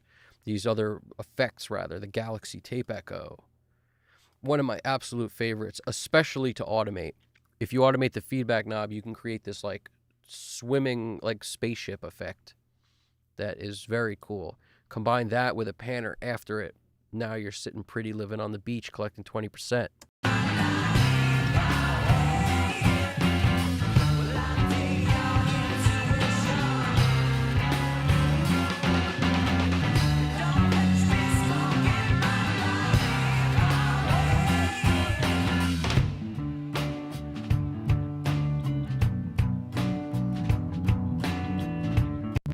Let's add a couple of those crazy, weird things I heard in my head. Maybe they need it, maybe it don't. Let's. I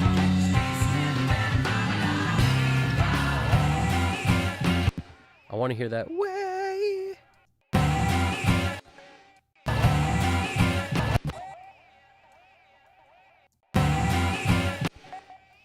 We got to get between the grid lines, 30 seconds. So this is where it goes, but we're going to move it and we're going to put it somewhere else. Now, let's address something. This thing's not really helping. It's not doing anything for us. So I'm just going to probably get rid of this altogether and put something else on here that might actually help us. Let's put on, somebody said they don't, like Echo Boy doesn't work for them or something. Let's see if it works for us. Now, I did the junior because it's just a little simpler on the eyes. Now, where are we going to go to? A couple of these I use all the time, like the Studio Tape Echo, and a lot of times I'll just start somewhere and then dial in. But repeats, you know, the cheap, this was a good one too. Let's just hear this. And I already know I want something quick, so I'm going to go with something quick like that. And then we want feedback because that's going to be how many times it you know, ba ba ba ba ba ba. How long do we want that to go for?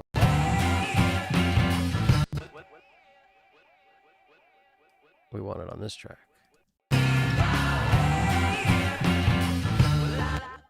More. We need more, and we need more satch.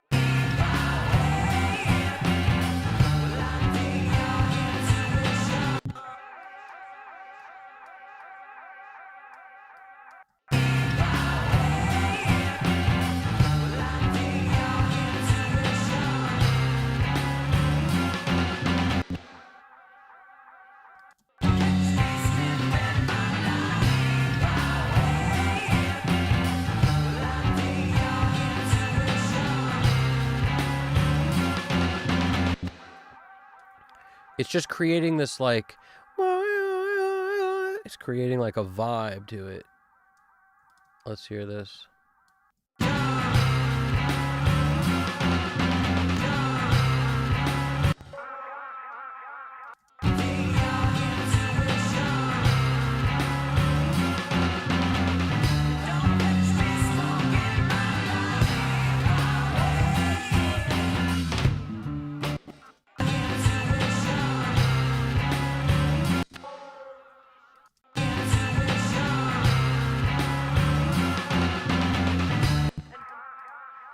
See if we can get away with more of it.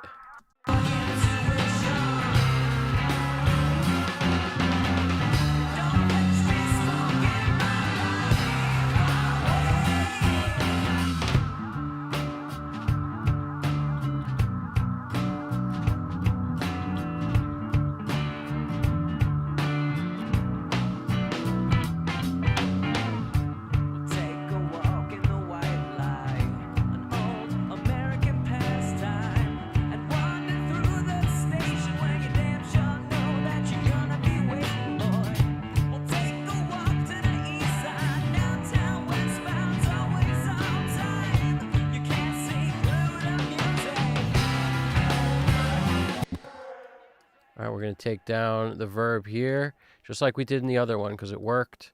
Take that down and bring up this guy right here, which is the like tape echoes and whatnots. Bring these up.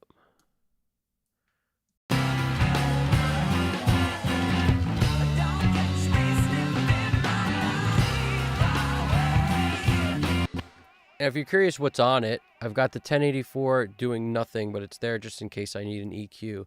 It's a pretty CPU-heavy plugin to just be sitting there doing nothing, but we're doing okay at the moment. Our compressor, you know, ducking the signal a bit with the key on it, but we're not set up to key, so we should be. That'll probably help a bit. M7.R. M7.R. So let's run that over here. M7.R. See if we need to take it down a smidge or leave it there.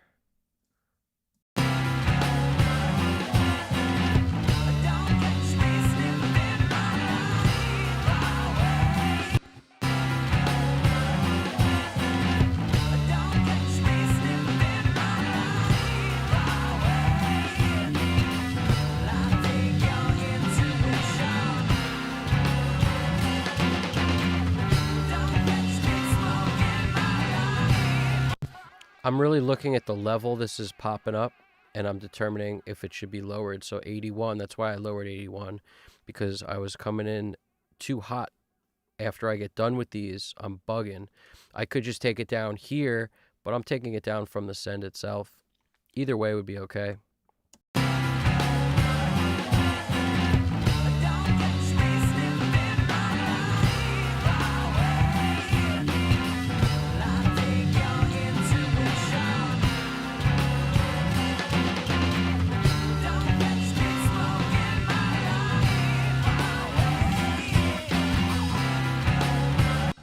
That works for me.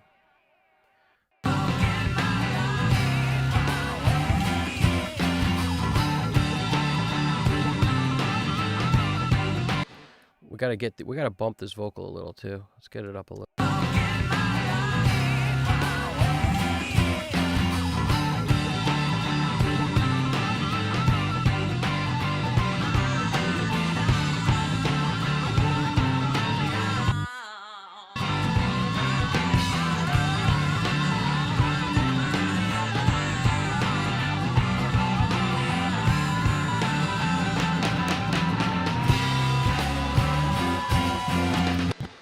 I'm gonna hit this with these effects that are on it just by dragging it down.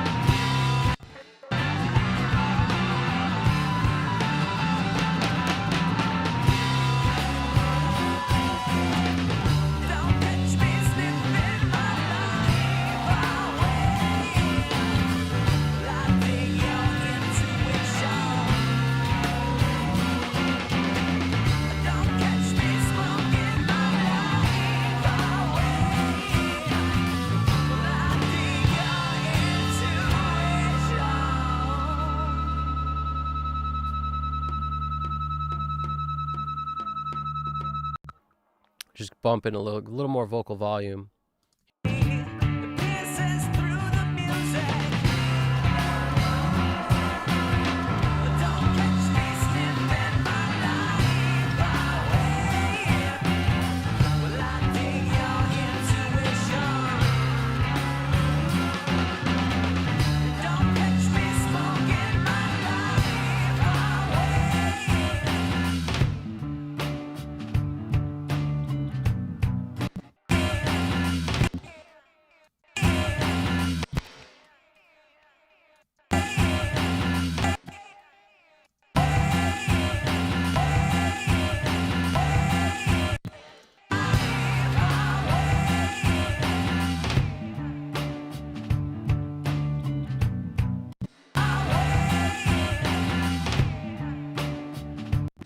Now, because this is kind of like a throw, we could use an audio suite and just sort of, hit it with the first thing that pops up.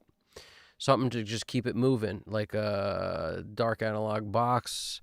Let's hit it with some feedback, change the delay time to triplets, even more feedback. Let's keep it super wet. Let's see what happens with that.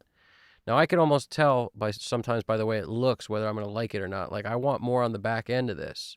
So before I process it, I hit undo twice. I'm going to hit it with more saturation. And maybe it's set up for triplets. Maybe we don't want triplets. Maybe we want dotted 16ths. Let's hear that.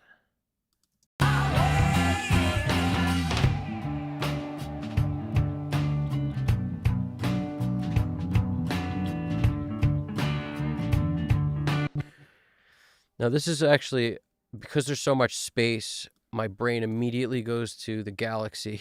I freaking love the Galaxy tape echo. So let's get rid of this. Let's just take this, put it on this track now. There's already some weird like eighths thing happening, which may be too much. And in which case, this is why I will build these tracks that I don't change the color of, because I know whenever I do this kind of thing, like for example, let's just go Shift Option D, duplicate. And then we're coming down here, and we're just going to get rid of everything on it, but at least it's routed in the right place. Echo Boy's on it, but we'll take that off. Decapitator probably could stay. Now, we'll put something, we'll just process this in Audio Suite essentially. So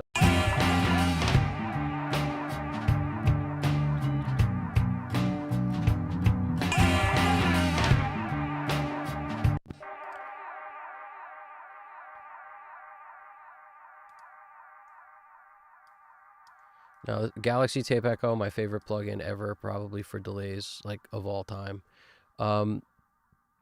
Pick something you like, something you like. The dub stuff, the stuff that's like dub plate or dub spring, any of the dubs are usually my favorite for this kind of thing.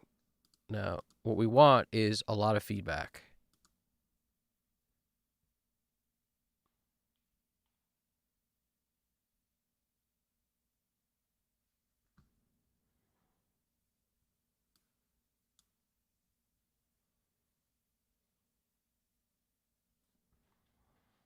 I can already tell it's not going to be good. Just by the way it looks. I can already tell. But let's just kind of take the front off, and then so it's kind of even, and then let's see what this is. And make sure you have a panner on it. In our case, we have auto pan. Make sure you got a panner of some kind on it, because you need it to move or it won't sound like a spaceship.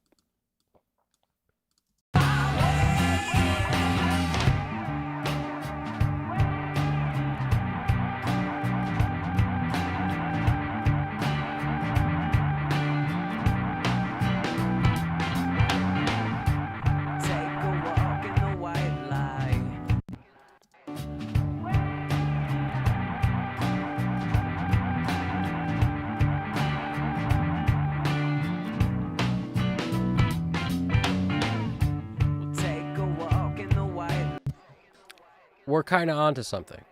We may even pitch shift it, but maybe not.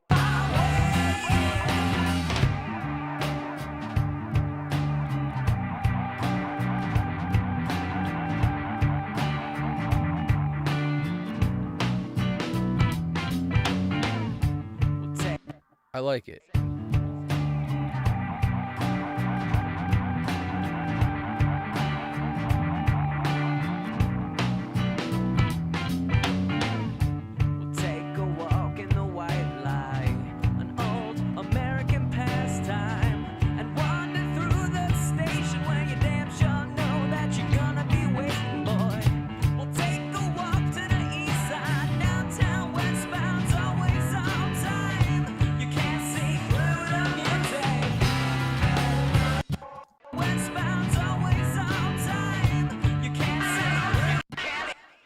My bad. That probably got a little crazy. Mouse slipped. Let's go to the chat.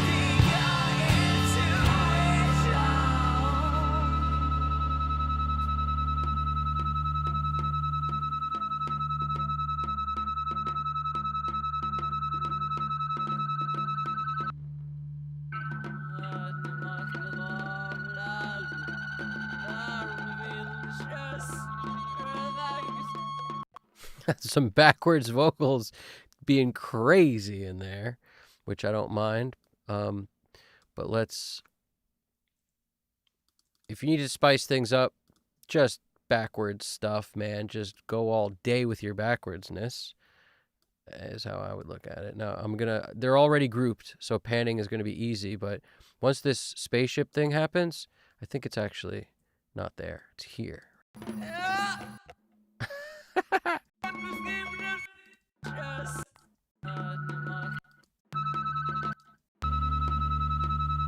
Yeah, it is from right there.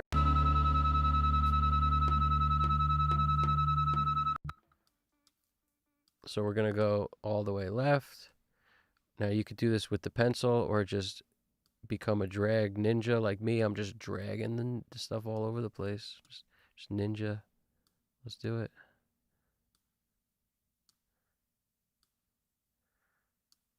Now what you get is spaceship moving sound.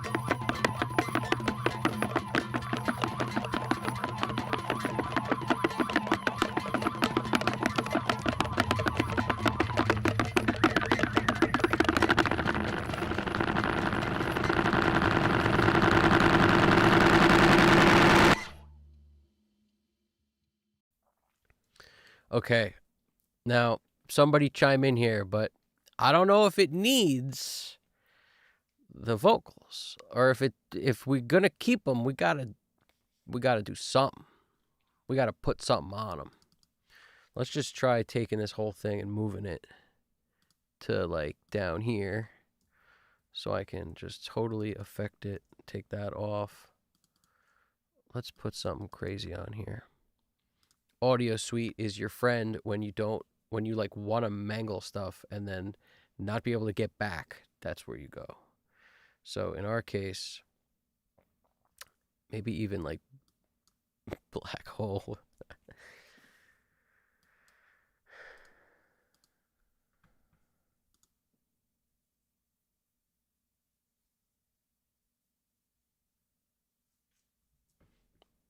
What was the deal there? Come on. We need that craziness.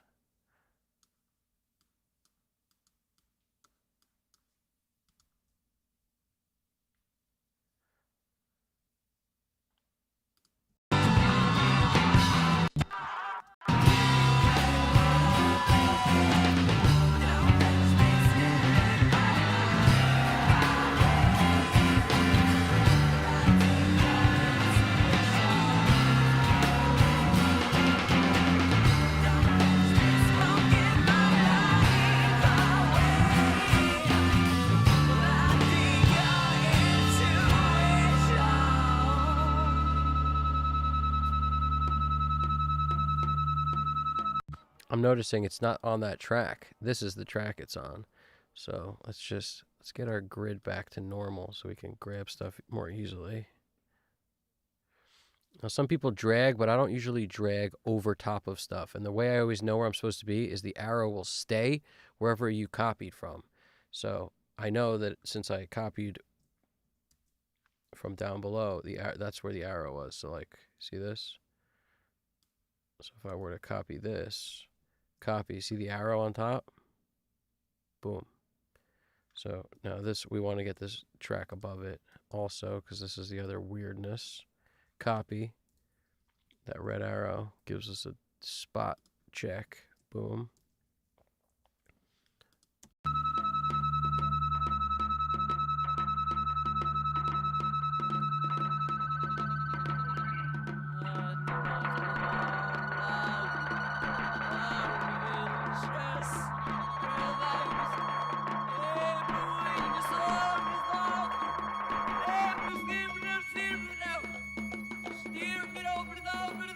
It's about time I soloed stuff to figure out where this thing is, because it's not there either. Come on, where are you hiding? Is it this?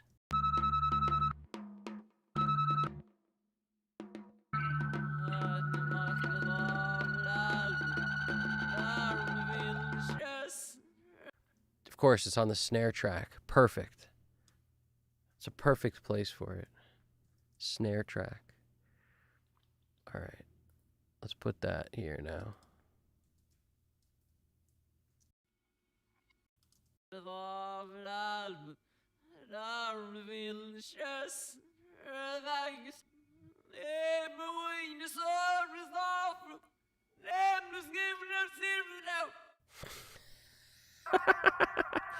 When you've been up too long, that's what things start to sound like.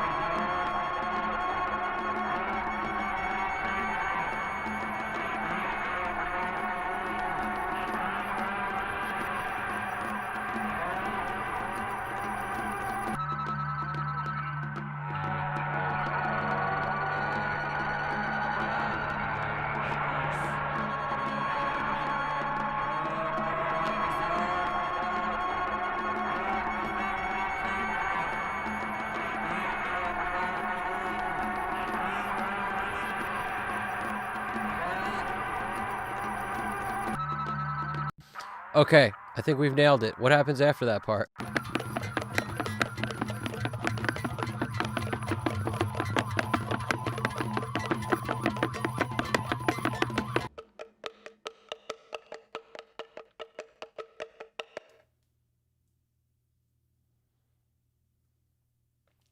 I haven't seen many people put the altar boy on drums, but I like it. I like the, what is it? The torque? Or no, not torque. The pitch shift thing that's like, I think it's a Waves plugin I put on drums sometimes too. Let's see. No, in the interest of, I know you guys can't hear it, I haven't been auditioning anything. I've just been literally going what I think will work without auditioning and listening and just rendering. And if it sucks, I undo.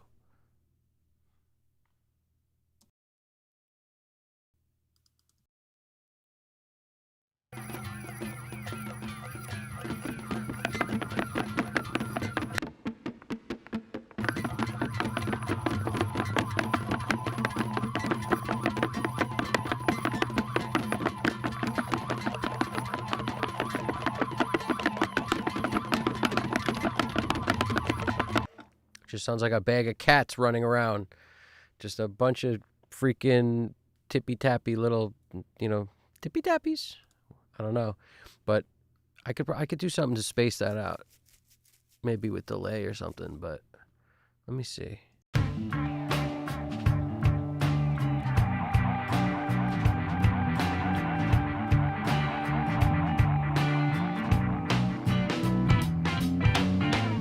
We'll take a walk in the white light, an old American pastime, and wander through the station where you damn sure know that you're gonna be waiting, boy. We got to do something with our vocals here because the first verse has got coolness. This one ain't got. We'll take that coolness. We'll take a walk in the white light, an old American pastime, and wander through the station where you damn sure know that you're gonna be waiting, boy. We'll take Waiting, boy, boy, boy, boy, boy. be waiting, boy. We'll take a walk to the east, be waiting, boy. We'll take a walk to the east side, downtown, westbound's always on. So basically, what I've created is an eighth here, I think. Yeah, that's an eighth. We've got kind of quarter-ish because it's a tape. It's set to just milliseconds. I don't know exactly what the note is. And then this one is whatever I want it to be because I print the effects in Audio Suite here. So let me get rid of the sends. We don't need F to J on this window, just to tighten it up so you guys can see everything that's going on in case I start getting too far to the right.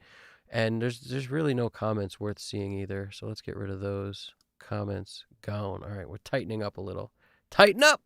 Know that you're gonna be waiting, boy. We'll take a walk to the east side, downtown, westbound's always on time. You can't see. Know that you're gonna be waiting, boy. We'll take a walk, boy. We'll take a walk to the east side, downtown, westbound's always on time. You can't see through the music. Don't catch me slipping my life away. I'll take your intuition. Don't catch me smoking my life away.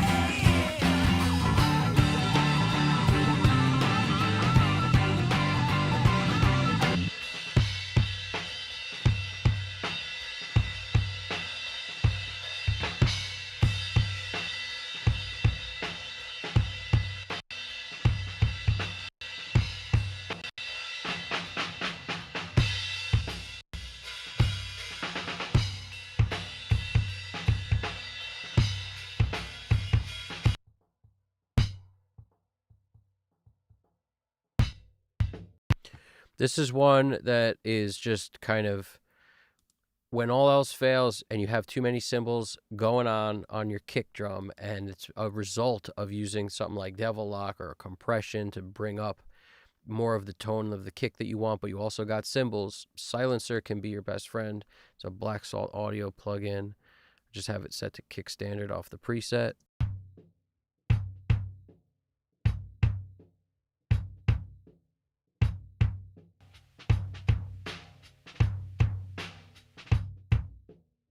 I mean, it does a pretty good job.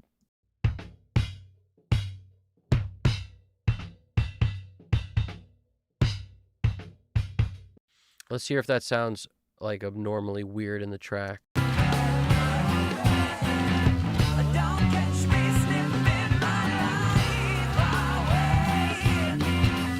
I'll take your intuition. Don't catch me smoking my life away.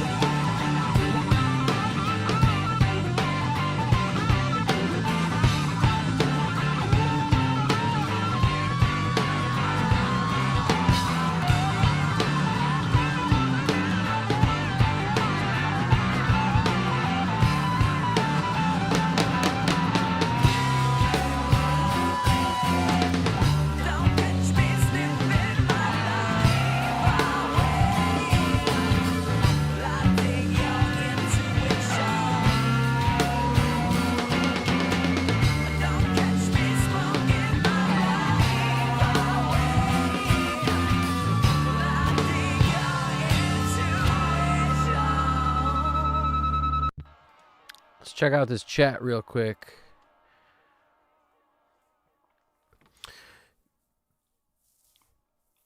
Yeah, no, that's true. I don't know about the ads. I have it set to like moderate to low ads. I mean, it was not on high heavy ads. What else we got? Mixing for many hours may cause ear confusion. Yes. Definitely. Take breaks. Exactly. I don't know how long I've been going, to be honest, but my volume has really been low the whole time, and as I mix, I get a little bit louder here and there, but I haven't touched the volume other than driving into whatever I'm driving into and then popping over to the mix bus to make sure I'm not too hot all around. But mixing low can extend the time you can mix, but absolutely you should take breaks. Absolutely. Absolutely.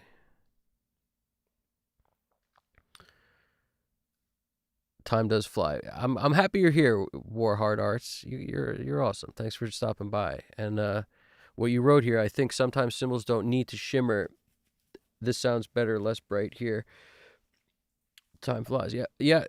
I agree with you, man. You know, sometimes I'm boosting top end on cymbals. Sometimes I'm not. Sometimes I feel like a nut. Sometimes I don't. You know, I come over here and I'm boosting like 15K on a super, gentle knee of a Neve curve right there. That Q is just nice and gentle. But yeah, that's all we got going on the overheads. A little bit of boost and a little bit of this low end. I was just like, I need a little 920 in our lives.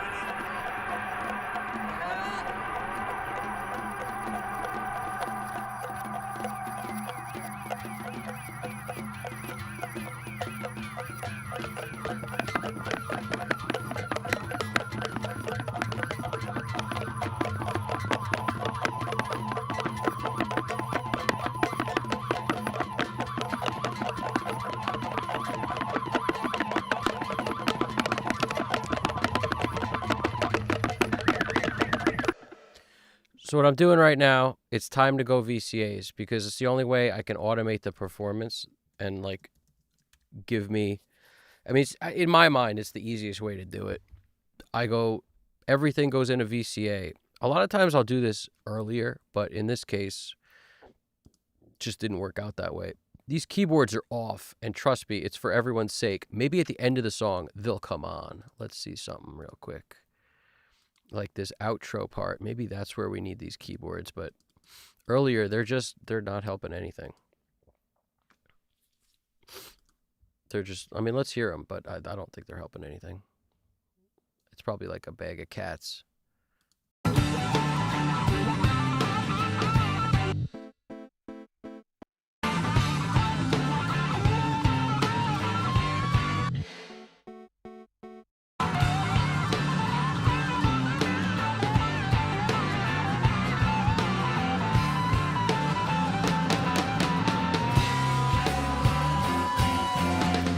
Don't catch me slipping my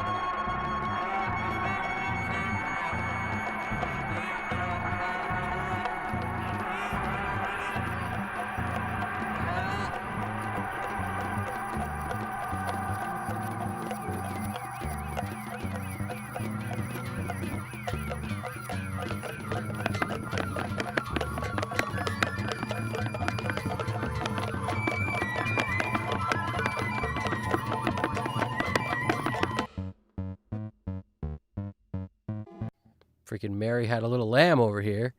Not sure what good that does anybody.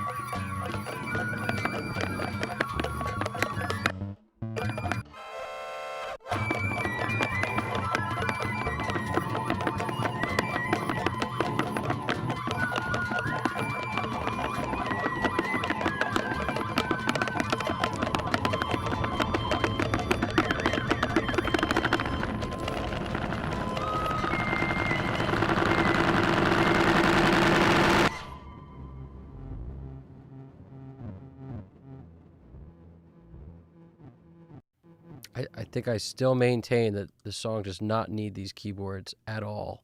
So I'm going to keep those out. What's going on over here?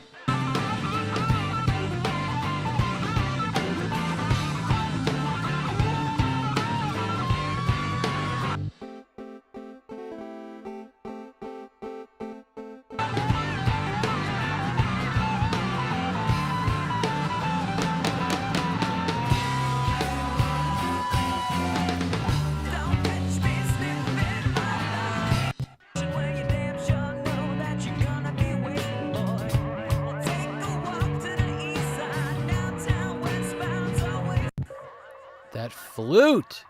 Just sometimes some of this additional stuff is just worthless. So it's like somebody was like, yeah, play the flute or a recorder. Nope. Ain't gonna happen.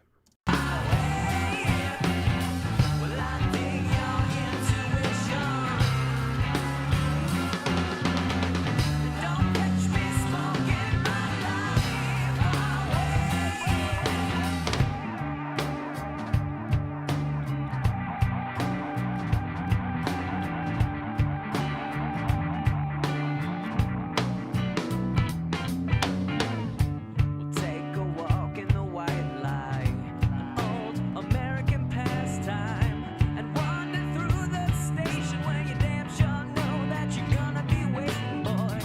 We'll take a walk to the east side, downtown, westbound's always on time. You can't see through the music. Don't catch me sniffing my life away.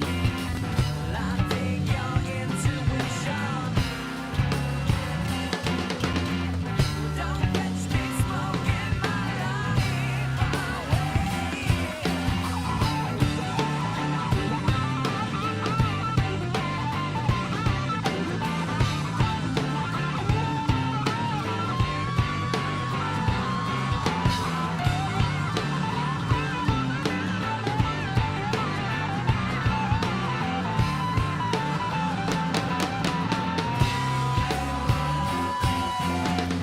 Don't catch me sniffing my life away. I dig your intuition. Don't catch me smoking my life away. I dig your intuition.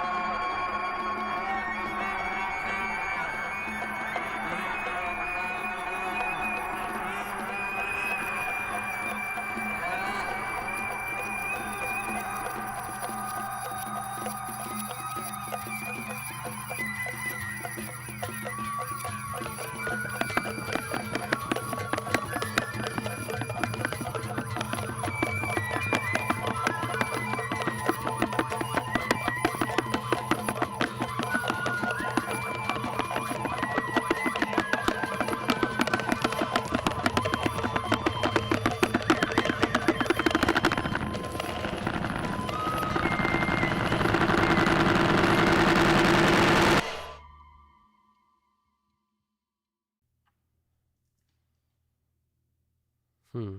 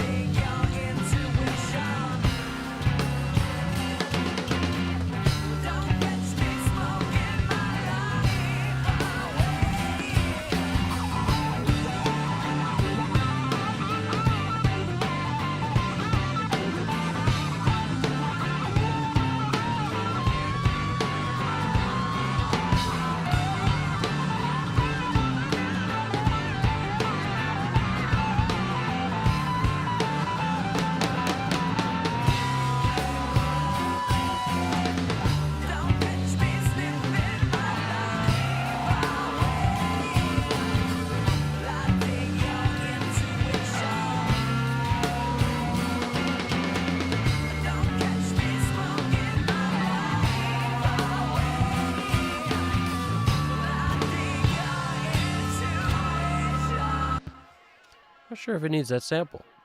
I'm not sure if it really feels better with it. If it kind of drier without it, maybe even better. It's like a very long kind of just for length sample.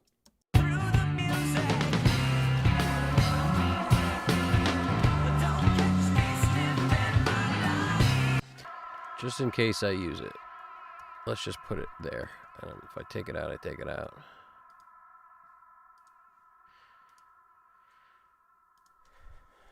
Let's put this there too, just in case, even though snare trigger's not being used either. So the reason I break things up in this way is I find it's the stuff I want to automate is clearly in front of me when I do this. I think we did bass already. We did. That's with the guitars. We did everything now, I think. Let's see. We come down here. Did we do the other? Maybe we didn't do other. Where's my other at? Here we go. Others. Boom.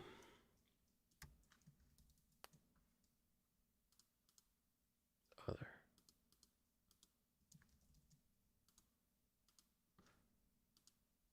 There we go.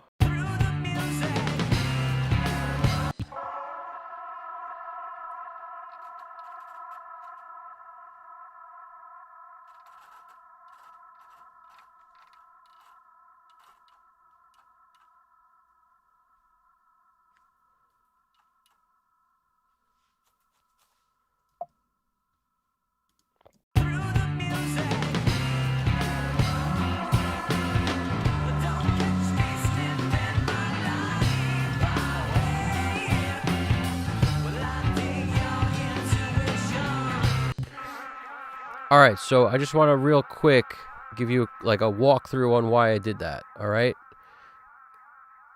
I have to be able to control this performance from a point of view of I want to bring life to it. What am I going to need to automate? Now, if you were to look at this session and have to navigate it by going like, oh, let's turn on read automation, let's change that to touch, and now I'm gonna, or write, or whichever one you like to use. I'm a touch guy. If I were to go through this thing and be like, okay, I want to automate overhead left and right. All right, great. Now the guitar solo, I need to make that louder, and then you got to bounce over here. Okay, now the keyboard thing at the end, let's deal with that, or forget the keyboard thing. Okay, the snare should come up a little here, so I'm bouncing back here. Now where's the vocals? I got to scroll to the vocal. It's too much scrolling. It's impossible to deal with.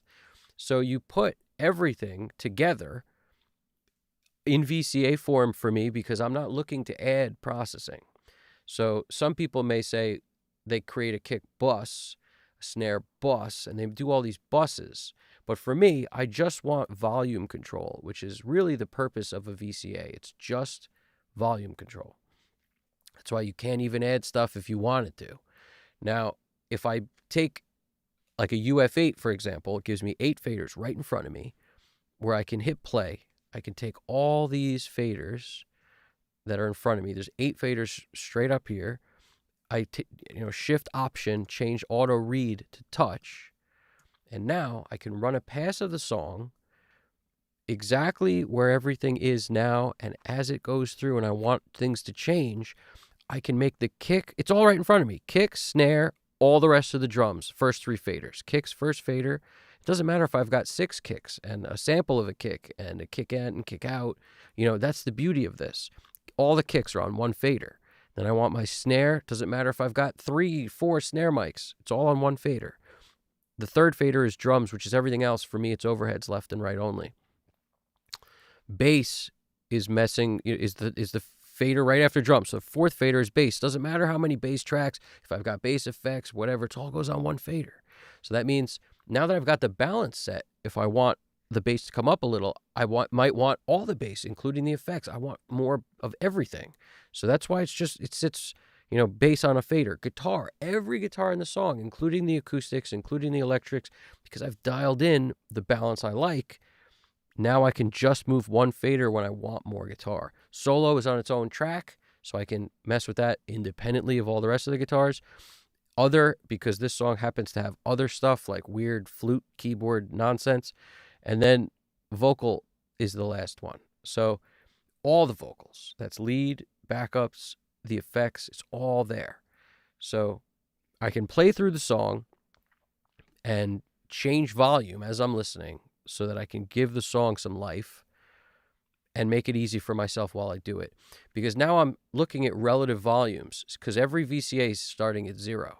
So sometimes what I'll do is actually like lower all these to give myself some room in every direction. But the beautiful thing is when you're doing automation, you don't have to automate that much. Like moving the kick, 1 dB up in the chorus or 1.5 or 2 dB, like that's enough sometimes. It'll feel very different because we're at the stage where everything's combined. So if I were to move the bass and you saw there's 6 bass tracks and like one, 3 of them go to a bass bus, it's a lot of bass tracks. Just moving that one fader a couple dB will feel very different. And the same with the guitars. There's so many guitars. They're all already sounding where the balance is okay. So just moving them a little bit hotter in the chorus or something will make it feel like they really moved. So starting at 0 might be okay because I'm not planning on boosting more than 6 dB, 5 dB at max, any given time throughout this pass. So, same thing with like any of this stuff. Vocals is the one exception where you may need a lot more if you haven't dealt with that already. But if you've dealt with it in the mix where you can hear the vocal throughout the song, then you're really just talking about tail ends of phrases and things like that. So, getting the personality of the voice, like when Chris Cornell ends a phrase and you hear him go like, he extends the like at the end, it's beautiful. You want to maybe capture some personality. That's at the ends of phrases usually. That's where your vibrato is. That's where some goodness is. So if I automate on a fader, push up some ends of words. If I automate crash cymbals, that's all on one fader because it's my left and right overhead. It's all there. And if I had more drum tracks, it might be the rooms, the toms, and the left and right overhead. So just moving that fader up a bit on certain crashes going to give the drums personality. It's going to make them feel less static. I didn't believe in this method at all until I did it. Like until you do this a couple times and compare mixes, like one static mix without it and one with it, you won't notice or you won't, I guess you just won't be like keenly aware of the benefits of this. But one of my first tests, in doing this years ago, it was like I automated too much, so it didn't work for me. If you find the sweet spot between automation, like a little bit here, a little bit there, but don't push anything too much where it really messes up the balance you've already created, it works wonders. It's really about subtleties. And sometimes just the downbeat, if you boost the kick or the snare or something on that initial part of the chorus, you can sneak it back down. You won't even notice it for the rest of the chorus. So it might be just the first couple seconds. Your ear thinks it stays there once it hears it. So, there's so much trickery that happens inside of our heads that you don't just need to pushing the volume up on everything is what will make this go wrong. If you love your balance and then you move the guitars up, so then you move the bass up, so then you move the drums up, that's what is messed up. You have to push and pull. Wherever you push, you then pull back. That's, to me, the key to doing automation is, and you'll be able to see it right now on these 8 faders, just like I have in front of me, the same 8. So as I run through it, you'll notice there's tons of little dots that wind up popping up on here because that's my automation. All right, so we're going to save one. I'll usually save it and then, write auto because that's the automation pass. And I saved it right before I saved as another thing so that I could always get back if I needed to wherever this was. But the benefit of starting with everything at 0 is you don't even really need to remember. If you just turn it all off, you'll see it all starts at 0. So 1 decimal point starts me off. Before I do this, I'm going to check out the chat real quick. What's really good over here? Warhearts coming in hot. What up, Warheart Arts? I think sometimes symbols don't need to ship. Yeah, we do. Yeah, that's true. We did that part. Sorry. Likewise, dependent. Sounds great. Thank you. I appreciate that. I was going to plug into my monitors, but it's too early. On my phone speaker sounds really good. Nice. Phone speaker sounds good is what is awesome to hear that because that's arguably the worst system we people listen to on anything on. What do you think about the guy who says sidechain every track from the kick? I think that's silly. Would be a kick solo. Depends on the kind of music, man. Some music really benefits from that bouncing and like that weird feel of, I can name I can't name them, but I know what they sound like. A few songs that are, specifically really driven by the kick ducking everything else. And it's not rock. That stuff really exists outside of rock more than everything else. Sometimes you might want to leave a little room and you'll duck bass when kick happens or something. But in this song, I don't find it necessary. And that's really something that I'll only do if like I'm losing bass or like if it feels like everything's hitting at the same time too often potentially. But often like a decent band will sort that stuff out. So I'm not too worried about it. This is a Real Be Easy song, by the way. It's Keep It Movin' by Real Be Easy. So, you've heard their stuff on my channel before. It's my band, and I say their stuff. I'm talking about Paul and Leighton. Leighton, the drummer, fantastic, amazing drummer. Like, just so, he plays only what's necessary and so tightly. And then the bassist, Paulie T from B, amazing freaking feel. And it's so unexplainable too. The weird thing about Paul is he's self-taught. He's so good. The dude is just really incredible at the bass. That's what I'm referring to when I say they. These guys are like Paul and Leighton are freaking awesome. So here we go. Which makes it easier to mix a song where people are awesome. Here we go. Freaking Paul and Leighton, man. PT from B. One of these days he may be on a stream with me because, that dude's awesome. He's still my bud.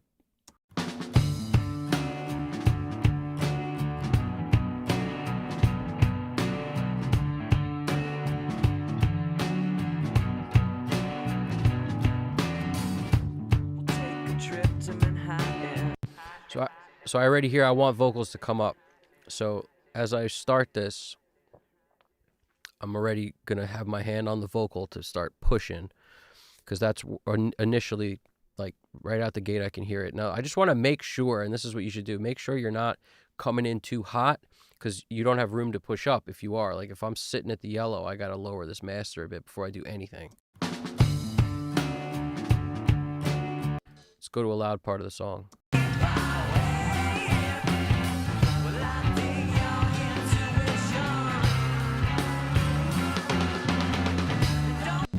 Let's give ourselves a little more headroom. Let's just take it down like 3 dB.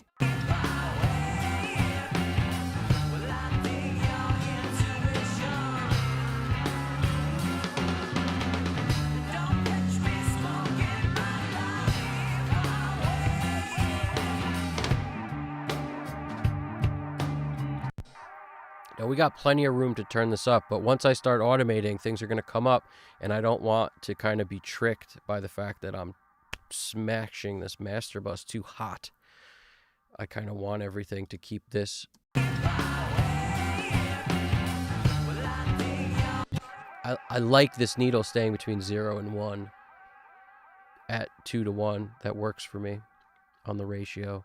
Fast release, slow attack.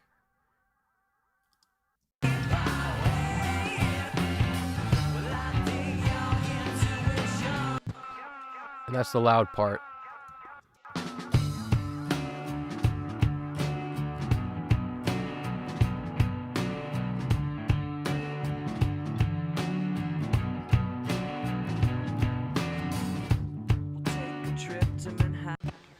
So right there, I just gave a little guitar love. I'm not going to talk the whole time, but guitar love, let it go as soon as the verse started, so it brought it back down. So I'm just gradually riding the guitar in this intro.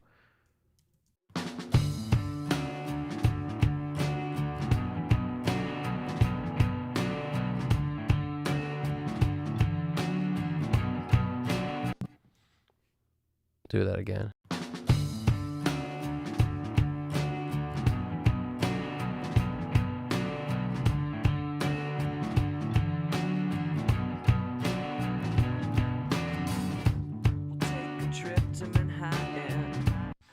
I missed the vocal.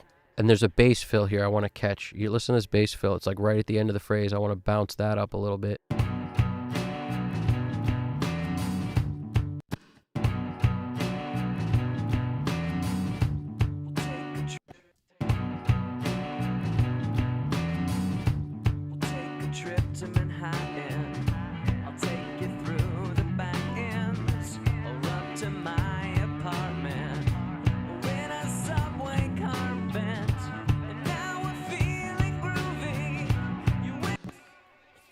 Sort of just leaving it staticky. What I'm noticing is I want the lead vocal to come up above these effects by a lot. So that could mean I should lower the effects. So I'll start there. Just take these down by a few dB each. We'll take a trip to Manhattan. We'll take a trip to trip to Manhattan. I'll take you through the back ends or up to my apartment. We're in a subway car bent, and now we're feeling groovy. You whisper that you knew me. Let's just catch the end of it. My apartment. We're in a subway car bent, and now we're feeling groovy. You whisper that you knew me. It pierces through the music. But don't catch me sniffing my life. Now in this case, because I really am noticing the vocals should just come up a lot, I could leave it on latch for this particular track. And that way, as soon as I leave it, it will stay. Catch me sniffing my life. Catch me sniffing my life. Catch me sniffing my life away. Well, I dig your All right, let me just move this to get where we're trying to go. music. That you knew me. It pierces through the music. That you knew me. It pierces through the music. I want that drum fill up, and I want a little bit more bass in this coming. That you knew me. It pierces through the music. But don't catch me sniffing my life away. Well, I dig your intuition. Don't catch me smoking my life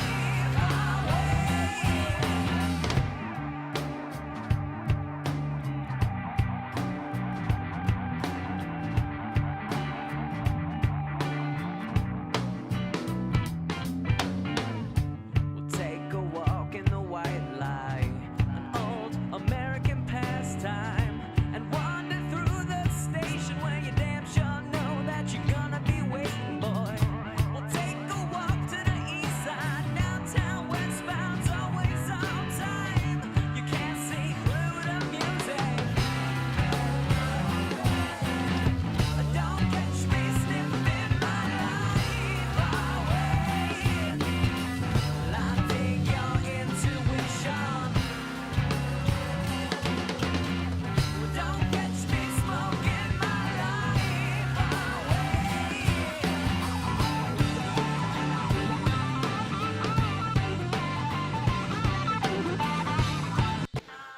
Botch the solo ride. I dig your intuition. I dig your intuition. See, that's a 2 dB drop, and it should have been like a 1 dB drop. And that's the difference. You can hear that it's okay. It's not bad when it comes down to make room for the vocals, but that's how little of a difference things make. 2 dB is a lot. I dig your intuition. Don't catch me smoking my life away.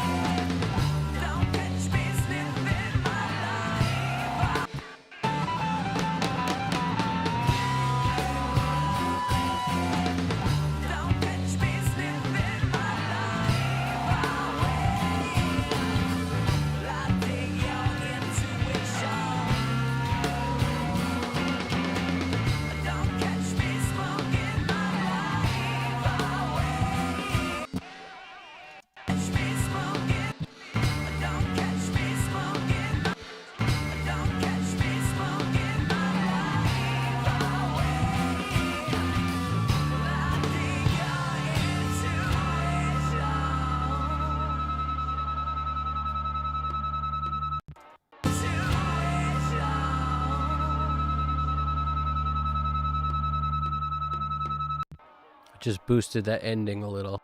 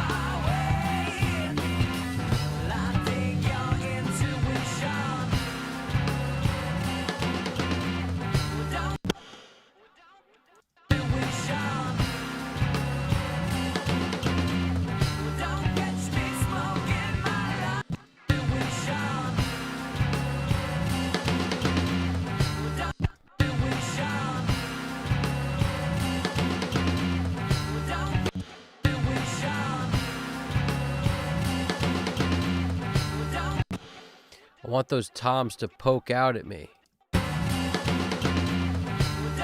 That's the problem when you get like 4 overheads sometimes, that you just don't get enough toms. So you just got to come up to the tom track, find on the overhead track rather, find the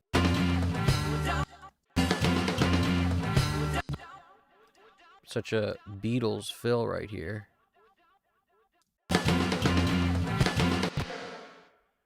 Try to leave the snare part out of it. Sounds like he's it's at least 1, 2, 3, 4.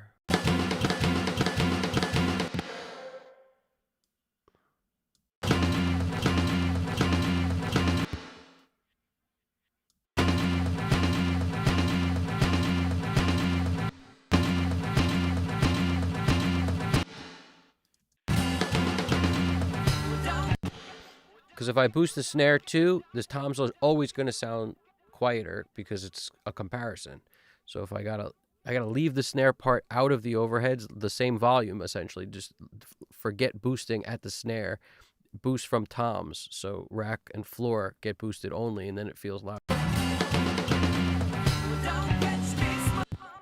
And you could bump it pretty much a lot. If the cymbal comes in too hot, I'll take it down before the cymbal.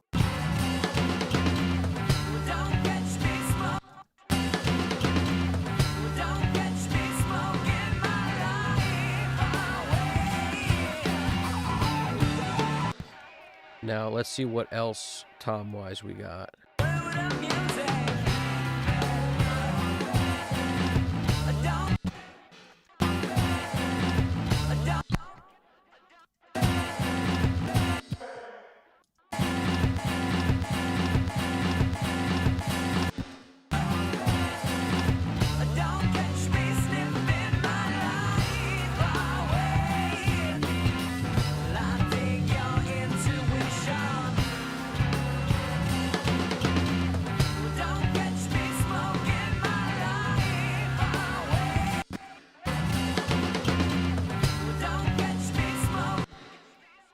Take it down 1 beat earlier.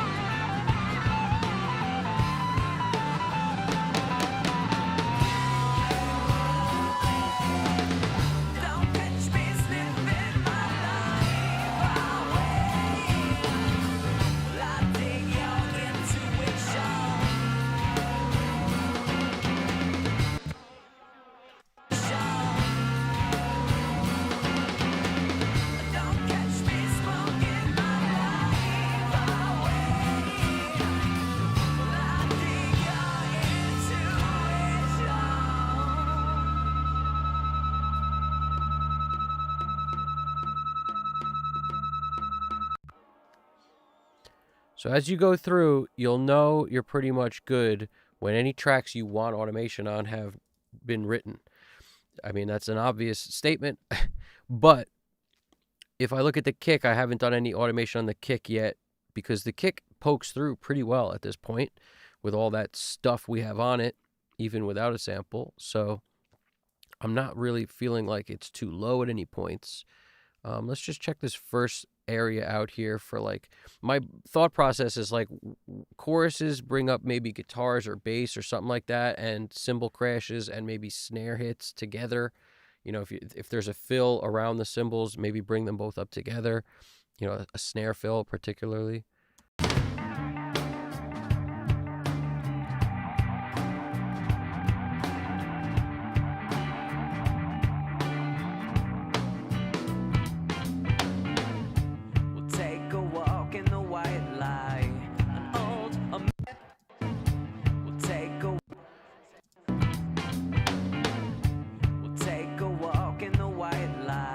An old American pastime and wander through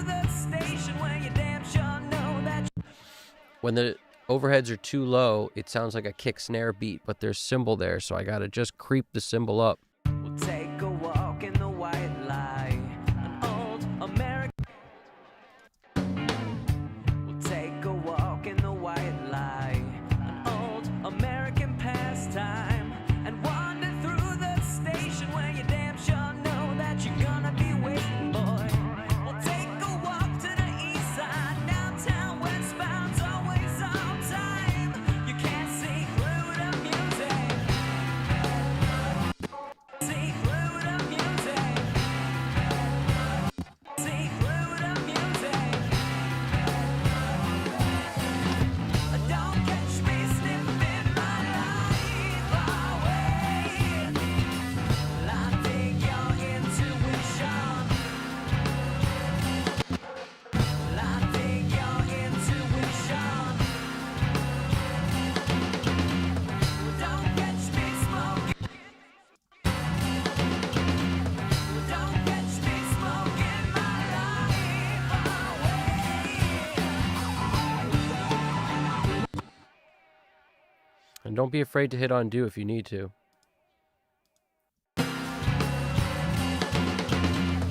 Don't catch me smoking my life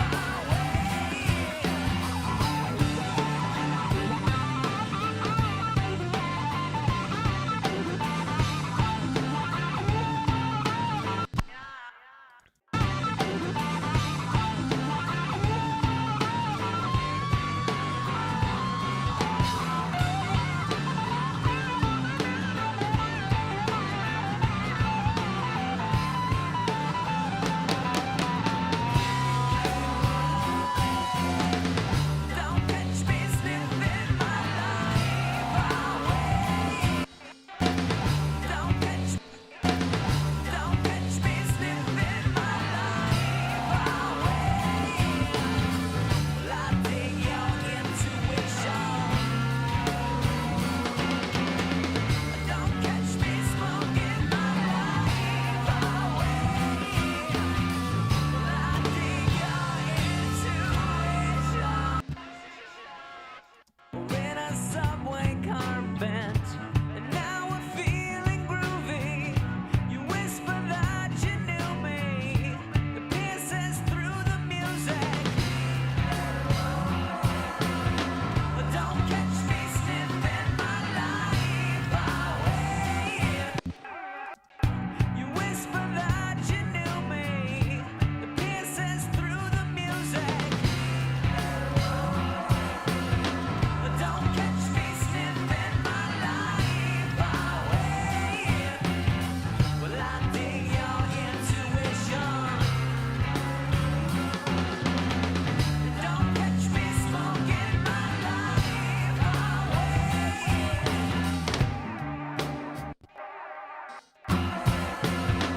Don't catch me slipping my life away. Well, I dig your intuition. Don't catch me smoking my life away. Don't catch me slipping my life away. Well, I dig. Well, I dig your intuition. Well, I dig your. Well, I dig your Well, I dig your There's just one kick hit that's loud in the same spot on this chord. Well, I dig your Well, I dig your intuition. Don't catch me smoking my life. Hear it here too. Catch me smoking my life. Catch me smoking my life away.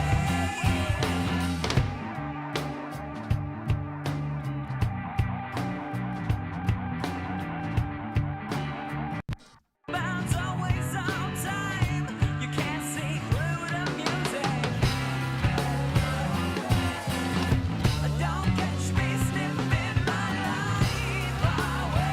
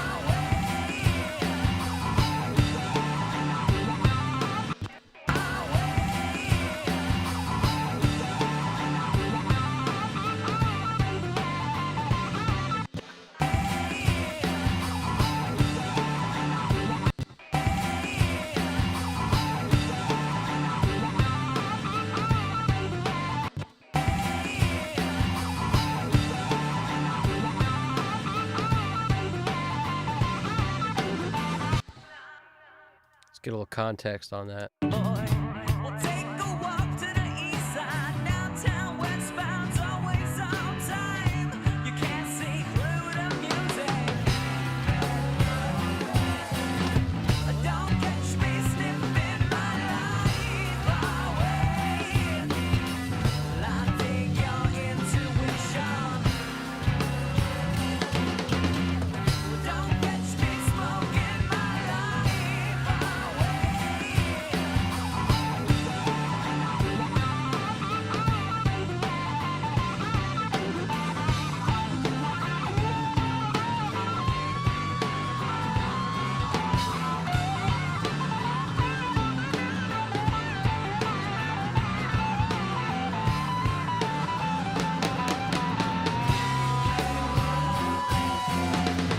Don't catch me sniffing my life away. I dig your intuition. Don't catch me smoking my life away.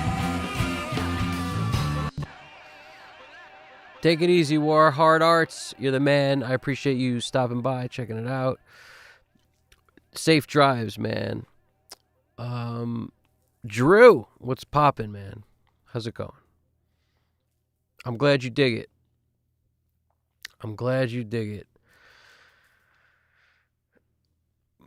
I'm glad you're here and I'm glad you dig it. You don't know it yet, but one day we may produce something together.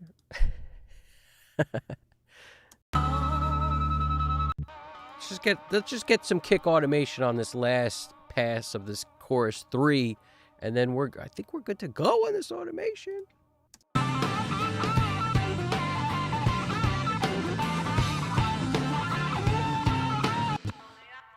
I'm definitely feeling like I might need to take a bathroom break. I dig your intuition. Don't catch me smoking my life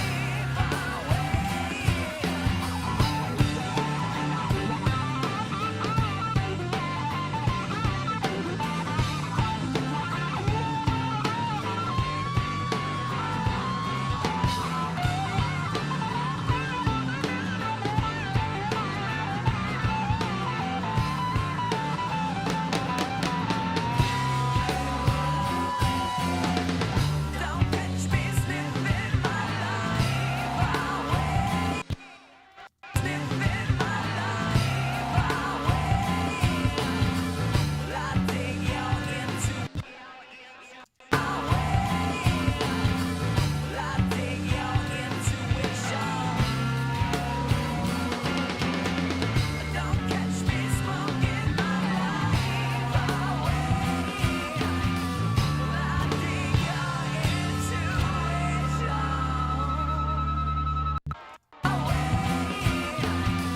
I dig your intuition.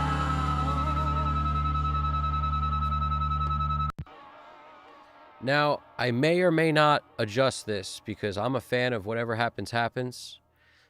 But just listen to this one hit. Don't catch me smoking my life away. I dig your intuition. Now, I can't adjust it. All I can maybe do is put another kick on the first hit that has like a very minuscule kick on it.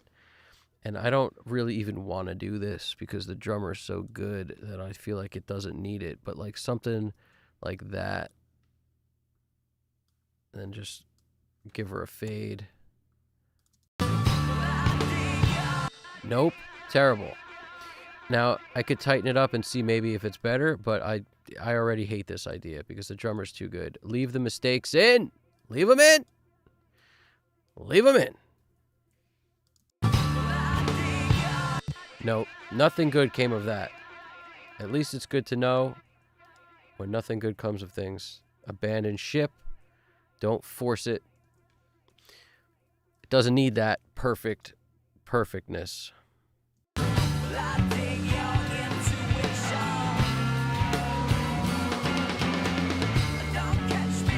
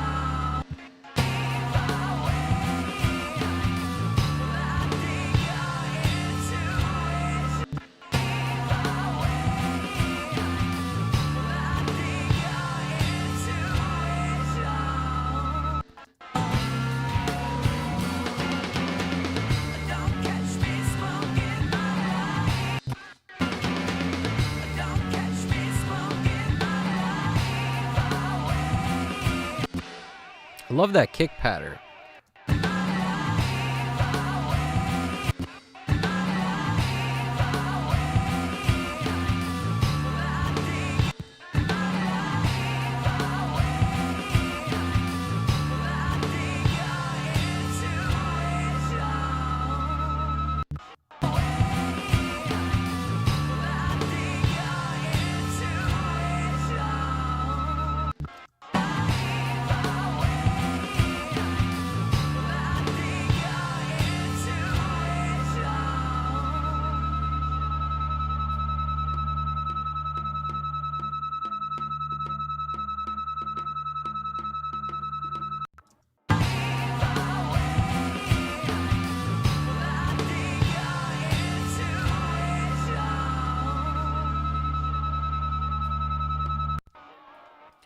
Through the back ends or up to my apartment. We're in a subway car bent, and now we're feeling groovy. You whisper that you knew me.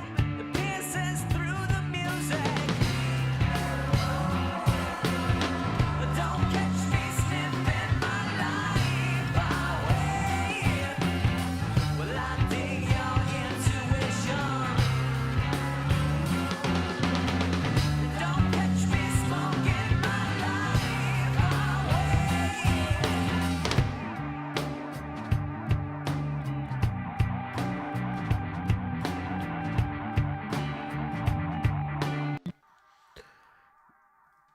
I think I'm feeling it. I think I'm feeling it. Up, up, up, up, up, up. After all these, that's how I'm feeling. I might have to take a quick bathroom break. I'll probably play it through from here, and then we'll just decide on any sweetening finishing touches at the end, like maybe some saturation in the front, maybe a touch of curve bender to add a little oomph or omph, depending on where you're from. And then we'll just kind of roll with it and see what happens. You know what I'm saying? That's kind of how I'm feeling, man. It's kind of how I'm feeling. So we just turn these all to read with the shift option. Boom, everything highlighted goes to read. So now I don't have to worry about messing up automation. So that's a nice deal. The other is static fairly, so it didn't need anything really, but everything else has been touched. And not in a creepy way. Just automated. Well, I dig your intuition. Don't catch me smoking my life away.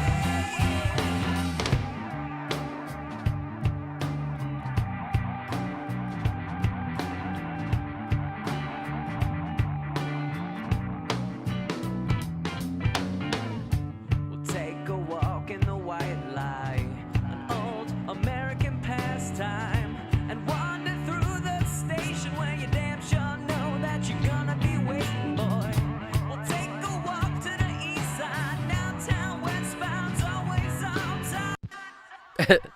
Did you see that? That was the first time we hit one of those, like, be careful. You've had to, look at all the plugins I got rolling on this too. So many of them are UAD, but I'll tell you, there's a lot of like 1084 stuff that we don't need to be on because we're not even doing anything with it.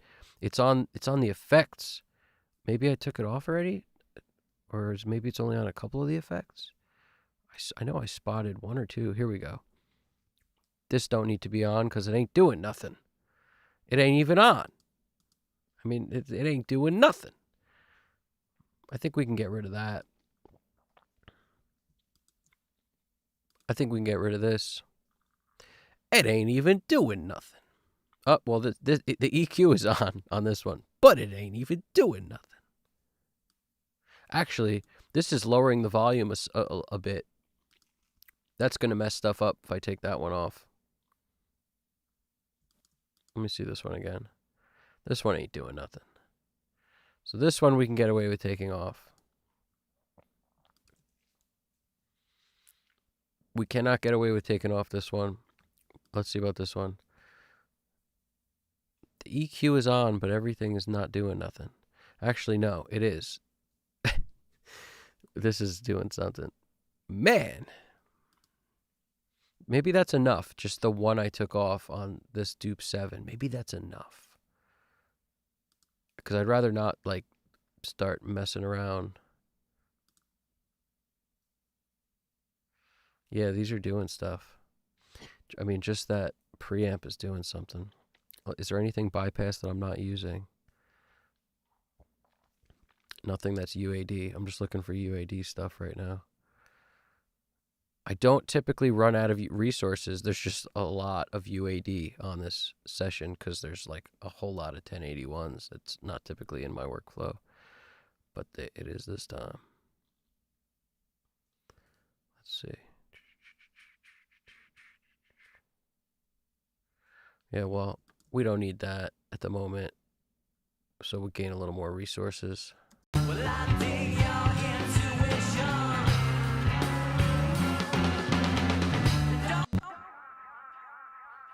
Let's just run it through with the mix head on it. Well, I dig your intuition. Don't catch me smoking. I'm going to take a quick bathroom break. Let's run it through. I'll let you hear where it's at. And then when I come back, we'll deal with the rest. If there is a rest, there might be a rest. There's probably going to be a rest. There's a rest. Here we go. So take a quick break. I'm going to run this. GDP, hit him with the bathroom break one time. All right. Doing my bathroom break thing. See y'all in a second. I might as well print it too while I'm at it. That's always fun. Let's print everything from this onto a new track. Stereo audio track. We're going to call it Keep It Movin' without a G. Keep It Movin' with an apostrophe.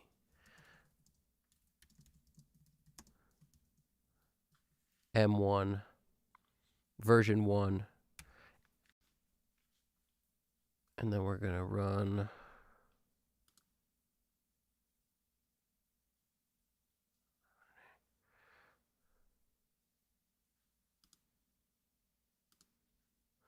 We're going with bus 7 and 8.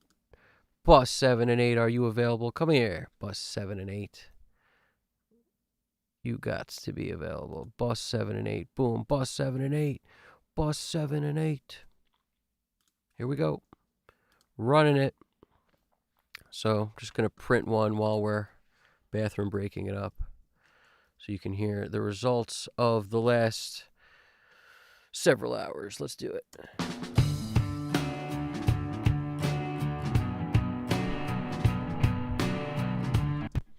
Let me turn my mic off because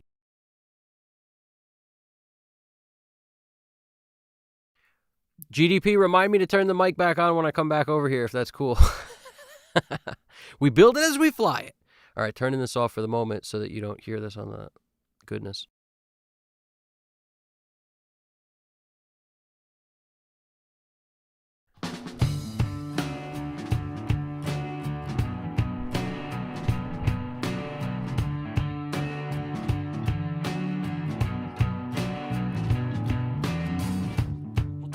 Trip to Manhattan. I'll take you through the back ends or up to my apartment or in a subway car.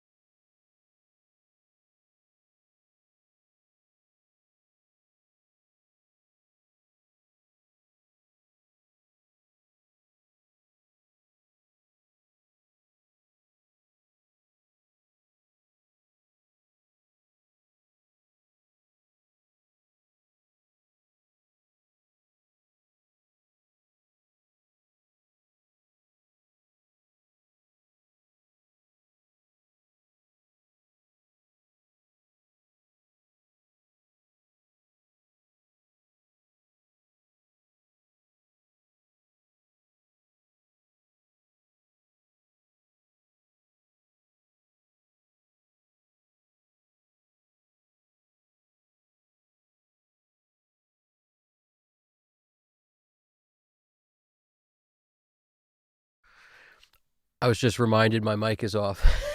That's honestly, we build it while we fly it, but we got a solid team over here reminding me of turning stuff on and turning stuff off. I knew I was going to forget that. That was my first drink in 6.5 hours. That's all I was saying. And I was also saying the only reason it's possible for me to mix this long and not have beat up ears, is I don't recommend people doing it, but the only way is because the music's so low. I'm going to check on my decibel meter and figure out exactly how loud this is, and I'm not talking about on the clarity. I mean, in the room, it's so low in here. I try to avoid touching the volume, and I really like mixing low. I'll often check loud, but I immediately shoot it back down to low. And in this case, I haven't really even bothered to get that loud to check yet. I'm about to do that now, though, just to make sure it's good. But automation and all that, do it when it's quiet. It's the only way you have any idea where your vocals should be or anything. Quiet mixing is so helpful. All right, here we go. Let's just see something. I think that on the meter, it's telling me that this is like negative 14 LUFS, which for me is like super quiet. But once I turn a couple other things on right now, it'll get louder. I'm sure I have more room. I'm sure I have more room. I can increase the output. There's no limiter on it or anything. So we'll see where we can go with this.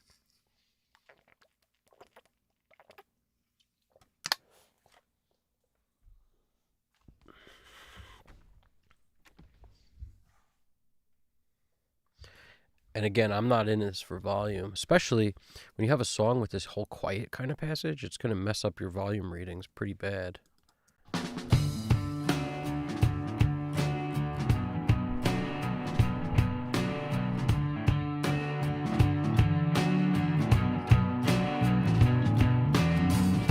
We'll take a trip to Manhattan. I'll take you through the back ends or up to my apartment.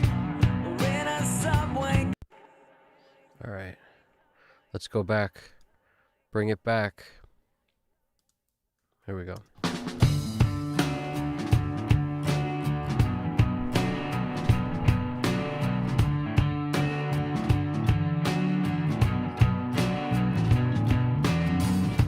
We'll take a trip to Manhattan.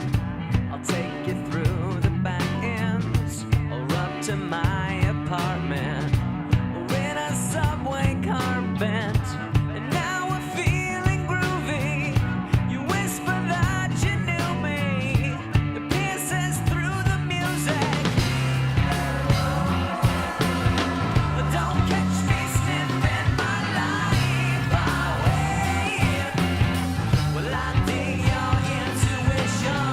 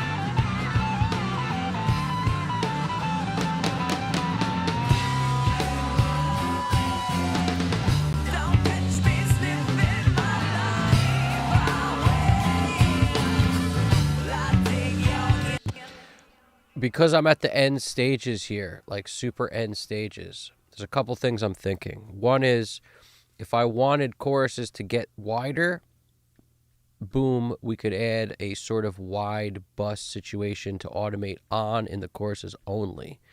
We could also put a plug-in on that's a widener and pop it on in the choruses only. There's a couple things we could do. Some people don't like to do that on the mix bus.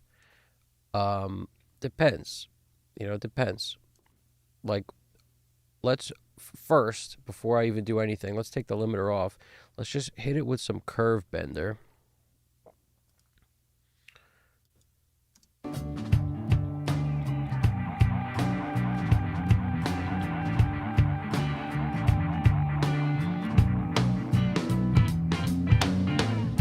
We'll take a walk in the white light, an old American pastime, and wander through the station where you damn sure know that you're gonna be waiting, boy. We'll take a walk to the east side, downtown, westbound's always on time. You can't see through the music. Don't catch me sniffing my life away. I dig your intuition. Don't catch me smoking my life away.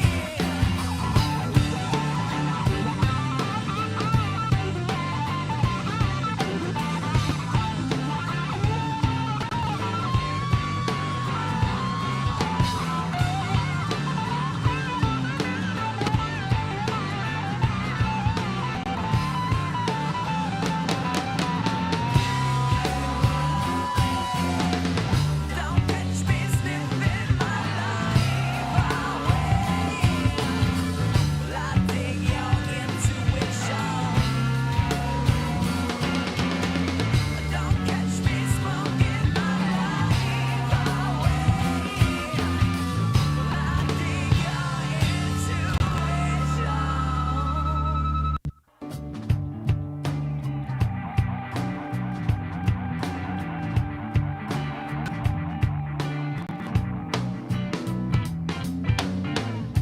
We'll take a walk in the white light, an old American pastime, and wander through the station where you damn sure know that you're gonna be waiting, boy. We'll take a walk to the east side, downtown, westbound's always on time. You can't see through the music. Don't catch me sniffing my life away. I dig your intuition. Don't catch me smoking my life away.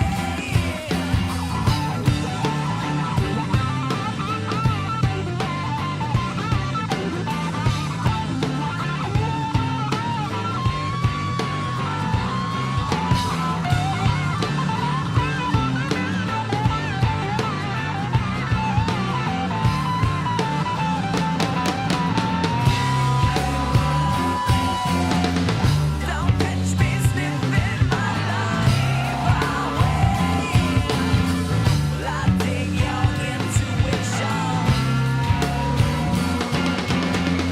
Don't catch me smoking my life away. Let's check out this chat real quick.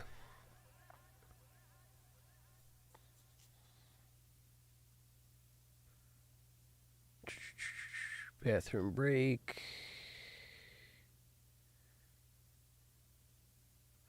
Print and stuff. Absolutely.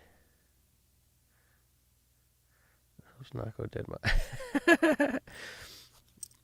Fernando Ferraro thinks the snare is a bit loud. I don't know about you. I'm a loud snare fan, man. Hey, how's it going? Just tuning in. Sounds groovy. Thank you. I appreciate that, Tomorrow's Ghost. Let me see. Let me listen with the idea that maybe the snare might be too loud. Well, I dig your intuition.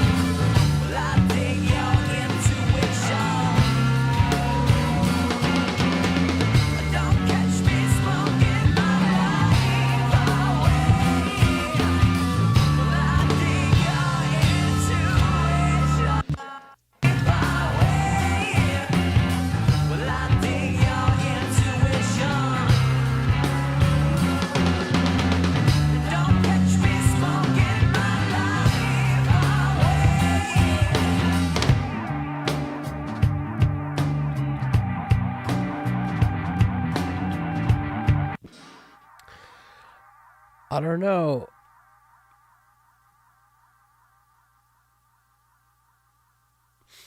I don't know what you're listening on,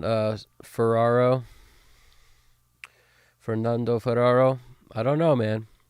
From both these, which are kind of abrasive when they get bright, when I turn the snare down even 1.5 dB, it's like way too low. And when I turn it down 1 dB, it ain't giving me that crack. It just pops through. But it's also, if you notice, it's not static. So some parts are lower, some parts are louder. Some parts may be a little loud, but that was kind of the intention. That's why it's automated up in those parts. You know, a couple dB, not that much, but still. I find when I make it quieter at all, even with keeping the automation, it gets a little too quiet. Wander through the station where you damn sure know that you're gonna be waiting, boy. We'll take a walk to the east side, downtown, westbound's always on time. You can't see through the music. Don't catch me sniffing my life away. Well, I dig your intuition. Don't catch me smoking my life away.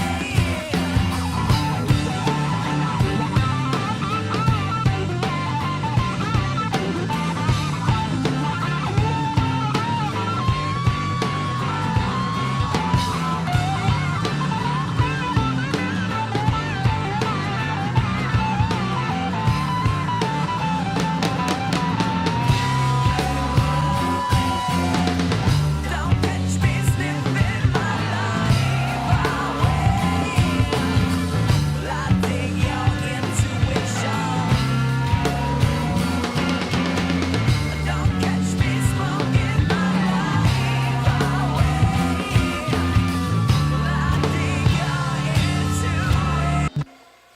It could be a tone thing, because when I take the 4kg off, and it's really, the 4kg is just cutting out some of the woofiness or whatever boxiness you want to call it, but it's actually, there's something about, like this, I mentioned this earlier, but when you turn on the mic pre, it tightens things up and pokes them a little bit in a way that's, it's supposed to be saturation or something, but it winds up sometimes being just sort of harshness. Like it just gets a little too narrow. And when I take that off, it definitely rounds out a little. So maybe it's a tone thing you're just not into. You know, to each his own. Dig your intuition. Don't catch me smoking my life away.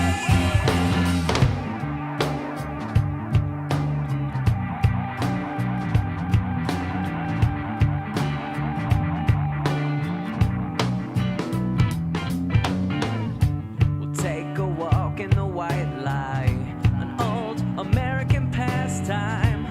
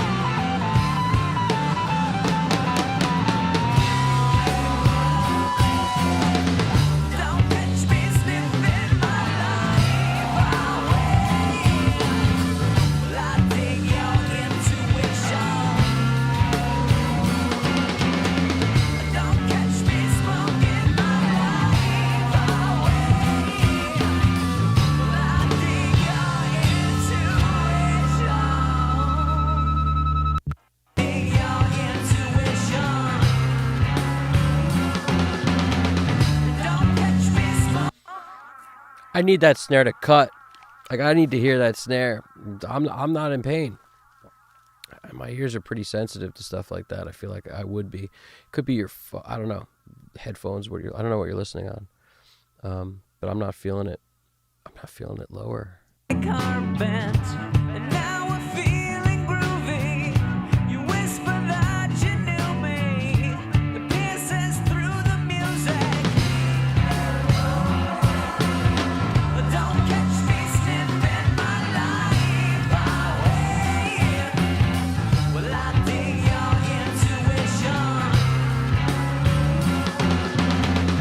Don't catch me smoking my life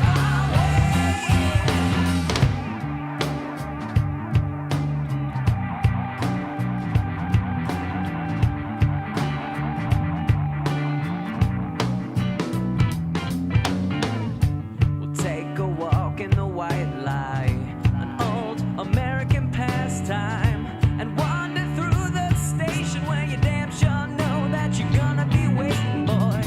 We'll take a walk to the east side, downtown, westbound's always on time. You can't see through the music. Don't catch me sniffing my life away. I dig your intuition. Don't catch me smoking my life away.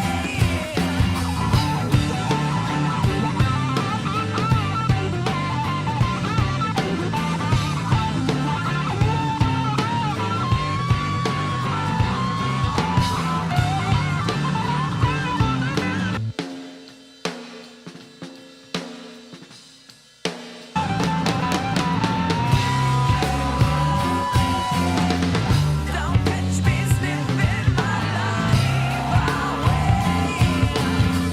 I dig your intuition.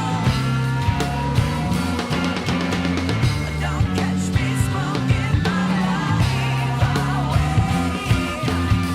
I dig your intuition.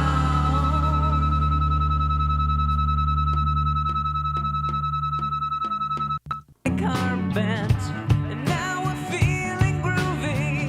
You whisper that you knew me. The pierces through the music. Don't catch me sniffing my life away.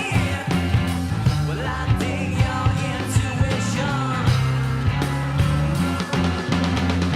Don't catch me smoking my life away.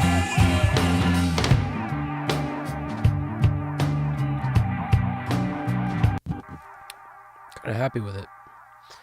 Kind of happy with it, man. All right, let's see what's going on with the mix bus down here. We'll take a trip to Manhattan. I'll take you through the back ends or up to my apartment. We're in a subway car bent, and now we're feeling groovy. You whisper that you knew me. The pierces through the music. Don't catch me sniffing my life away. Well, I dig your intuition. Don't catch me smoking.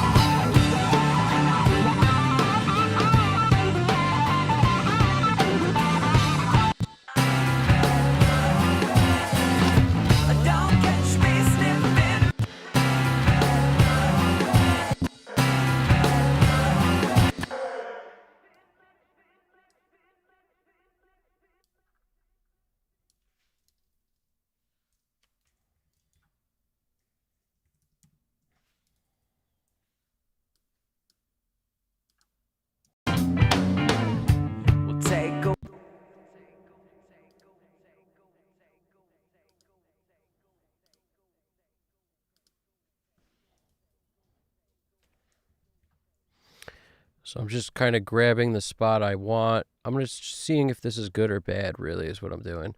Turning it off in the verses, and then we're going to turn this on here. So off in verses, on in choruses. See how the stereo imager is on? So we're going to get wider in the choruses on the mix bus level. Sometimes it pays to do this not on the mix bus, but on the tracks themselves. But, you know, plenty of mixes I've done have like a widener on the mix bus, and I don't hate it. Depends on how it's used, how much you use of it. So in this case, we're leaving it on in the chorus. We'll take it off in the solo, and then we'll put it back in the other chorus. I think that makes the most sense. So the reason I'm able to grab these spots so easily is because we went through and labeled everything before we started. The chorus, it will be on for the rest of the song. That's what we'll do. Let's just hear how this plays.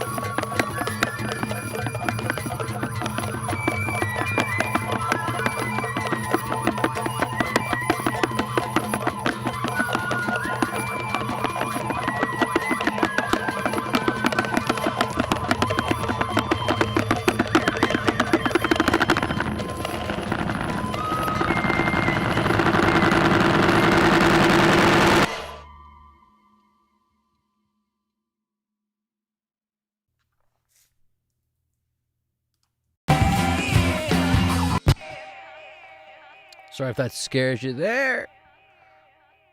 It is pretty scary at the end, I'll tell you that much. Those galloping bongos doing that weird polyrhythm craziness.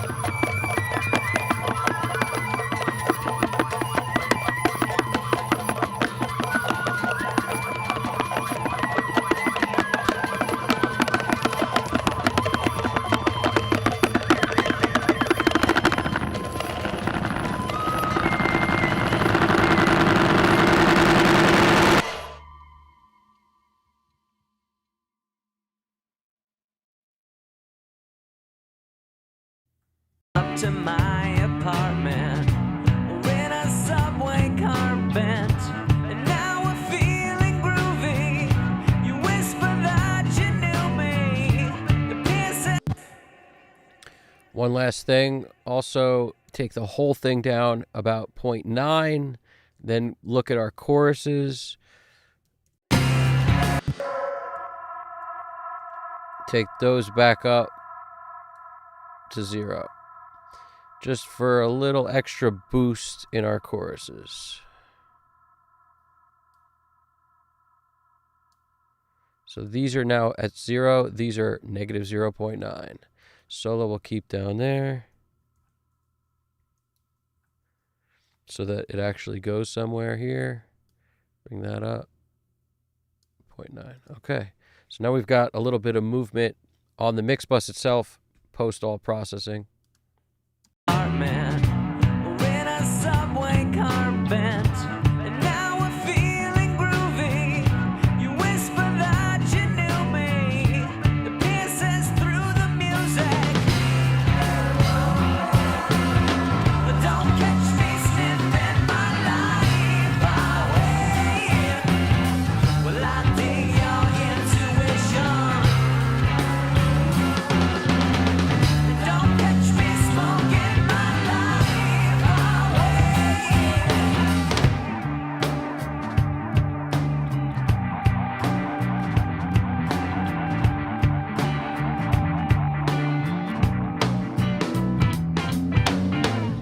We'll take a walk in the white light, an old American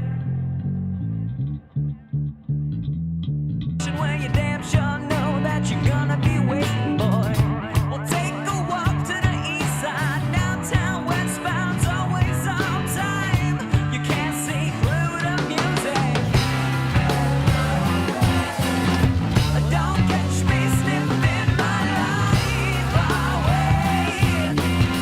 Well, I dig your intuition. Don't catch me smoking my life away.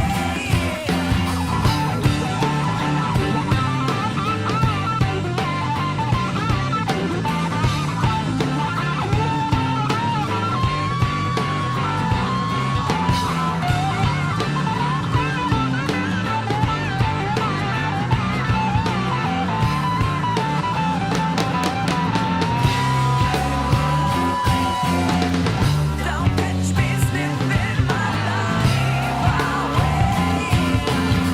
Well, I dig your intuition. Don't catch me smoking my life away. Well, I dig your intuition. Apartment or in a subway car bent. Walk in the white light, an old American pastime, and wander through the station where you damn sure know that you're gonna be waiting, boy. We'll take a walk to the east side, downtown, westbound's always on time. You can't see through the music. Don't catch me sniffing my life away. Well, I dig your intuition. Don't catch me smoking my life away.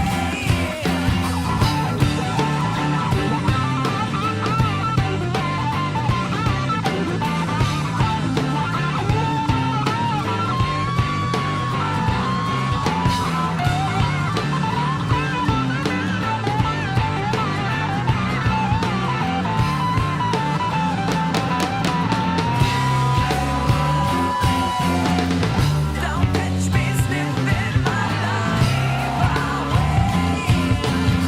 Well, I dig your intuition. Don't catch me smoking my life away. Well, I dig.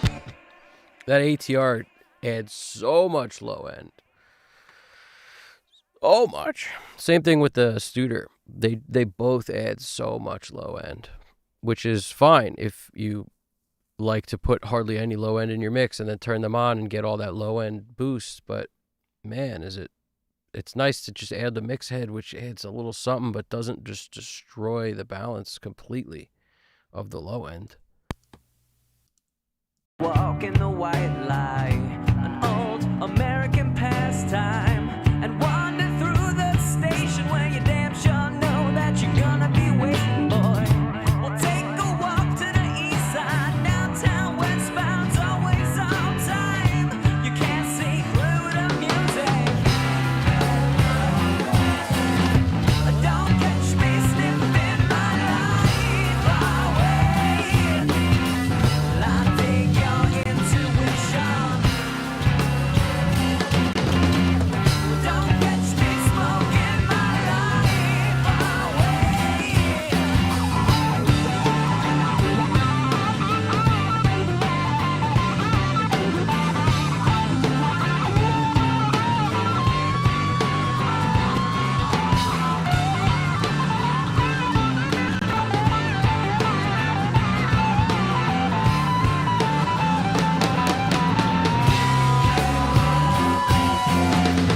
Don't catch me sniffing my life away. I dig your intuition.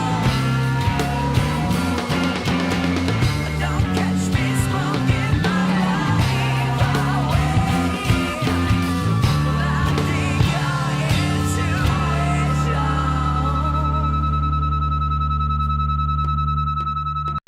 Feeling groovy.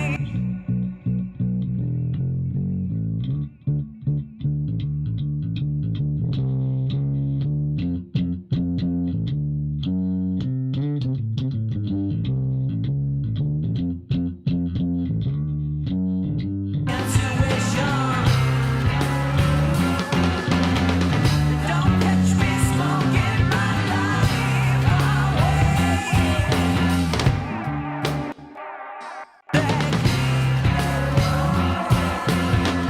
Don't catch me sniffing my life away. Well, I dig your intuition. Don't catch me smoking my life away.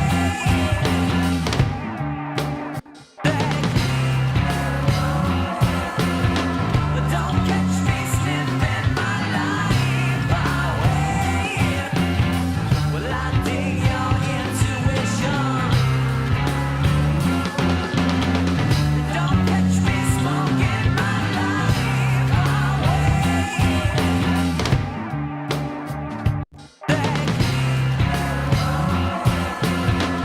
Don't catch me sniffing my life away. Well, I dig your intuition. Don't catch me smoking my life away.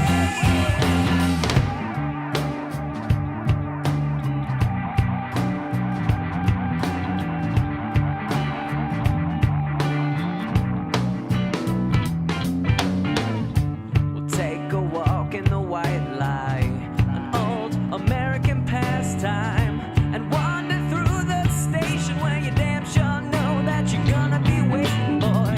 We'll take a walk to the east side, downtown, westbound's always on time. You can't see through the music. Don't catch me sniffing my life away. I dig your intuition.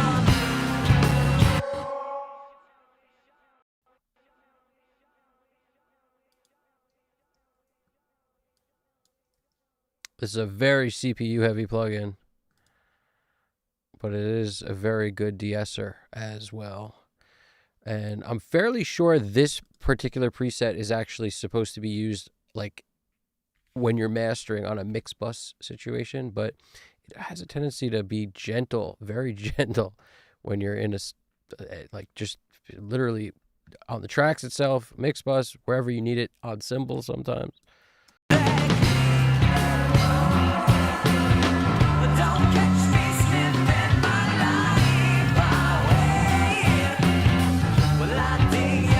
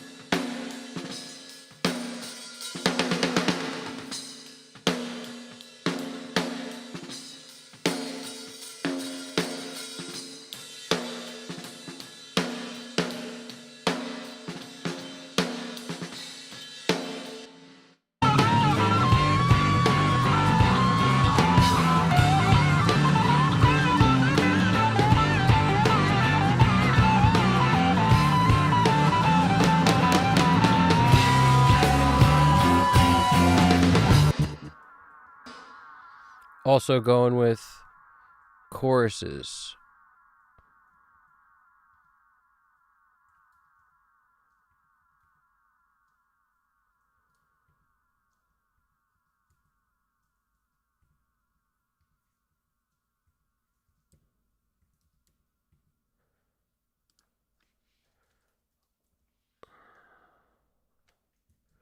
Maybe just on the choruses. We will basically leave it where it is here on the choruses, bring it down everywhere else. So let's just take that up so that we can take this down. And where we're sitting, 14.2.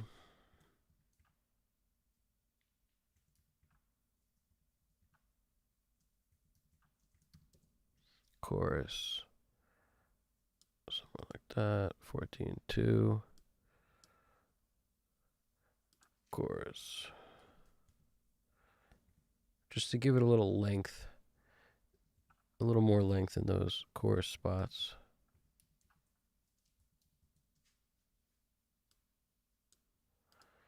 $14.2. See that. We'll leave it in the solo. We'll just take it down a little. When a subway car bent, and now we're feeling groovy. You whisper that you knew me. The pierces through the music. But don't catch me sniffing my life away. Well, I dig your intuition. Don't catch me smoking my life away.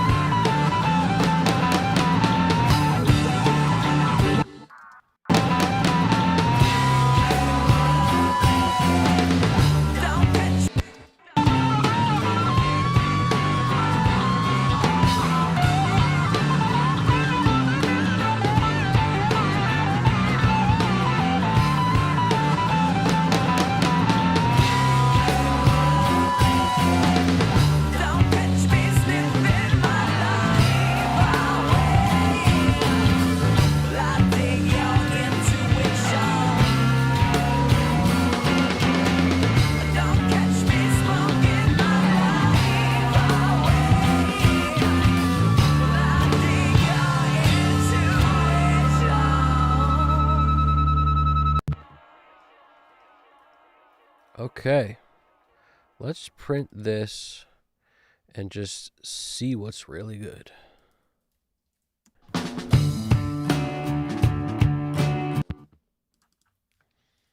now we're up there where I want to be.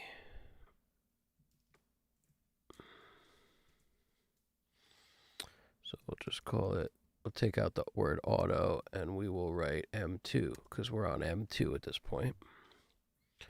Let's print in real time. Now, there's several ways that you can go about printing in real time. You know, the bounce, like where you do Option Command B, and then you just run it in real time. That works too.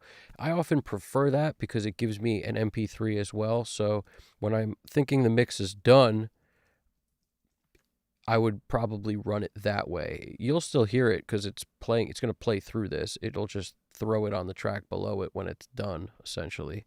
So, like, if I were to hit this, that's that Option Command B. It goes to the bounce mix window, you know, and then what do you got? So I like to name it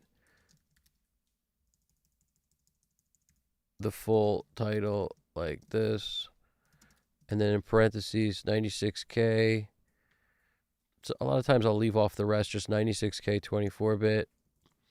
And then I'll put the thing at the end because this is what I always change. So the rest will always stay there. So if I go to bounce another one, I'll just, I'd back up twice, M3 instead of M2, boom. And then file type wave, mix source, right here.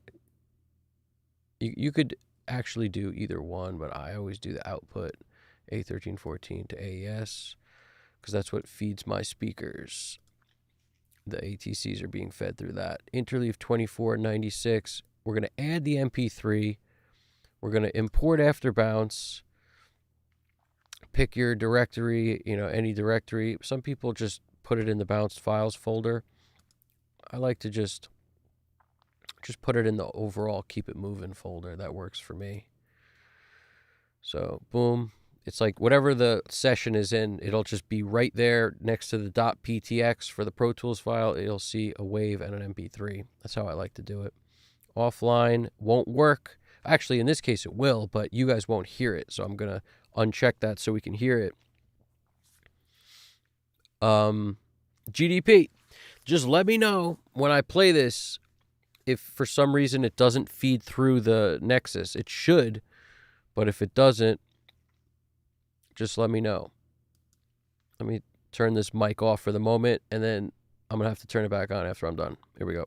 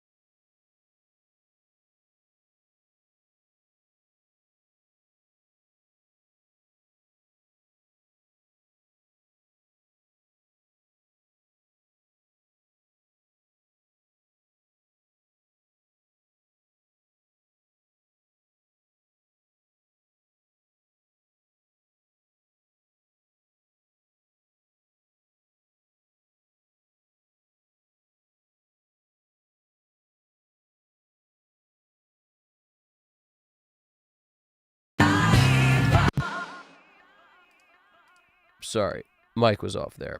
Okay, what I was saying is, let's look at the loudest parts of the song, and you got to be careful because as soon as you hit play, this thing will start reading, but it gives you a false reading in the very beginning. Kisses through the music.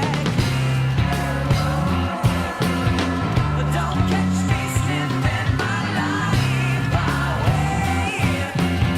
Well, I dig your intuition. Don't catch me.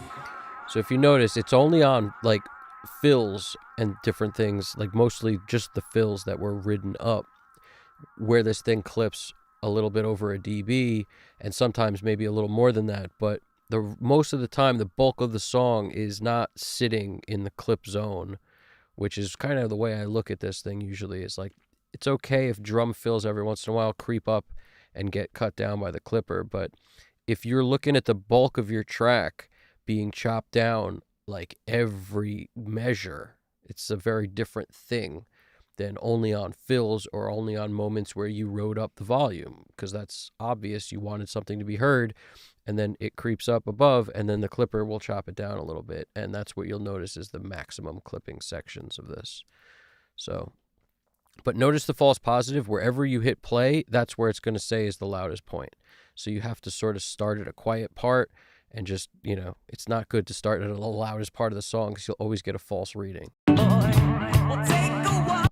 So you notice where it is, but if I back up slightly before that, it'll be a different place. I know that you're gonna be waiting, boy.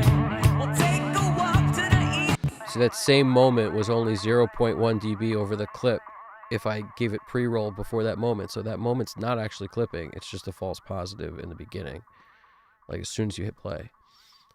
Anyway, that stuff is important to note. Also, when you have quiet sections like this, it fools the metering.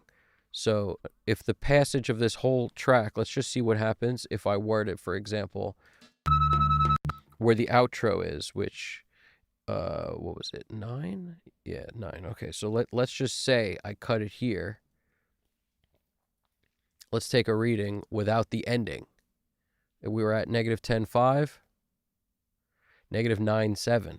So you actually lose a little volume. It looks like it's louder now, but it's not. It's the same exact volume. It's just by having this quiet outro thing, it thinks the track is much lower than it is, but it's the same volume. It's just when they check the integrated LUFS and turn things down accordingly, it won't be turned down as much. Now, this isn't like necessarily a hack, but some people think of it that way, but I don't look at it that way at all. I just think this song happens to have a section like that, and I'm aware of what happens and how the measurements are calculated. So I know that that's the case. So in other words, if it didn't have the outro thing, it would be turned down almost 1 dB more than because it has the outro thing. It will be turned down 1 dB less. It's just something interesting to think about, but I never really think about volume. And the reason being is like, I'm so done with Spotify. I'm just so done with it. So anyway, but I know it's all pretty much streaming platforms are like that and everything, where they normalize to some level so you're not, blown out every time you hit play. But, I'm returning to old school, listening to records again, listening to CDs, listening to cassettes. Let's keep it moving. So anyway, the best thing I could do for something like this is sit on it till tomorrow, then come back, listen to it again, maybe make a few tweaks after that first listen. But I've said before, you got to shake your head, clear your head of this thing. And then your best perspective will be fresh head when you've forgotten about anything you were working on and whatever you were dealing with. That's the best moment. GDP asked a question, which I can definitely address, with and without the widener. Now, I have the widener set very gently. Like, we're talking, this is how I usually set the hardware on the Fusion, come to think of it. And that's why I think I just went there on a go-to level, just barely, like, just past the first dot. In this case, right in the middle of the dot and the +2, and in here, like, a little, the same thing between the dot and the +4. So just past the first dot. just gives me a little extra width. It's subtle. I'm not saying it ain't subtle, but the better you're monitoring, the more you'll hear it. It's just a little extra help between that and this chorus boost of about 1 dB. See, it's down negative 0.9. That helps too. So I'll play it with and without that so you can catch just what it's doing. So right now it's with it on.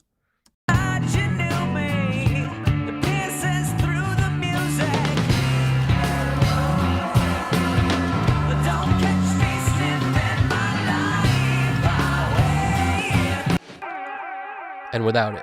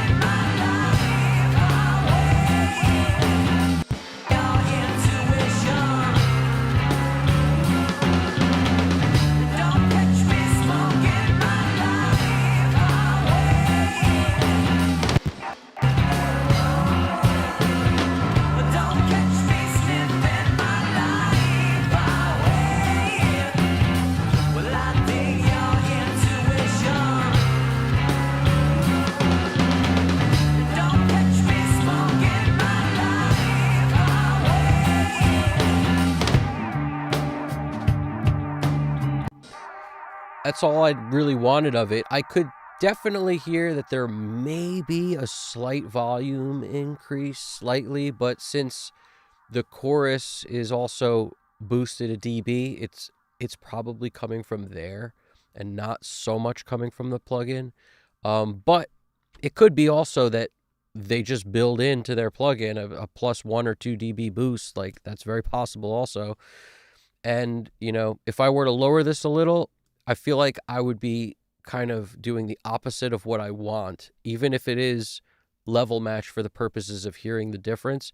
In the mix, it would be doing opposite of what I want, because I want it to get bigger. I want it to feel a little louder. I want it, like, I don't care if it's slightly louder. It's better than being slightly lower in the mix on the final version, right? But when we're listening to determine what it does, turning it down might matter, might help to determine if it's, you know, just adding a little volume to it. So I could try that just for the sake of listening, but I'll probably overshoot too much or something, but we could try it.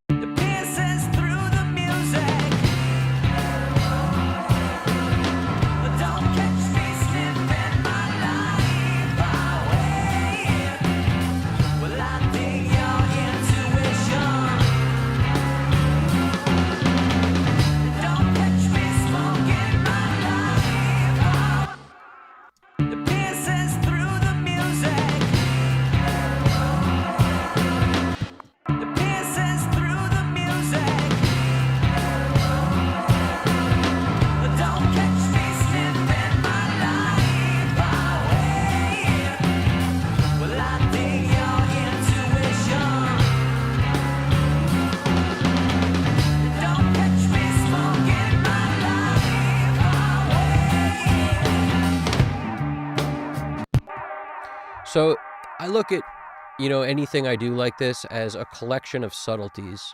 Some people do that high-pass filter thing, the Eric Valentine kind of trick, where he'll do a high-pass filter and a low-pass filter and kind of tighten the verses up. I've done that a bunch of times and just didn't do it on this song. But you keep your verses kind of not getting to the expanse that they could without those filters in the highs and in the lows. And then in the chorus, you take them off and it feels wider and bigger. So that's something you could do. You could also do something like this with the widener, but there's like no end to what you could do as far as bringing excitement to it.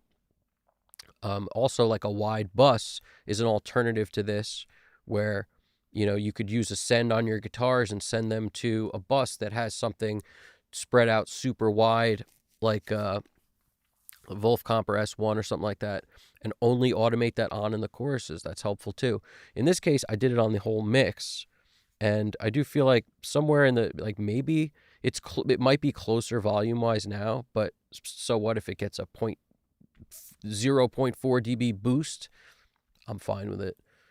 Like it helps that part sound more of what I want, which is to get bigger. So you could see it in the waveform too. I mean, but that's also a little bit because I'm boosting up. I'm boosting it by a dB. And there's dynamics in the song too that kind of go along with these boosts. So it just sort of does what the song was already doing. I wouldn't recommend doing this if you're going opposite the dynamics that already exist. But if you're going with the dynamics, like with the flow of it, then it totally works. It's always on time. You can't see through the music. Don't catch me sniffing my life away. I think your intuition. Don't catch me smoking my life. Just for argument's sake, I'm going to exaggerate it on this B channel here. Let's just kind of get back to where it was. So that's A. We're going to exaggerate it a lot just to hear, so you really hear what it's doing. It's always on time. You can't see through the music. Don't catch me sniffing my life away. I think your intuition. Don't catch me smoking my life away. Don't catch me smoking my life away.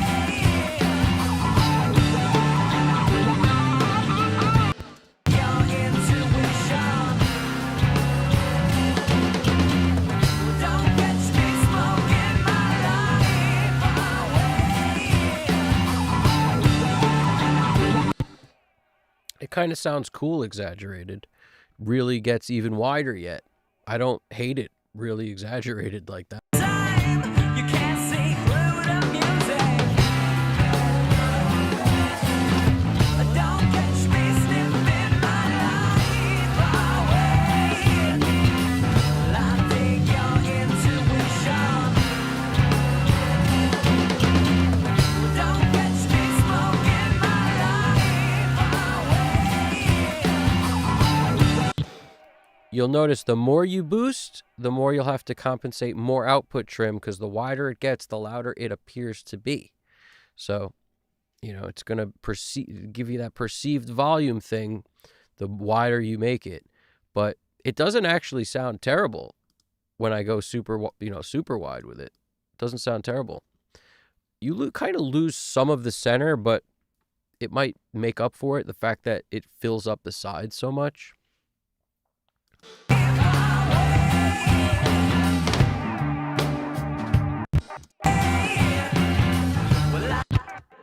You whisper that you knew me. The pierces through the music. Don't catch me sniffing my life away. Well, I dig your intuition. Don't catch me smoking my life away. Yeah, this is where we were. This is 0, 0. This is the A channel. You whisper that you knew me. The pierces through the music. Don't catch me sniffing my life away. Well, I dig your intuition. Don't catch me smoking my life away. That's the battle. Like everything else we do in mixing, it's such a compromise. Yeah, sure, it sounds a little louder, it gets a little wider, but you lose some of that middle. And, that's kind of why I go kind of light on it most of the time when I'm on the mix bus. Unless it's hardware form, there's something about like the Neve MBP that does this completely differently and makes things sound like, you can kind of hit it harder than this in a plugin, but a lot of times I'll use both. I'll use this so lightly because I'm using the Neve MBP a little more heavy-handed. Both of the 3D widening sections of those two devices sound pretty cool when used together. It's just you can't use the Fusion as hard, not nearly as hard. So, there's cool stuff here. There's cool stuff here. I'm going to stick with this one for now until I'm totally fresh on it, because I'm definitely nearing the point where I need something to eat. And then my body's like, food. So I tell you, let's check out what we got going here. CXQ5. I'm with you on that, on your comment there with the your comment about Spotify. I'm with you, man. And yeah, man, I hope you dig it. I'm glad you checked this out. I'm glad you came and checked it out and you're here. This is our first one of these, so we're going to do more of these, obviously. I'm glad to get the first one in the books. And, any tweaks I make to this, I'll keep you guys informed of anything I do from here.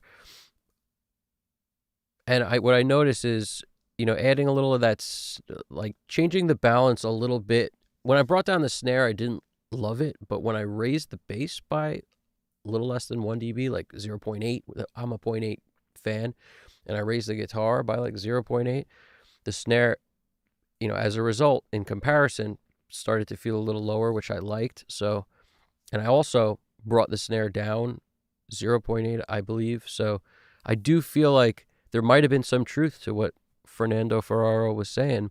It was sounding great. It's just, that 0.8 sometimes is the sweet spot. Like if you can't take it down anything much, or you're thinking it's right, but maybe, go with the 0.8. A lot of times that will satisfy you in either direction, whether it's a little more or a little less. If you're like, I think it needs a little more, but I'm not sure, 0.8 is your friend. And if it doesn't and you're wrong, then it's good. Then leave it alone. But for me, it was a compromise. It was like the parts I was losing it, now I'm getting it back because of the trigger sample, which just comes in like the choruses, and it really just adds length. I mean, that sample itself is not a very, it's a sample that needs to be buried, and that's why it is. And when a part of the song comes in that's super dense and a lot going on, you need to put something there to kind of take up space, because the guitars eat up the length of the snare. Same thing with verbs, like distorted guitars eat up length on pretty much everything, So on verbs, on vocals, or anything, they're going to eat up the length. So you would need more generally in those sections, or whatever you're using for effects. You might need more of it when you have a lot of distorted guitars happening. But anyway, I think I'm definitely going to do it again. And my buddy over there, Shigiono, I don't know how to pronounce it. Shigiono TH Music. You're awesome. Great job. Thanks. I appreciate that, man. Thank you very much.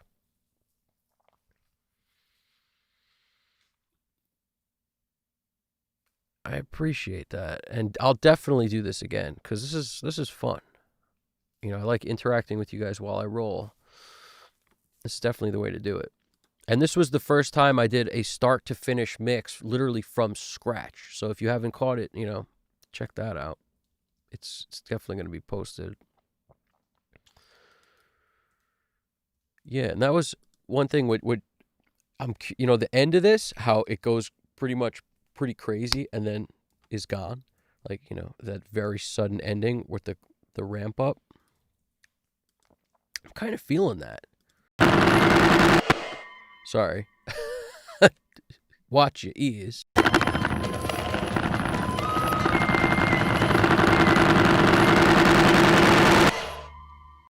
That's something I actually may mess with just to make it a little less abrasive, because it is certainly a little abrasive. I'm going to mess with that real quick. What I'm actually going to do, let's save this as M3. Just bring down that thing at the end, and I'm going to print one just with the ending that doesn't destroy us all.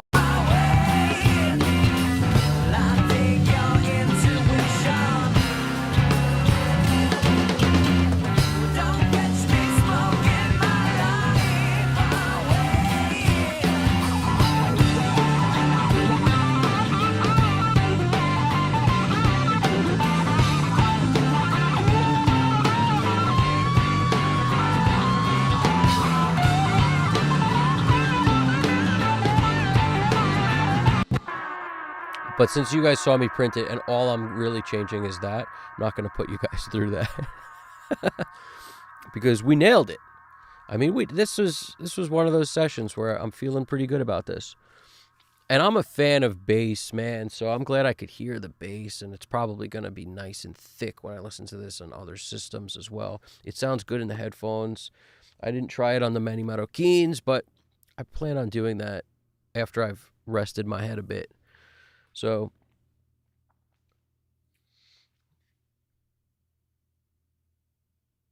nice. We have some good feedback that it's sounding great. Well, I dig your intuition. Don't catch me smoking my life away.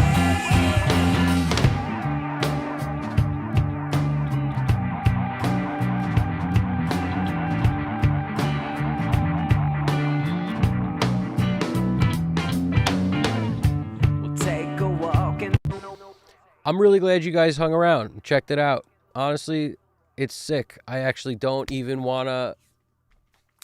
I don't want to go because it was so much fun hanging out, honestly. But you know what? I got to eat or I'm just going to just disintegrate.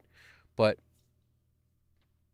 we're going to do another one of these soon. So I appreciate everyone who checked it out. I appreciate you guys so much. Thanks for the comments. Thanks for chiming in, hanging out. More stuff to come. Evan Jaffe, Custom Cut Studios. Everybody, keep in mind,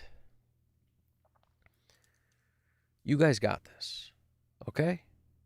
You guys got this. I hope you dug it. Check it out again soon. Take it easy. You guys got this. See you later. Later.